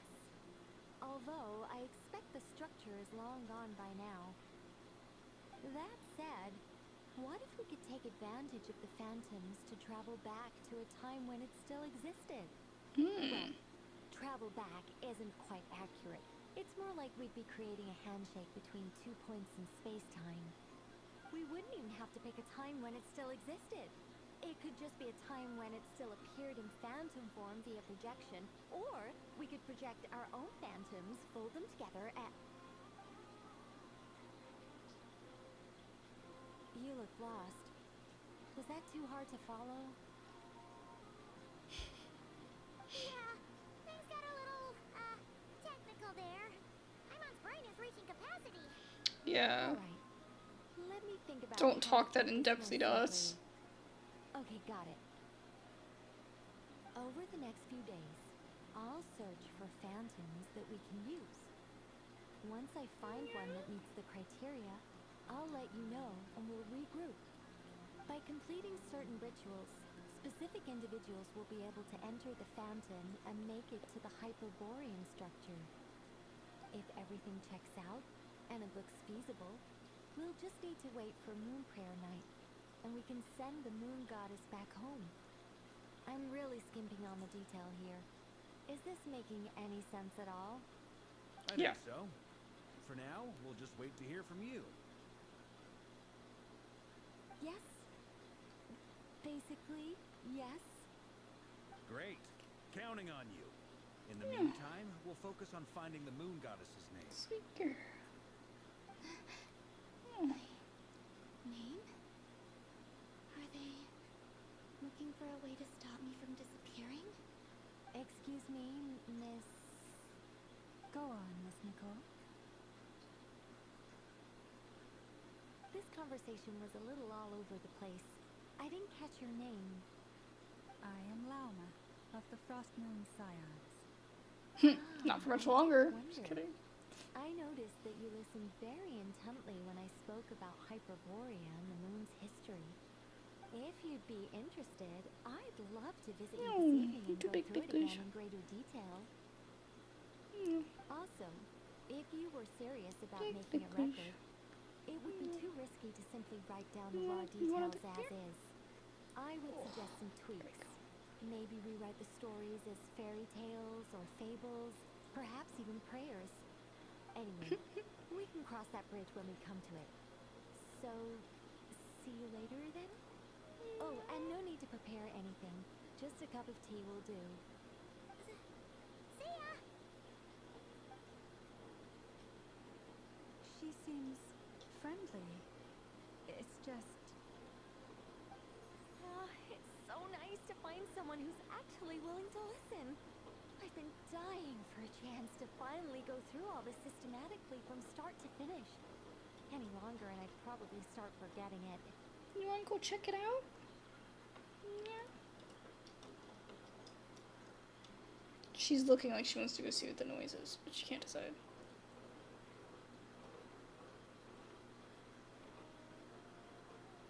So she can't hear any of the Columbina. Do you need to jump? Okay. Come here.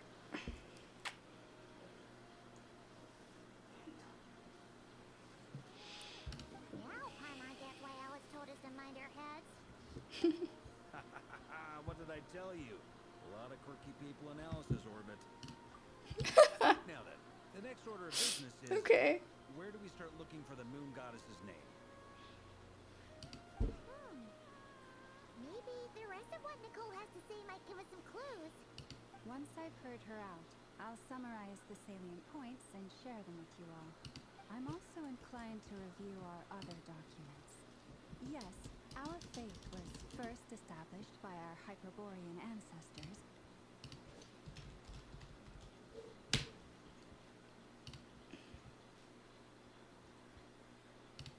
But many of the more factually accurate records are from after Kuthar's birth. I have a hunch that the Fatui might know something too. Sounds like we're gonna follow Calabina's journey through Tibet, huh? In that case, we'll start by heading to the Frostmoon Enclave. Sounds like a plan. Take this with you. I'll see about getting in touch with the Fatui. It'll probably just be Arlecchino and Sandroni again. They're the only ones who would want to help. Thank you, Mr. Varka. Don't mention it. Honestly, I'm more comfortable dealing with the Fatui than prying into the details of a young lady's childhood. Catch you later. I should follow them, just in case there's some way that I can help.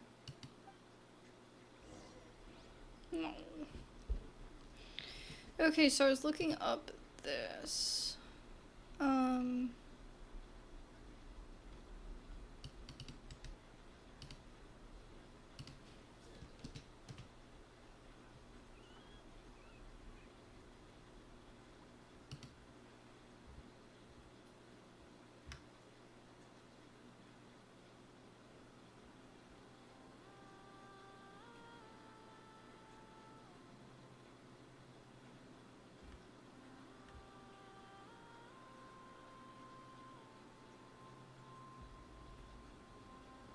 Oh, so Run Daughter's from Conria. Did we learn that already? I might have forgot.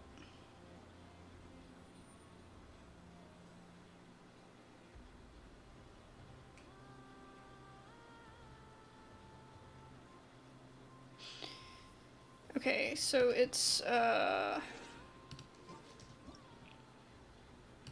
I gotta do it this way. It'll tell us specifically what it's called here.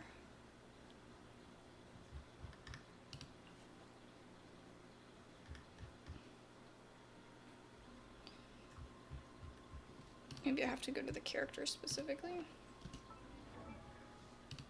So like if we go to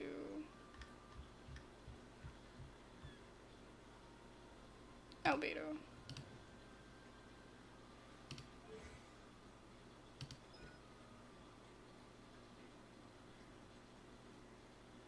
It's hexarray. That's what they become.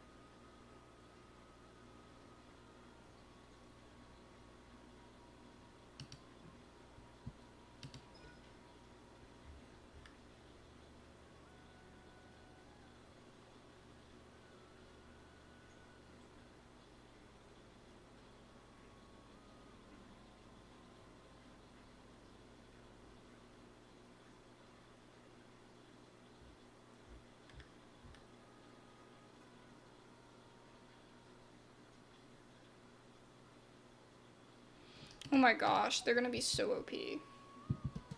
Sorry, I'm just reading it. I wanted to look up one thing, but we just don't know enough.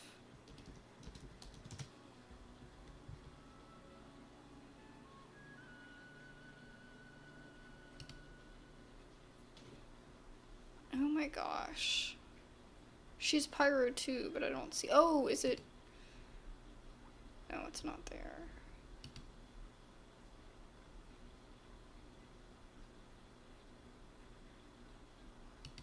Yeah, she doesn't have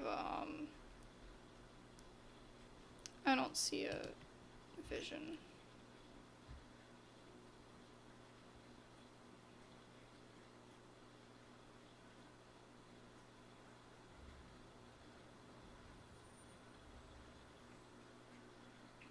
Oh, Nicole is the one that worked with Skirk. Nicole once witnessed the self-destruction of her species and became human. Skirk considered asking her how she felt about the transformation, but ultimately decided against it due to her personality, choosing instead to leave her to work on her sculptures.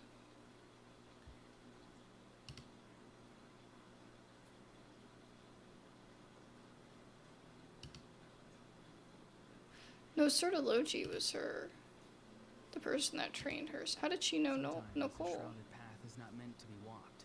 Move forward with blind ambition, and the smoke might suffocate. I guess she just met Nicole.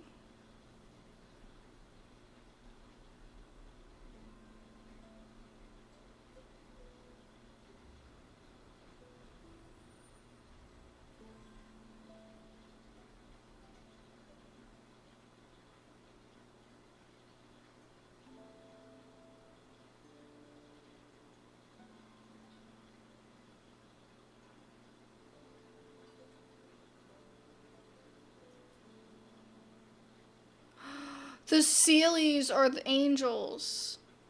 What? So all of the Sealies used to be angels, and for some reason she... At least that's what this is saying. Okay. 6,000 years ago, Nicole was among the angels tasked with guiding the people of Hyperborea to bestow upon them the civilization and creations of the angels. When the angels were cursed to devolve into mindless Sealies, as punishment for Koitar's rebellion. I don't remember who that is. Oh, the first angel of Celestia is Koitar. Ancestor of the Sealy. Oh my god, all these people.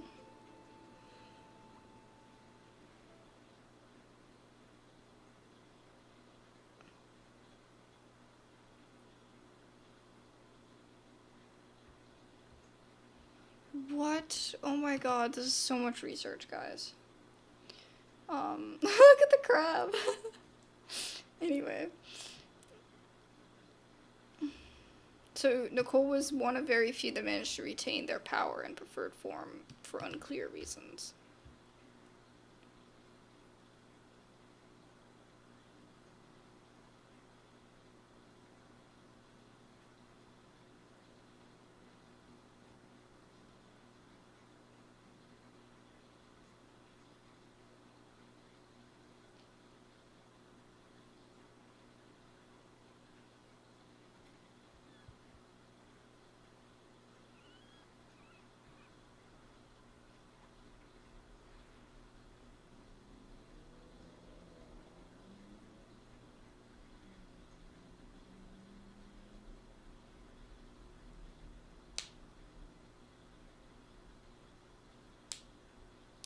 Having a favorite animal, or vegetable or fruit, can help us recognize what kind of people we want to become.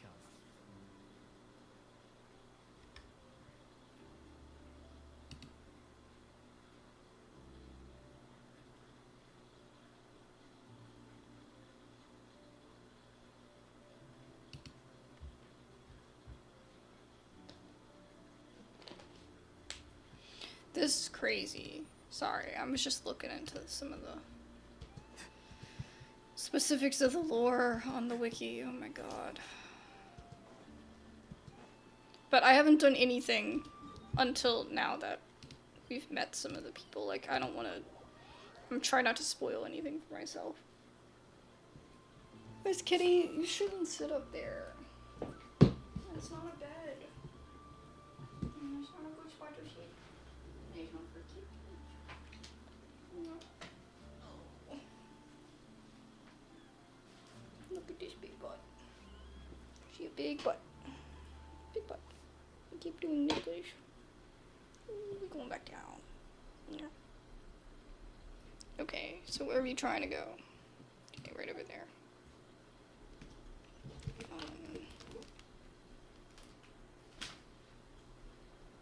Move my kitten.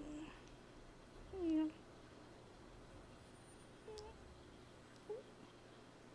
I picked you up. I picked you up. Don't you bite? That's not nice.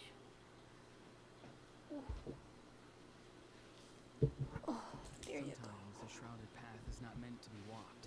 Move You forward should with not blind bite. ambition. Biting and not smoke nice. might suck. But you can't lay on a spot that's not a spot. You would have knocked stuff over. You can't do that. She's like, I can do whatever I want, Mom. I don't care what you have to say. She seems sweet, but she A while definitely ago, got an I attitude. took the time to organize You all just bit me. I documents can't in our believe you did that. possession Not pertain to hard. She Kutar. not hard. What you see here is the material I consider Oh, I'm missing the reliable. lore here. A while ago, I took the...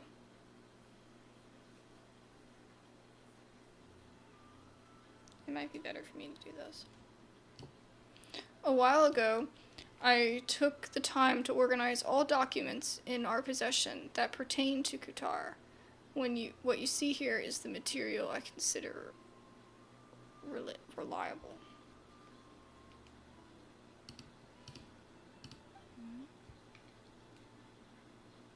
You're saying there's unreliable material too? Yes. Most of the information we have was transmitted through an oral tradition. Inevitably, some of her stories were mythologized and deified over the years through countless retellings. That's why I organized them into reliable and unreliable.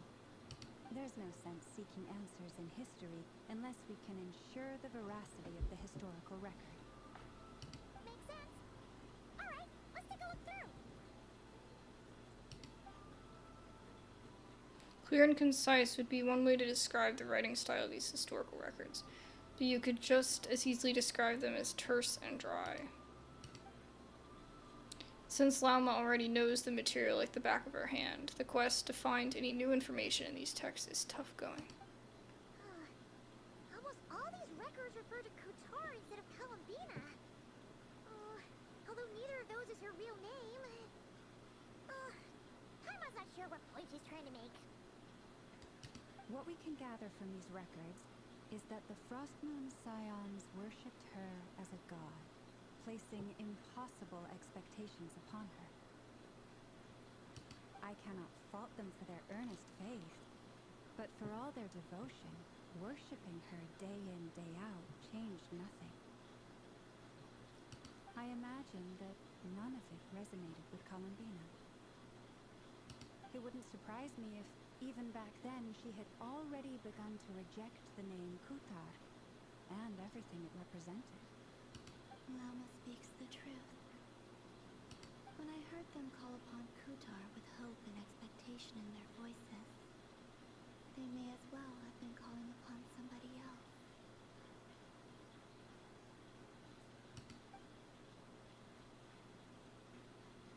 When you were organizing these texts, what criteria did you use?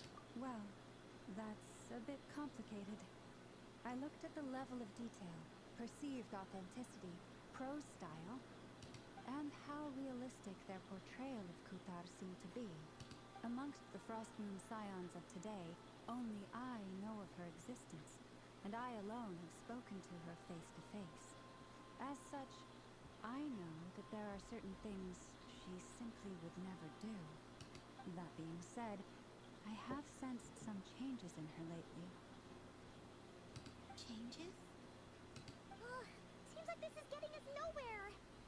Oh, for what it's worth, why don't we check the unreliable sources too? Sure. Give me a moment.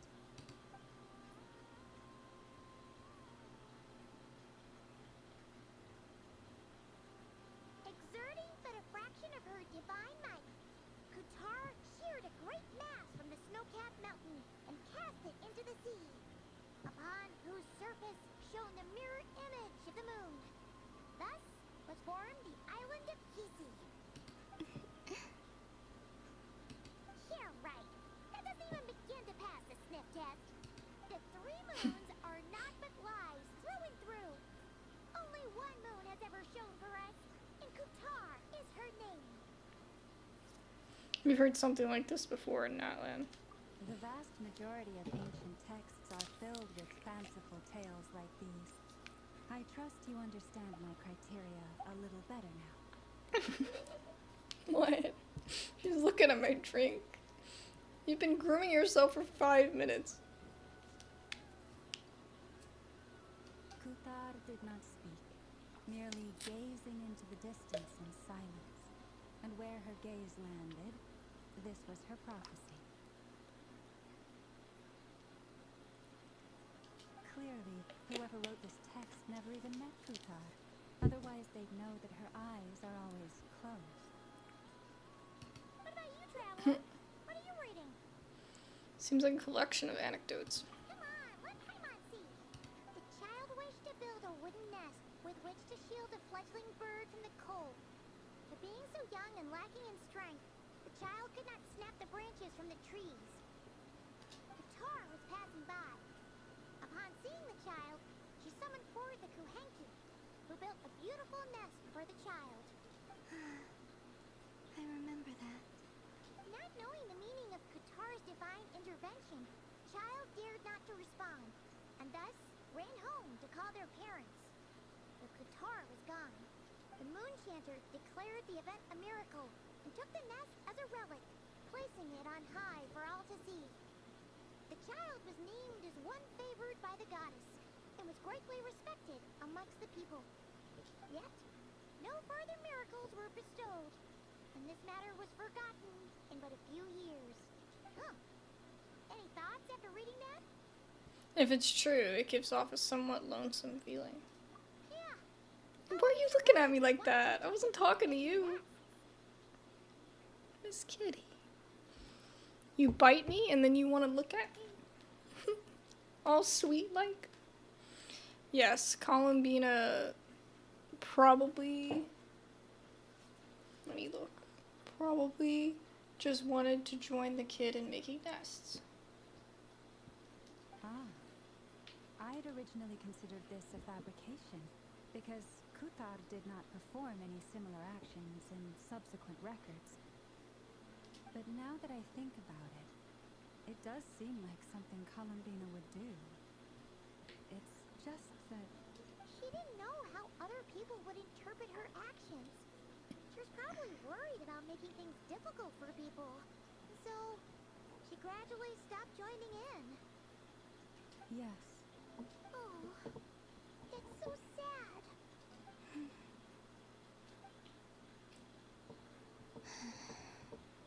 And now, I can make no such gestures of warmth, even if I want to.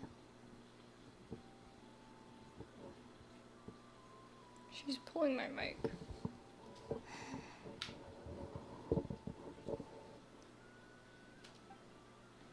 Still no name.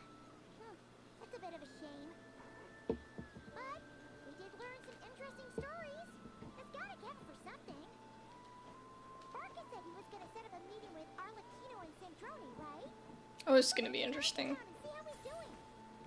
This is gonna be interesting. Can't even imagine what Arlecchino's gonna say. Probably something that it's like, oh yeah.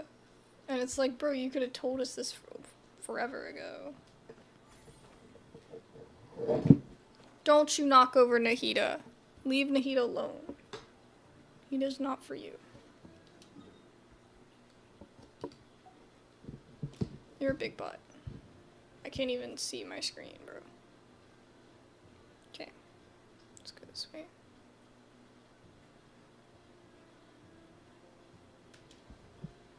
You leave Nahida. You leave Nahida alone. No. Let's see. There's Varka. Oh, and it's Durin and Albedo too. Talk about coincidences. We met him again. Yeah, this is pretty much the same place we bumped into each other last time.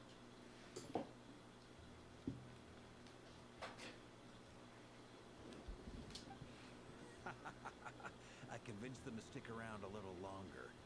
We were all waiting on people, so I figured having a little company would help pass the time. Ah, so you've been waiting for us? Does this mean that you've already arranged things with the Fatui? Sure does. Now you're back, we can go meet up with them together. How'd your investigation of the Frost Moon Enclave go? Well, we didn't find out Columbina's true name. But apart from that, it went pretty well. We learned some stories from her early days. Aha, just as well that I didn't tag along then. I'm sure our moon goddess wouldn't want every man and his dog knowing all about her private life. Still, desperate times, desperate measures, I guess. Someone had to do it. So, Varka was waiting on us, but what about you two? Are you waiting for Alice? Oh, no. We already met with her. We discussed that experiment I mentioned to you last time. Oh, and she also handed me this communication device. Of course she did. That looks familiar. That's right. I understand she informed you about the relationship between the phantom phenomena and Tevat's borders, yes? She wants me to help her with some more experiments on that front. She said that she'll contact me through this device with more information. Ah, I see. Following instructions and making observations. Pretty common research method. Takes me right back to Albedo's lab. Wait, then who exactly are you meeting? Someone you know. Albedo's met him too. But I don't think Miss Lauma or the Grand Master have been introduced. Introductions are overrated, especially in cases like this. What? It's you! So, it's not like the Academia has prohibitions against going abroad. Also, I applied for leave. Aw, Scaramouche following the rules. I've been writing to Hat Guy since obtaining a human form.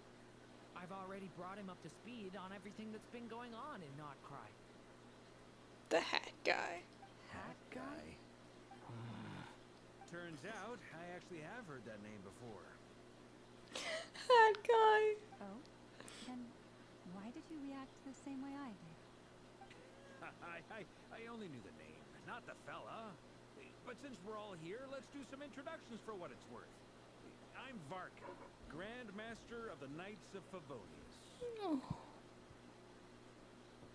Lauma, Moon Miss Cantor of Kitty. the Frost Moon Scions. And I'm a Drioche from the Vahumana Darshan of the Sumero Academia. Hat Guy. Good to see you again, Mr. Guy. I believe we last saw each other on the boat ride here. So they came to nod-krai together. That's Mind unlikely. you, the only reason I came here is because there's someone I want to look into. Mm.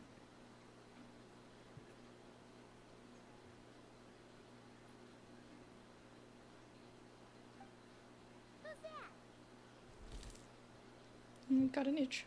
The Doctor, also known as Dottore, second of the Fatui Harbingers. Just as I thought. From the tone of your voice, it sounds like there's bad blood between you. I was reviewing our archives and noticed that a lot of information about him was missing. Left a bad taste in my mouth. That's all there is to it. Dottore, or Zondik, as he was then known, once studied at the Academia, but he got kicked out before he could graduate. So the Harbinger's number 2 man is a college dropout? Ah, how embarrassing for them. Oh my gosh. Last we heard, he was planning something.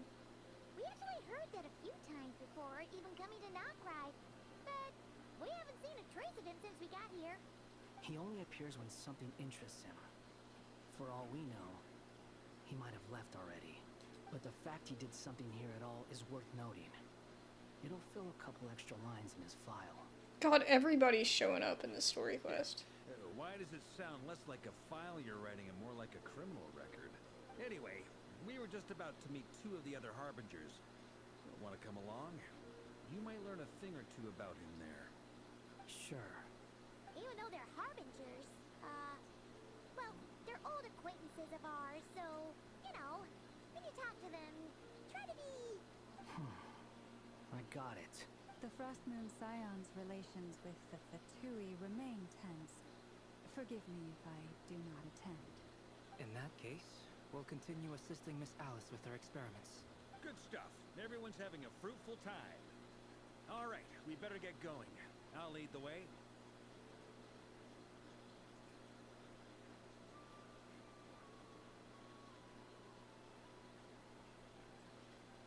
Hey, hat guy. Hmm? Are you here for revenge? Well, yeah. That's obviously part of it. But I'm not the only one who has a score to settle with him. Neither you, nor Lesser Lord Kusanali, nor I want to see him meddling with things again. Fair enough. One other thing. When we return, let's talk about Columbina. What's the hurry? Don't worry. Pigeons always know which way home is.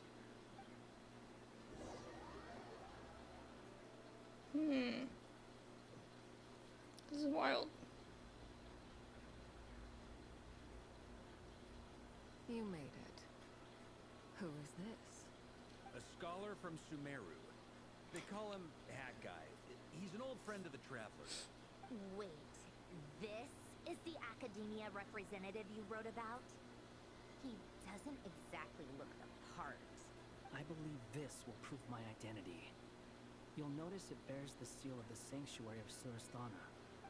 Well, what do you know? So it does. All right then. My mistake. It's fine. The music. I expected as much. So sus. What? So as I mentioned in my letter, the Academia's got its eyes on Dottore, but this matter remains top secret. Apart from those assisting in the investigation, the fewer people who know, the better. If anyone asks, I'm here in nod-krai to pursue my personal academic interests. Gotta say, Varka, you did pretty well to keep all this under wraps for so long. Sounds like you got in touch with the academia about this way back. Look at bro just chilling in the background over there. You flatter me. You're all harbingers. What reason would you have to disclose information about Dottore? Wait, is Varka a harbinger? Where do I even start? Remember that time we fought Rerir at Star Sand Shoal? He sure let me have it then, didn't he? I'll bet Dottore had that all sketched out, with me as his convenient little pawn. He could not care less about us if he tried, but hey! The feeling's mutual.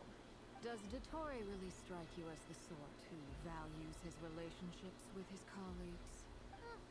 Fair point. Definitely not. Which is why I always keep my guard up whenever he starts making suspicious moves. To that extent, our motivations align.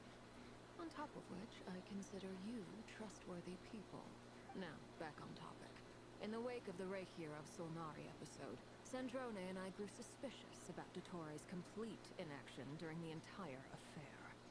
So we tried to find out what he'd been up to, but unfortunately to no avail. He never lets anyone in on his plans. The more he cares about something, the more secretive he gets. Indeed. Perhaps he believes that by keeping a low profile, he can avoid trouble. But that trick isn't going to work on his colleagues. Yeah, I mean, he's been researching the ancient moon's remnants. And he's been trying to get his paws on the moon marrows. Only an idiot would believe he doesn't have something more planned. With this in mind, I returned to Snezhnaya and relayed my thoughts to Her Majesty the Tsaritsa. entreating her to have him recalled. That's pretty direct. Did the Tsaritsa agree? Yes. I made it abundantly clear that the Fatui's business in nod-krai is almost concluded, and we do not need 3 harbingers in this territory. Her Majesty concurred. Accordingly, Dottore has returned at her orders. I imagine he's continuing with experiments, which no one besides he would ever have any interest in. Common sense might mean nothing to him, but he's not stupid. He knows that no good can come from opposing the Tsaritsa. Smarts alone won't get him all the way. He needs the Rooster's resources and Regrator's Mora, both of which the Tsaritsa can strip from him by waggling a finger. But doesn't he have a track record of publicly following orders while going against them in private? He probably has it down to a fine art by now. Wouldn't put it past him. We worked together on a research project once. Only briefly, but it was enough to show me that we're fundamentally different people. That's all you have to do is work on a project with somebody. He has no interest in doing things methodically, stage by stage. His thoughts jump all over the place, and the moment his curiosity is satisfied, or he gets the results he wants, he disappears. Yeah, I hated group projects. Because I was always the one that ended up doing everything. The only similarity we share is that, once we set our minds on doing something, we will see it done. Whatever it takes. Well, we definitely saw some of that in your battle with Rerir. You got so competitive. Ugh, do not remind me. Then I believe we all concur. Dottore will not simply give up. Fantastic. Now this is turning into a whole day of unpleasant memories. Ugh. Are you talking about the moon arrow stuff? He also strikes me as the kind of person to disregard experimental regulations, ruin all the equipment, and go way over budget. Then leave the first person he can find to deal with the fallout. Exactly. This one time, he was running some high-temperature experiment and the substance exploded. But does he care? No. He orders his subordinates to open the device so he can observe the results, which causes the gas inside to leak out. That gas was poisonous.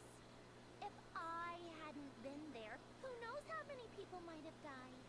And after all that, he left while I was still cleaning up after his mess.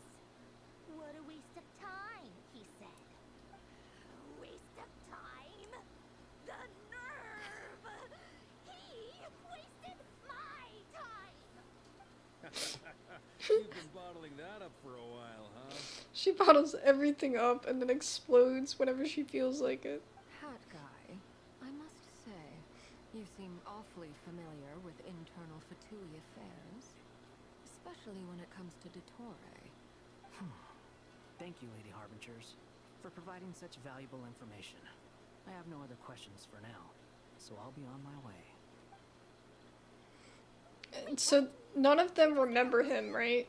You're welcome to join if you want. Jeez, Skirmish, okay. Just when Paimon thought he finally mellowed out. He makes quite the impression. I'll say. I've met tons of headstrong people, but not many of them would join me in bad-mouthing Dottore. Anyway, back to the main agenda. Barca, you said that Columbina has gone missing? Or rather, disappeared. Yeah. We're working on building a connection between her and this world. The simplest method is to find out her real name.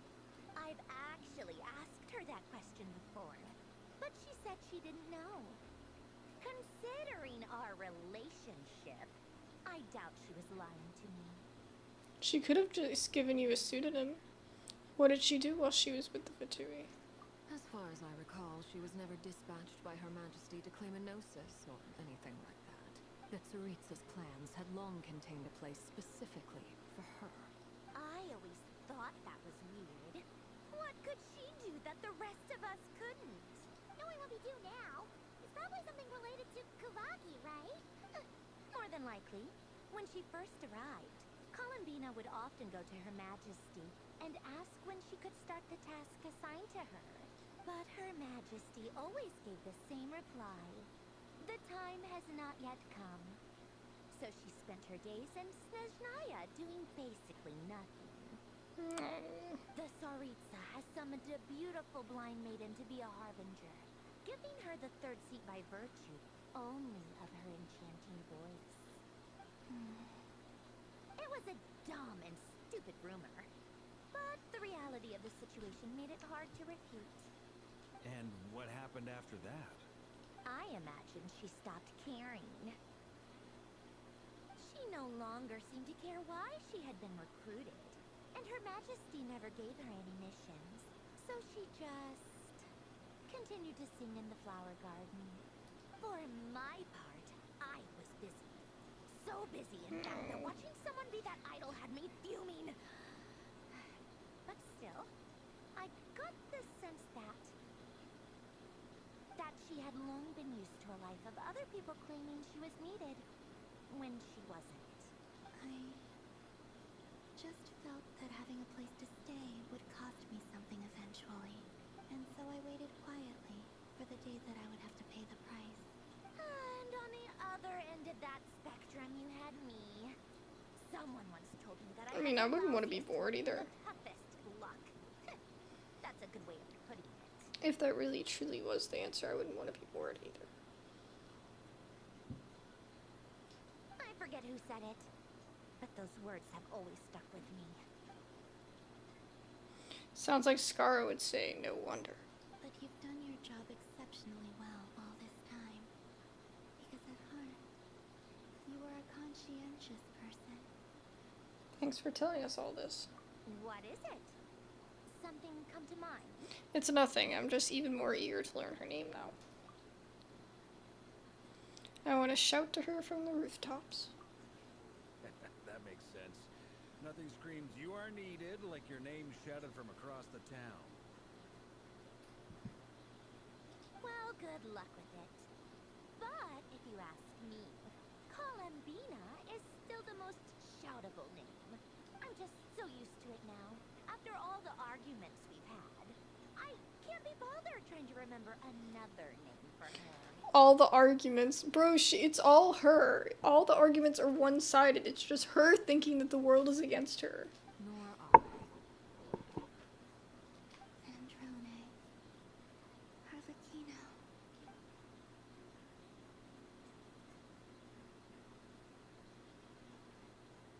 Huh! It's a Sealy! Does that mean Nicole has news for us?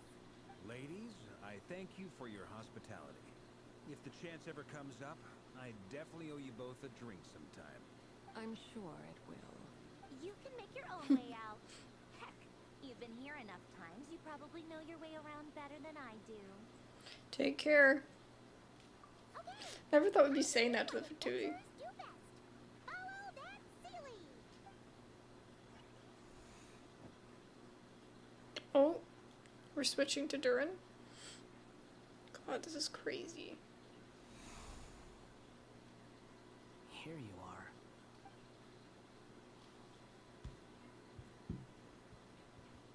Oh, that guy. How come you're back so soon? Did things go all right with the Fatui? Fine. Dotori's been summoned home by the Tsaritsa. Couldn't get much more than that. How about you? Any progress with the investigation? Unfortunately not. We've tried everything. Different phantoms, different locations, different points in history. But the results were the same each time. Abyssal monsters roaming the land. People crying out in despair, with no hope of being rescued. Every time I see it, I can't help but think, is this what it was like in Mondstadt when Dragonspine Durin attacked? And if I fail in the task I've been given, will I create yet another tragedy? That's just meaningless speculation. When we encountered similar phenomena previously, I tried to interfere with those illusions, using sounds and lights to guide them. However, we could not change their fates. At most, we were able to extend their existences. The events of the past are like fate that has been written into Irmin's soul. There isn't a living thing in Tevat that can escape its past. Wow. But Miss Alice instructed us to try to find ways to change the outcome that these phantoms face. It's an impossible task. Can't you just refuse? Since she asked us to do this, I feel like it can't truly be impossible. Or if it is, well, mages can make the impossible possible. I could not have been born as Durin otherwise. But you also said that your past 39 attempts were fruitless. That's true. But you are still going. Yes. After this many futile attempts, surely you realize that you're not doing this because you still believe what some mage told you. Scar is so upset. It's because you want her hypothesis to come true. It's something you wish for deep inside. So, think for yourself about what you want to do. As long as you don't believe it's futile, it isn't. Yeah. Previous experience indicates that we cannot touch the phantoms, which limits the effectiveness of our interventions. If we want to clear this hurdle, we need to break this rule somehow. Same thought here. Following the same rules means repeating the same failures. Reducing ourselves to mere playthings of fate. So you mean we need to figure out a way to make contact with them despite knowing that we can't? Yes, and I suspect that's something only you are capable of. Everything in Tevat is logged in Irminsul, but the withering that once occurred in Sumeru was a sign that the Great World Tree was being corrupted. This corruption allowed things that should not have existed in Tevat to appear. This is tantamount to rewriting reality to an extent. You're saying abyssal power might be able to affect those phantoms? No one's ever tried it before. If you're gonna try it, it'll take courage. And you have to be confident that you can control it. Is anyone there? Has anyone seen my daughter? She's missing. I have to find her. I hear someone inside. Spargana? Are you in there? Spargana. Do you think that's her name? If I can use my abyssal powers to warn him that there is danger, maybe it'll change his decision. Maybe he'll stay away. Yes. The important thing is not the nature of the power, but rather how you use it. To intimidate and obstruct. Sounds about right for the Abyss. Let me try. I should be able to influence that thing. Have you seen a little girl? What? This isn't the time for that! Just run!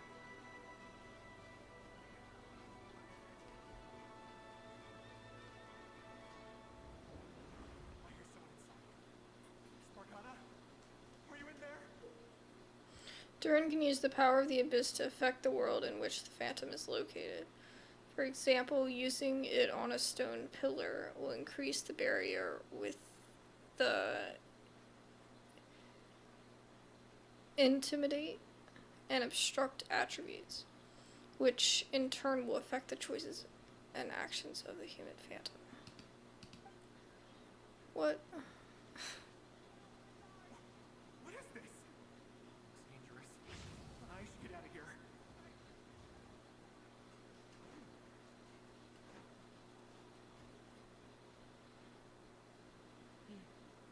He really left. Ha! We did it! Don't celebrate too soon. Follow him. See what he does next. Monsters approaching from the front. You need to stop them and create an opportunity for him to hide.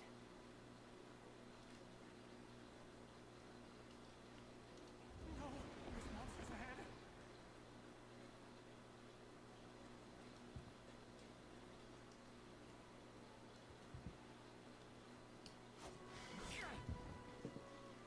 Wait, is that the barrier I saw earlier? Why is it appearing now? It's as if someone's controlling it.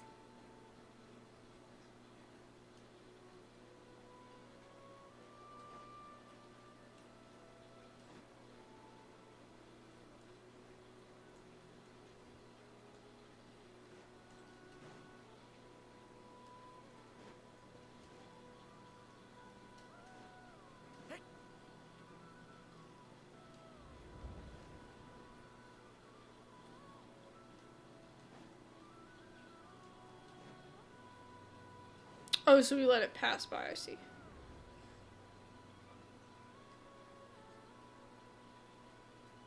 monsters are gone. Is it safe?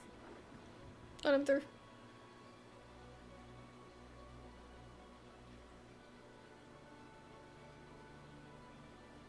Barrier's gone too. How odd. So he's the key. Anyway, I guess I'll keep going. Quickly, let's keep up.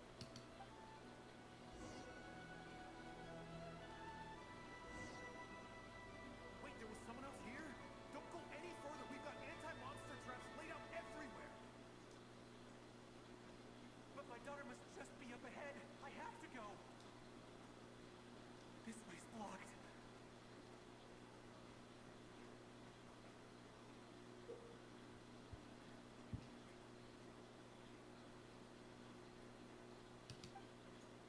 We might be able to use the explosives over there, but we need to take care not to hurt him. The flash speaker is okay. I'll use the barrier to keep him at a safe distance.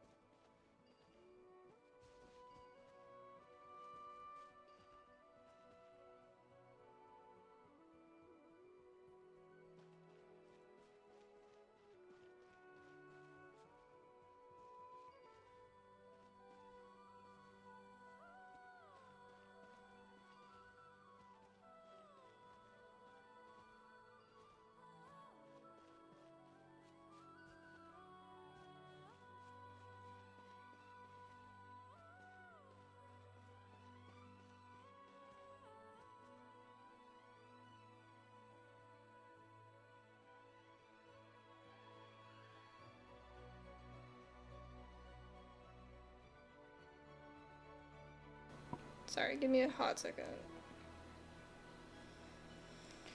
I just closed out of the chat. I've literally never had pad thai in my life. And my husband's like, oh, I'm gonna get pad thai for dinner. And I'm like, I think I've had it one time and I didn't like it. And I'm like, can we please get something different? He's like, oh, somebody else is getting it. And I'm like, okay. This barrier seems to be helping me somehow. Yes, dude, we're trying to keep you safe. Wake up! Oh, good. Gotta keep moving ahead. Oh, I thought that was the daughter.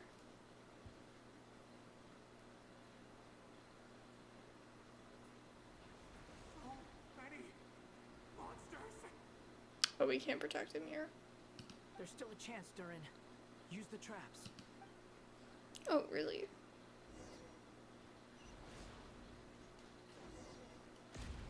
Oh, shoot, I did it too soon. I fucked up.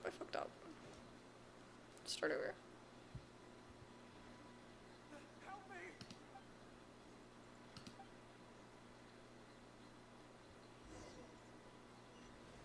Okay.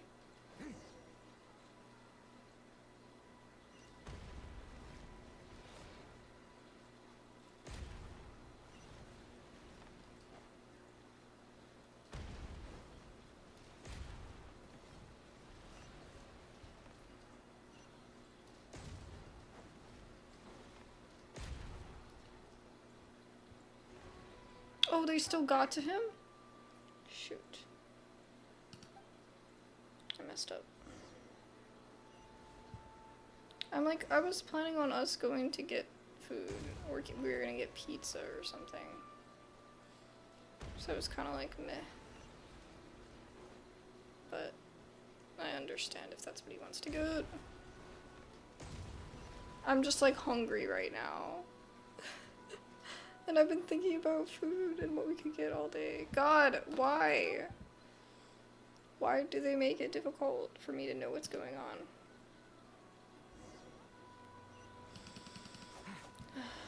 Okay. The next one is this one. These two are easy, but it's the afterwards that I get confused as to which one's coming first.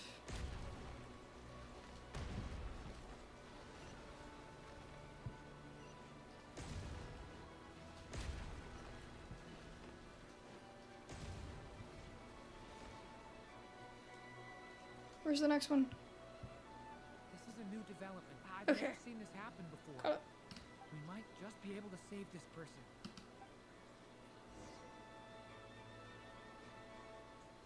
Thank God we don't have to do that again.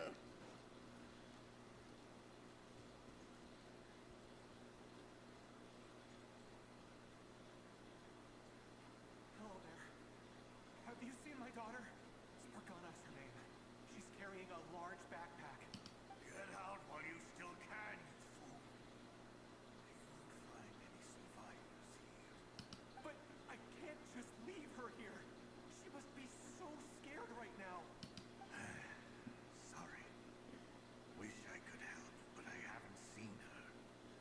You'll just have to keep looking. Okay, thank you. If I do find her, I'll get her to shelter and come back for you. Don't bother. I've got nowhere left to go. What's that noise? Monster! No, if he goes inside, he'll be walking into a trap. Let's try this once more. This time, we have to stop him.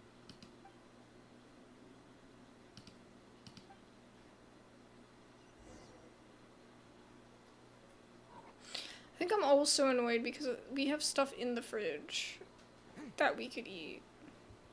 That it's like, you know what I mean? Hello there. Have you seen my daughter? Spargana's her name. Oh, we already talked to these guys, dudes. Sorry. If I do find her, Don't bother. what's that noise? Monster.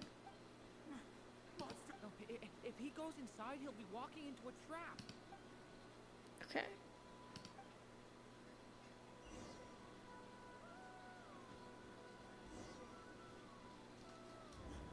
Why? How will I know where Spargana's gone like this? You know what? I'll trust this strange barrier. It's got me this far after all. You'd think he wouldn't be able to see it.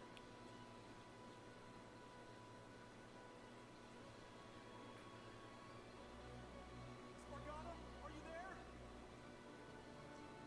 The hat's an interesting choice.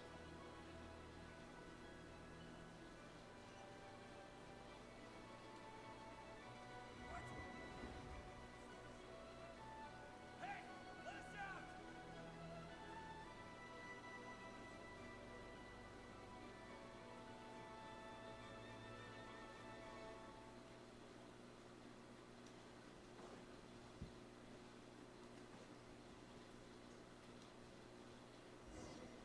You've come to the edge of glory. Huh? That looks like one of my daughter's books. Thank you. Thank you. Yes, it's one of hers for sure. That's her name on it right there. She left her backpack here. Durin, just like last time. Use the explosives. No. Not again. Don't make me do that again. No, I was so bad at it.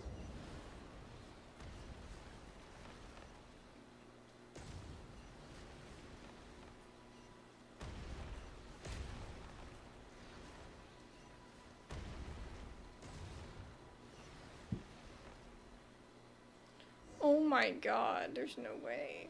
It won't work. There's not enough left. If he makes it in, he'll die. But then, this clue could be the key to him finding his daughter. It might not be the only one. Better he misses that clue than loses his life. I guess so.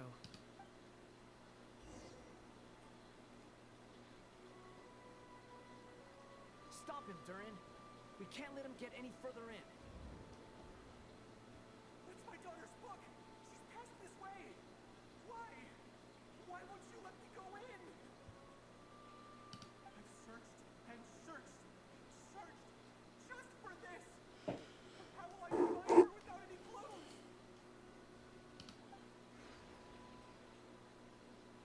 I no longer have anywhere else to go. So he gives up. I'm sorry. I'm so sorry. He refuses to go anywhere else. Whether he opens this door or not, all that awaits him now is death. We couldn't change his fate. Albedo? Hat guy? Let's try one more time. I don't know how we're gonna do this, but I don't want to give up either.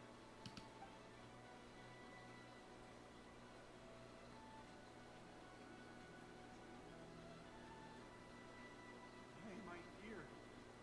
What's going on? All these scenes running through my head.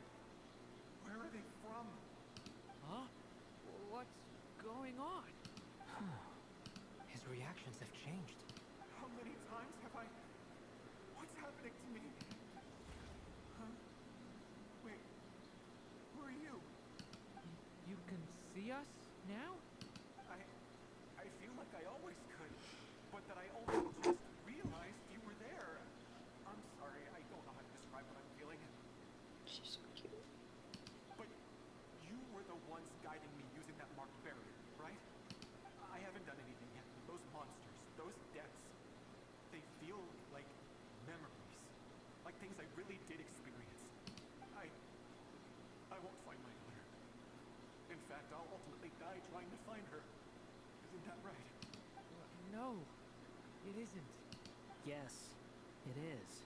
Scara. Even so, we're trying to find a way out of this. He kills me every time. Have you? What did Albedo say? It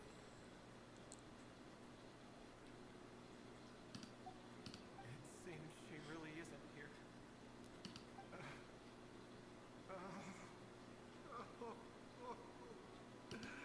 I'm sorry we couldn't help you. I'm just tired. Maybe this is destiny. Maybe it doesn't matter how hard I search. How long do I have left? Experience says 15 to 20 minutes. 15 to 20.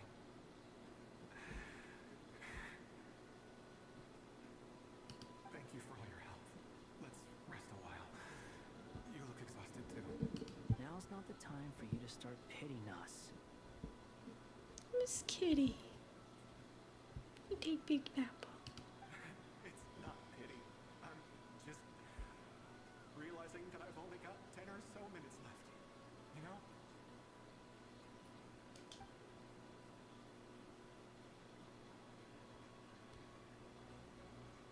You say you're from Mondstadt, yes? A place with windmills, where people enjoy limitless freedom? And you're from Sumeru, where they've built an academy into a giant tree?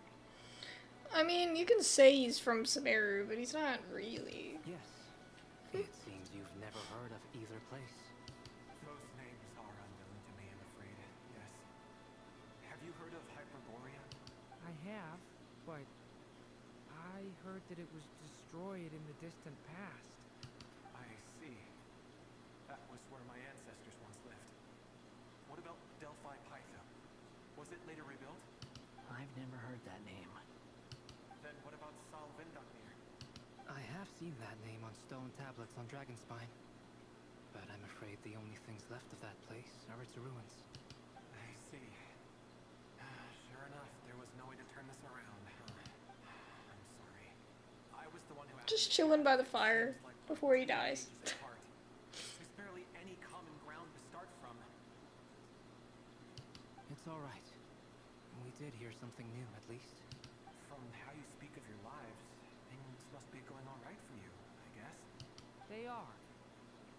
Mondstadt is a place of freedom and happiness.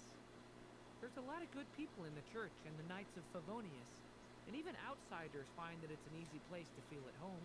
Not the church, bro. Don't bring up the church. We have festivals a few times a year. Everyone gets together to drink, sing, and be merry. Sumero's a lot more uptight. Not really the kind of place where you can relax. It's a nation fraught with problems wherever you look. I love Sumeru. But if all you want in life is to seek knowledge, I guess it's pretty much paradise. No, I just love, like, the jungles and, like, running around with my little Mahita character. That's wonderful. I didn't think it was... Scaramouche is such a Debbie Downer. After this all-devouring black tide passed, humanity did not merely avoid extinction, but rose to build prosperous civilizations anew. I mean, I can see you all right now. That must mean the future isn't a total mess, right? That's true. Well, time's almost up. Let's part ways, I think. Might be best if you don't waste too much time on me.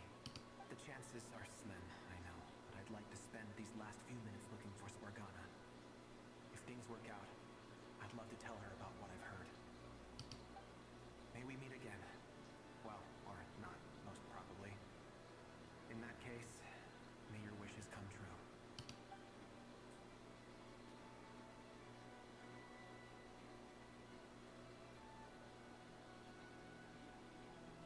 He's gone. In a few minutes, he will meet the end that was his to begin with. The ending of this tale did not change, but I believe that we've just made the most progress we have yet. May your wishes come true. If only it were so simple. Hat guy, could I ask you a question? You've never talked about your past. It seems complicated, and it weighs heavily on you, too. You have no idea, bro. Would you be willing to tell me about it? I mean, sometimes it's better to get things out in the open. Take that guy we try to help, for instance. At least he said goodbye with a smile, right? I know about Albedo. So upset. Our experiences So are very emo. similar, and he created me. As for you, you're my first friend, and you've witnessed every step I've taken. But by comparison, I know nothing about you. Either way, I mean, we're still best friends. But if I knew more about you, I might understand your thoughts a bit better. I've told you about myself. I'm a student at the academia. And what did you do before that? Prepared for the entrance exam. All right. If you really don't want to talk about it, I won't press you any further. I was a puppet built from the branches of a white tree, using technology left behind by the Conrian schools of mechanical engineering. There we go! There we go, Scaramouche! Let it out! A white tree? You mean an Irminsul tree? Okay, hold on. I gotta put the light on.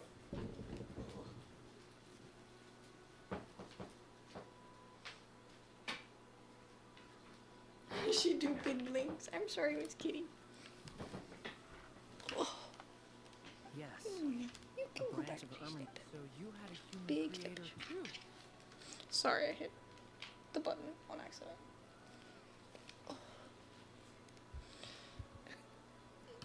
Let me see. A white tree? You mean an Irminsul tree? Yes.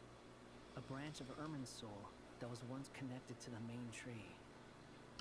So you had a human creator too. They all three have a creator. Yeah. But my creator abandoned me after deciding that I was a failure. After that,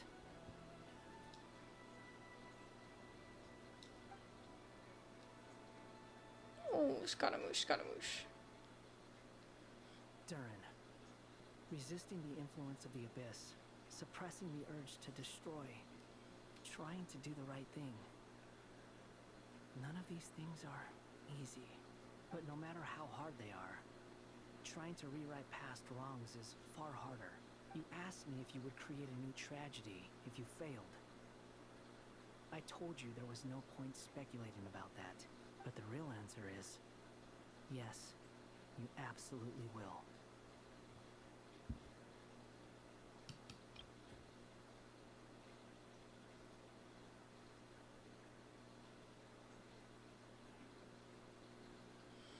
So he would create a new tragedy if he failed. That guy. But at least you've got people here to help steer you away from the wrong path.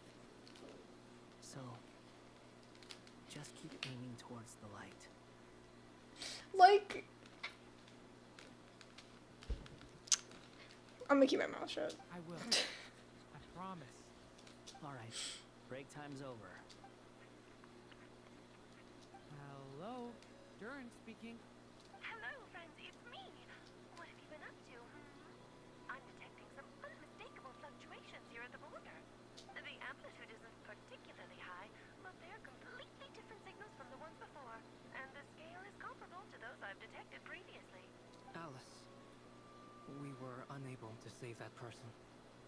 However, he appears to have retained a portion of the memories gained through that cycle, and was able to hold a conversation with us. I see. Well, it is rather odd indeed. It definitely merits further attention. Could I trouble you to keep trying the same approach? I need to gather some more data. Counting on you. I should probably have Nicole come and check this out as well. Wow, that was it. Oh my gosh.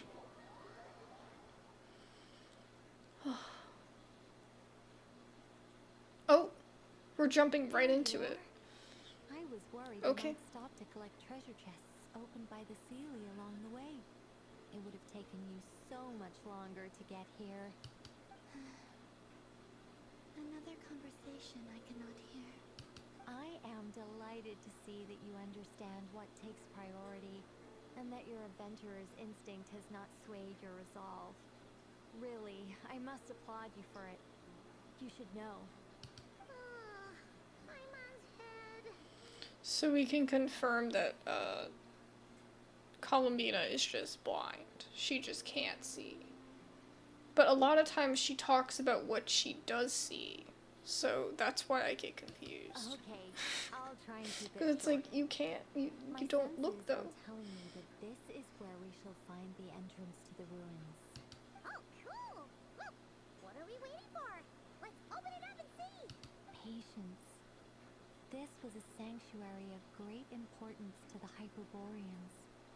A special process is required to open the gate. Oh! Like the place that housed the Eternal Moon's Marrow? Seems like the ancients were very fond of making tricky gate puzzles. Okay, so what's the plan? Need us to do anything? And just the short version, if you can. Ah. Alright then. I was planning to start with some background on the invention of these techniques. Are you sure you don't want to hear it? It's quite informative. Remember what you were saying about priorities? Fine. Simply put, we need 3 human representatives to successfully undergo a process of Kuvaki resonance. Think of it as a test from the 3 moon goddesses to see if the entrants are qualified, with the most recognizable qualification being Kuvaki. Pretty sure Lauma would ace that test. Oh, wait. We need 3 people. I also have no doubt that the Moon Chanter would be qualified. But we would need 2 other people with the same constitution. Therefore, the most feasible method is not so much to follow the rules, but to figure out how the test functions and find a workaround. I've done some research, and it turns out the mechanism is rather crude. We'll simply need humans to stand before it, who have sufficient Kuvaki energy within them. Well, I can do it then. I'm with you so far. How do we get the Kuvaki in them? The easiest way would be transfusion. Take some Kuvaki from nod-krai soil, put it into the bloodstream, and get it circulating in the body. So we're going to cheat on the test? Precisely. There are other methods, but this is the simplest one. Cheating the system is much easier than trying to hide from it. Huh? Ah! Sorry? Does the idea of cheating upset you, Miss Lauma? No, That's not it. I suddenly had an idea. Oh, what is it? It's about Moon Prayer Night. I figured out a way for Kutar to join in the festivities. But as Paimon said, we need to have our priorities straight. Let's get back to the test. I'll follow up with Nefer on the festival arrangements. Oh, okay. Anyway, is this really the best So weapon we ADHD. have? A Kuvaki transfusion sounds dangerous, no matter how you slice it. If you think that's dangerous, wait till you hear the other methods. I'd be more than happy to go through them if you'd like. There are several. No need, we're good. Let's go with this one. Very well. Kuvaki transfusion it is. Now, I should mention that the risks can be greater or lower depending on individual compatibility. It would be rash to simply infuse the Kuvaki and hope for the best. If the body rejects it, the reaction can be quite severe. The symptoms are similar to another condition that some people living here suffer from, known as congenital Kuvaki sensitivity. So, before we execute our plan, I will perform a simple test of my own to see who is compatible and who is not. Once that is done, we will have to complete the resonance process as rapidly as possible. The participants must remain stationary while the Kuvaki circulates and bonds with them, and they mustn't eat or drink anything. What? No eating or drinking? That's some hardcore fasting. It's not like Paimon's gonna be doing it. By the time they're through. How long would they have to keep that up? 3 days. Oh, that's so long! And we still need to find 2 more people who are not just compatible, but also willing to volunteer. Fasting? What are they talking about? I'll do it. Really? Don't you want to think this through? Haha, count me in 2. Why'd I have that 3 look? days without food? I can handle that. Miss Nicole has made it clear that this is the easiest way. The way I see it, there's nothing else to discuss. It's time to step up. Compared to Columbina disappearing completely, fasting for a few days is nothing. Yeah, you're right. In that case, Paimon volunteers to be captain of logistics. She'll keep the fires lit and grab some spare clothes to keep you comfortable. Thanks. Then we'll start with you first, traveler. Please step forward.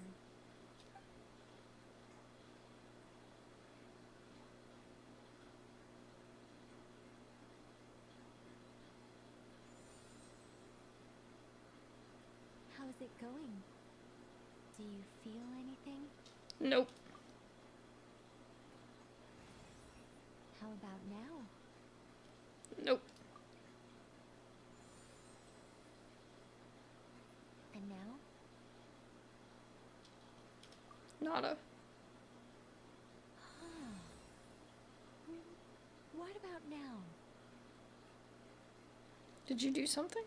You guys, it's not a competition, you know. All right, I'm officially impressed. Even as a descender, you can withstand far more than I imagined. I'm like, yeah. It's like I summoned a That's me. giant stone titan to arm wrestle you, and your arm hasn't even moved an inch. In my last attempt, I infused 5 times the amount of Kuvaki required. Oh my god, dude. Yes. Safe to say, compatibility won't be an issue for you. You're eligible to join. You're next, Mr. Barca. Sure, here goes nothing. All right. I'll start where we left off. 5 times the required Kuvaki dose. Whoa, whoa, whoa. Hey, wait a minute. How's it going? No, not great. I kind of want to puke. Feels like I've been drinking too much. A few bottles of wine and a big stein of Dark Horse. Some hard liquor from Liyue mixed in. Oh god.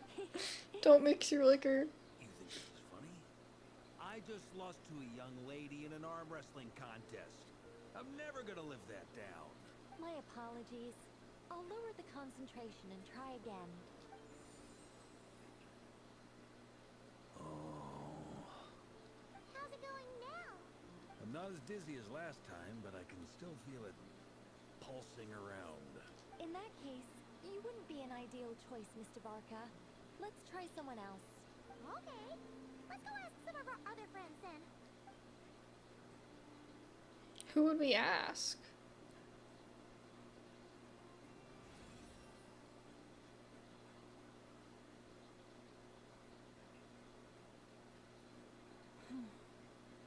No surprises here, Miss Moonchanter. You're perfectly compatible. You may join. Never? I'm getting a slight headache. Shame. You were so close.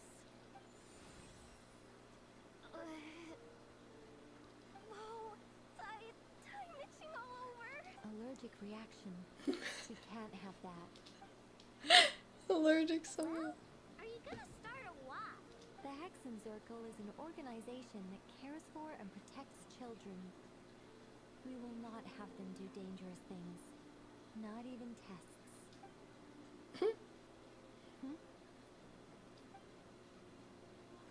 Is something the matter? The candidates have to be human. I guess that rules me out too. Huh. Everyone except the Moonchanter got beaten. Guess I don't need to feel so bad after all. I mean, looks like this isn't gonna be as easy as we thought. Perhaps I could ask for volunteers among the Frost Moon Scions. I'll see about talking to some trusted Lightkeeper colleagues. Heatlua springs to mind. Would no one notice that he didn't offer? In fact, I think we had some former Frost Moon Scions join our ranks recently. Can you give me the scientific explanation for how the test works? I can probably make some kind of test bot. Then we can just zip through Nasha Town, going up to people and pressing a button to check their status. Wouldn't that be way easier? No. Wow. No elaboration for once. How about I contact the Knights of Favonia's garrison in the Wave Chaser plane? Shame that Mohen's already left. That guy's even tougher than I am. Strange. The moon goddess is clearly revered by many people. So why is she on the brink of disappearing? She mentioned that the world has rejected her from the very beginning. And when we fought the Rapier of Solnari, it seemed like she exhausted her power for our sake. Also, I'm not sure revered is the right word for how people feel about her. Gratitude, certainly. For my part, anyway. It's basic reciprocity. She helped us, so she deserves our help in return. Yeah. Even though she looked like she didn't care, she still saved a ton of people, including me. A review of the relevant data leads me to conclude that Miss Columbina is a good person. Yep, you bet. They really think so? I'm super surprised that Columbina isn't her actual name, though. I think it really suits her.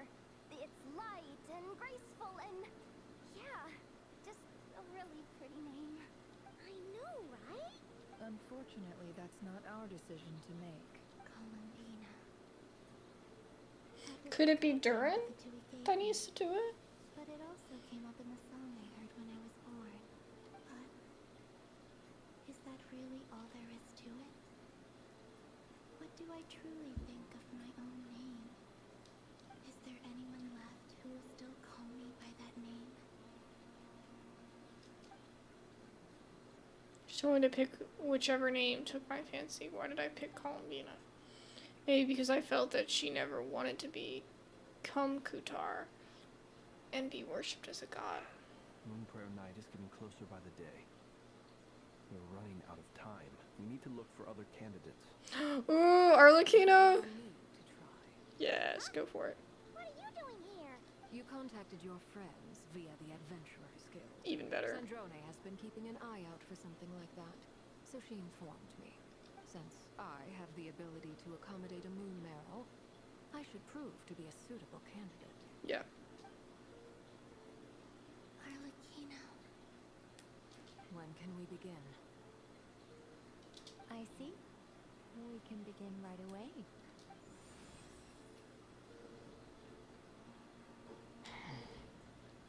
How was it? Did you feel any discomfort? None at all. Then it seems we shan't need to look for additional candidates after all. I feel like she'd lie, though. Like, I feel like she'd be pretty good at lying. Cool. Alright, like Paimon said, the rest of us can take turns making sure the three of them stay warm and comfy. Then, my job is to take care of the caretakers. I will ensure everyone receives food and accommodation. Let's do this, no time to waste. You can't be feeding anybody, we're supposed to be fasting. I'm ready as well.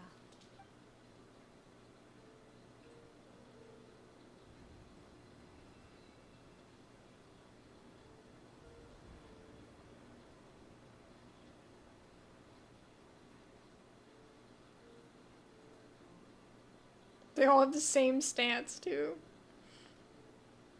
That's so unlikely, the three of them together.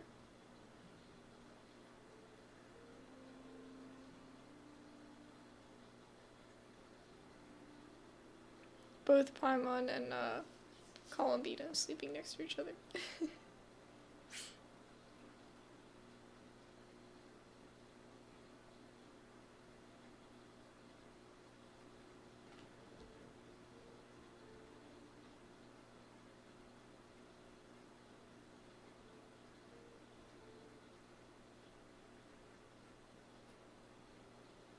The work is done. The sacred scroll shut.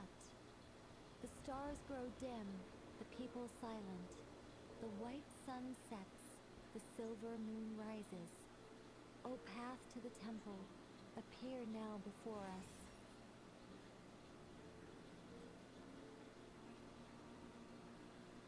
Oh, she's so serious. Oh, there it is. It really opened. So that's what all this is about. They've been trying to open this gate. Come, let us enter.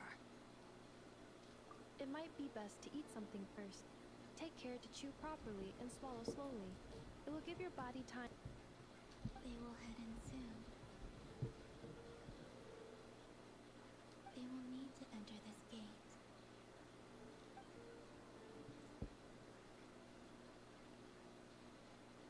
Huh? I cannot pass through. Is it because I have no physical body? It has been 3 days. My strength is all but completely faded.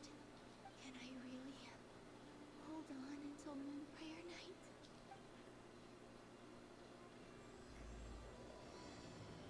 Wow, that was a big introduction. Oh my goodness.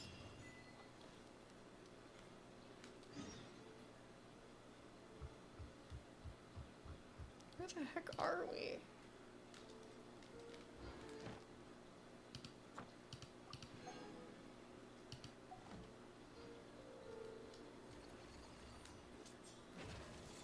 Alright, Skirk, alright, Skirk.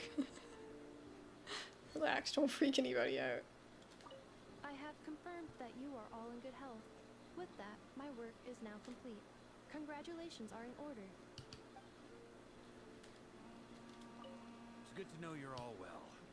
Puts me at ease.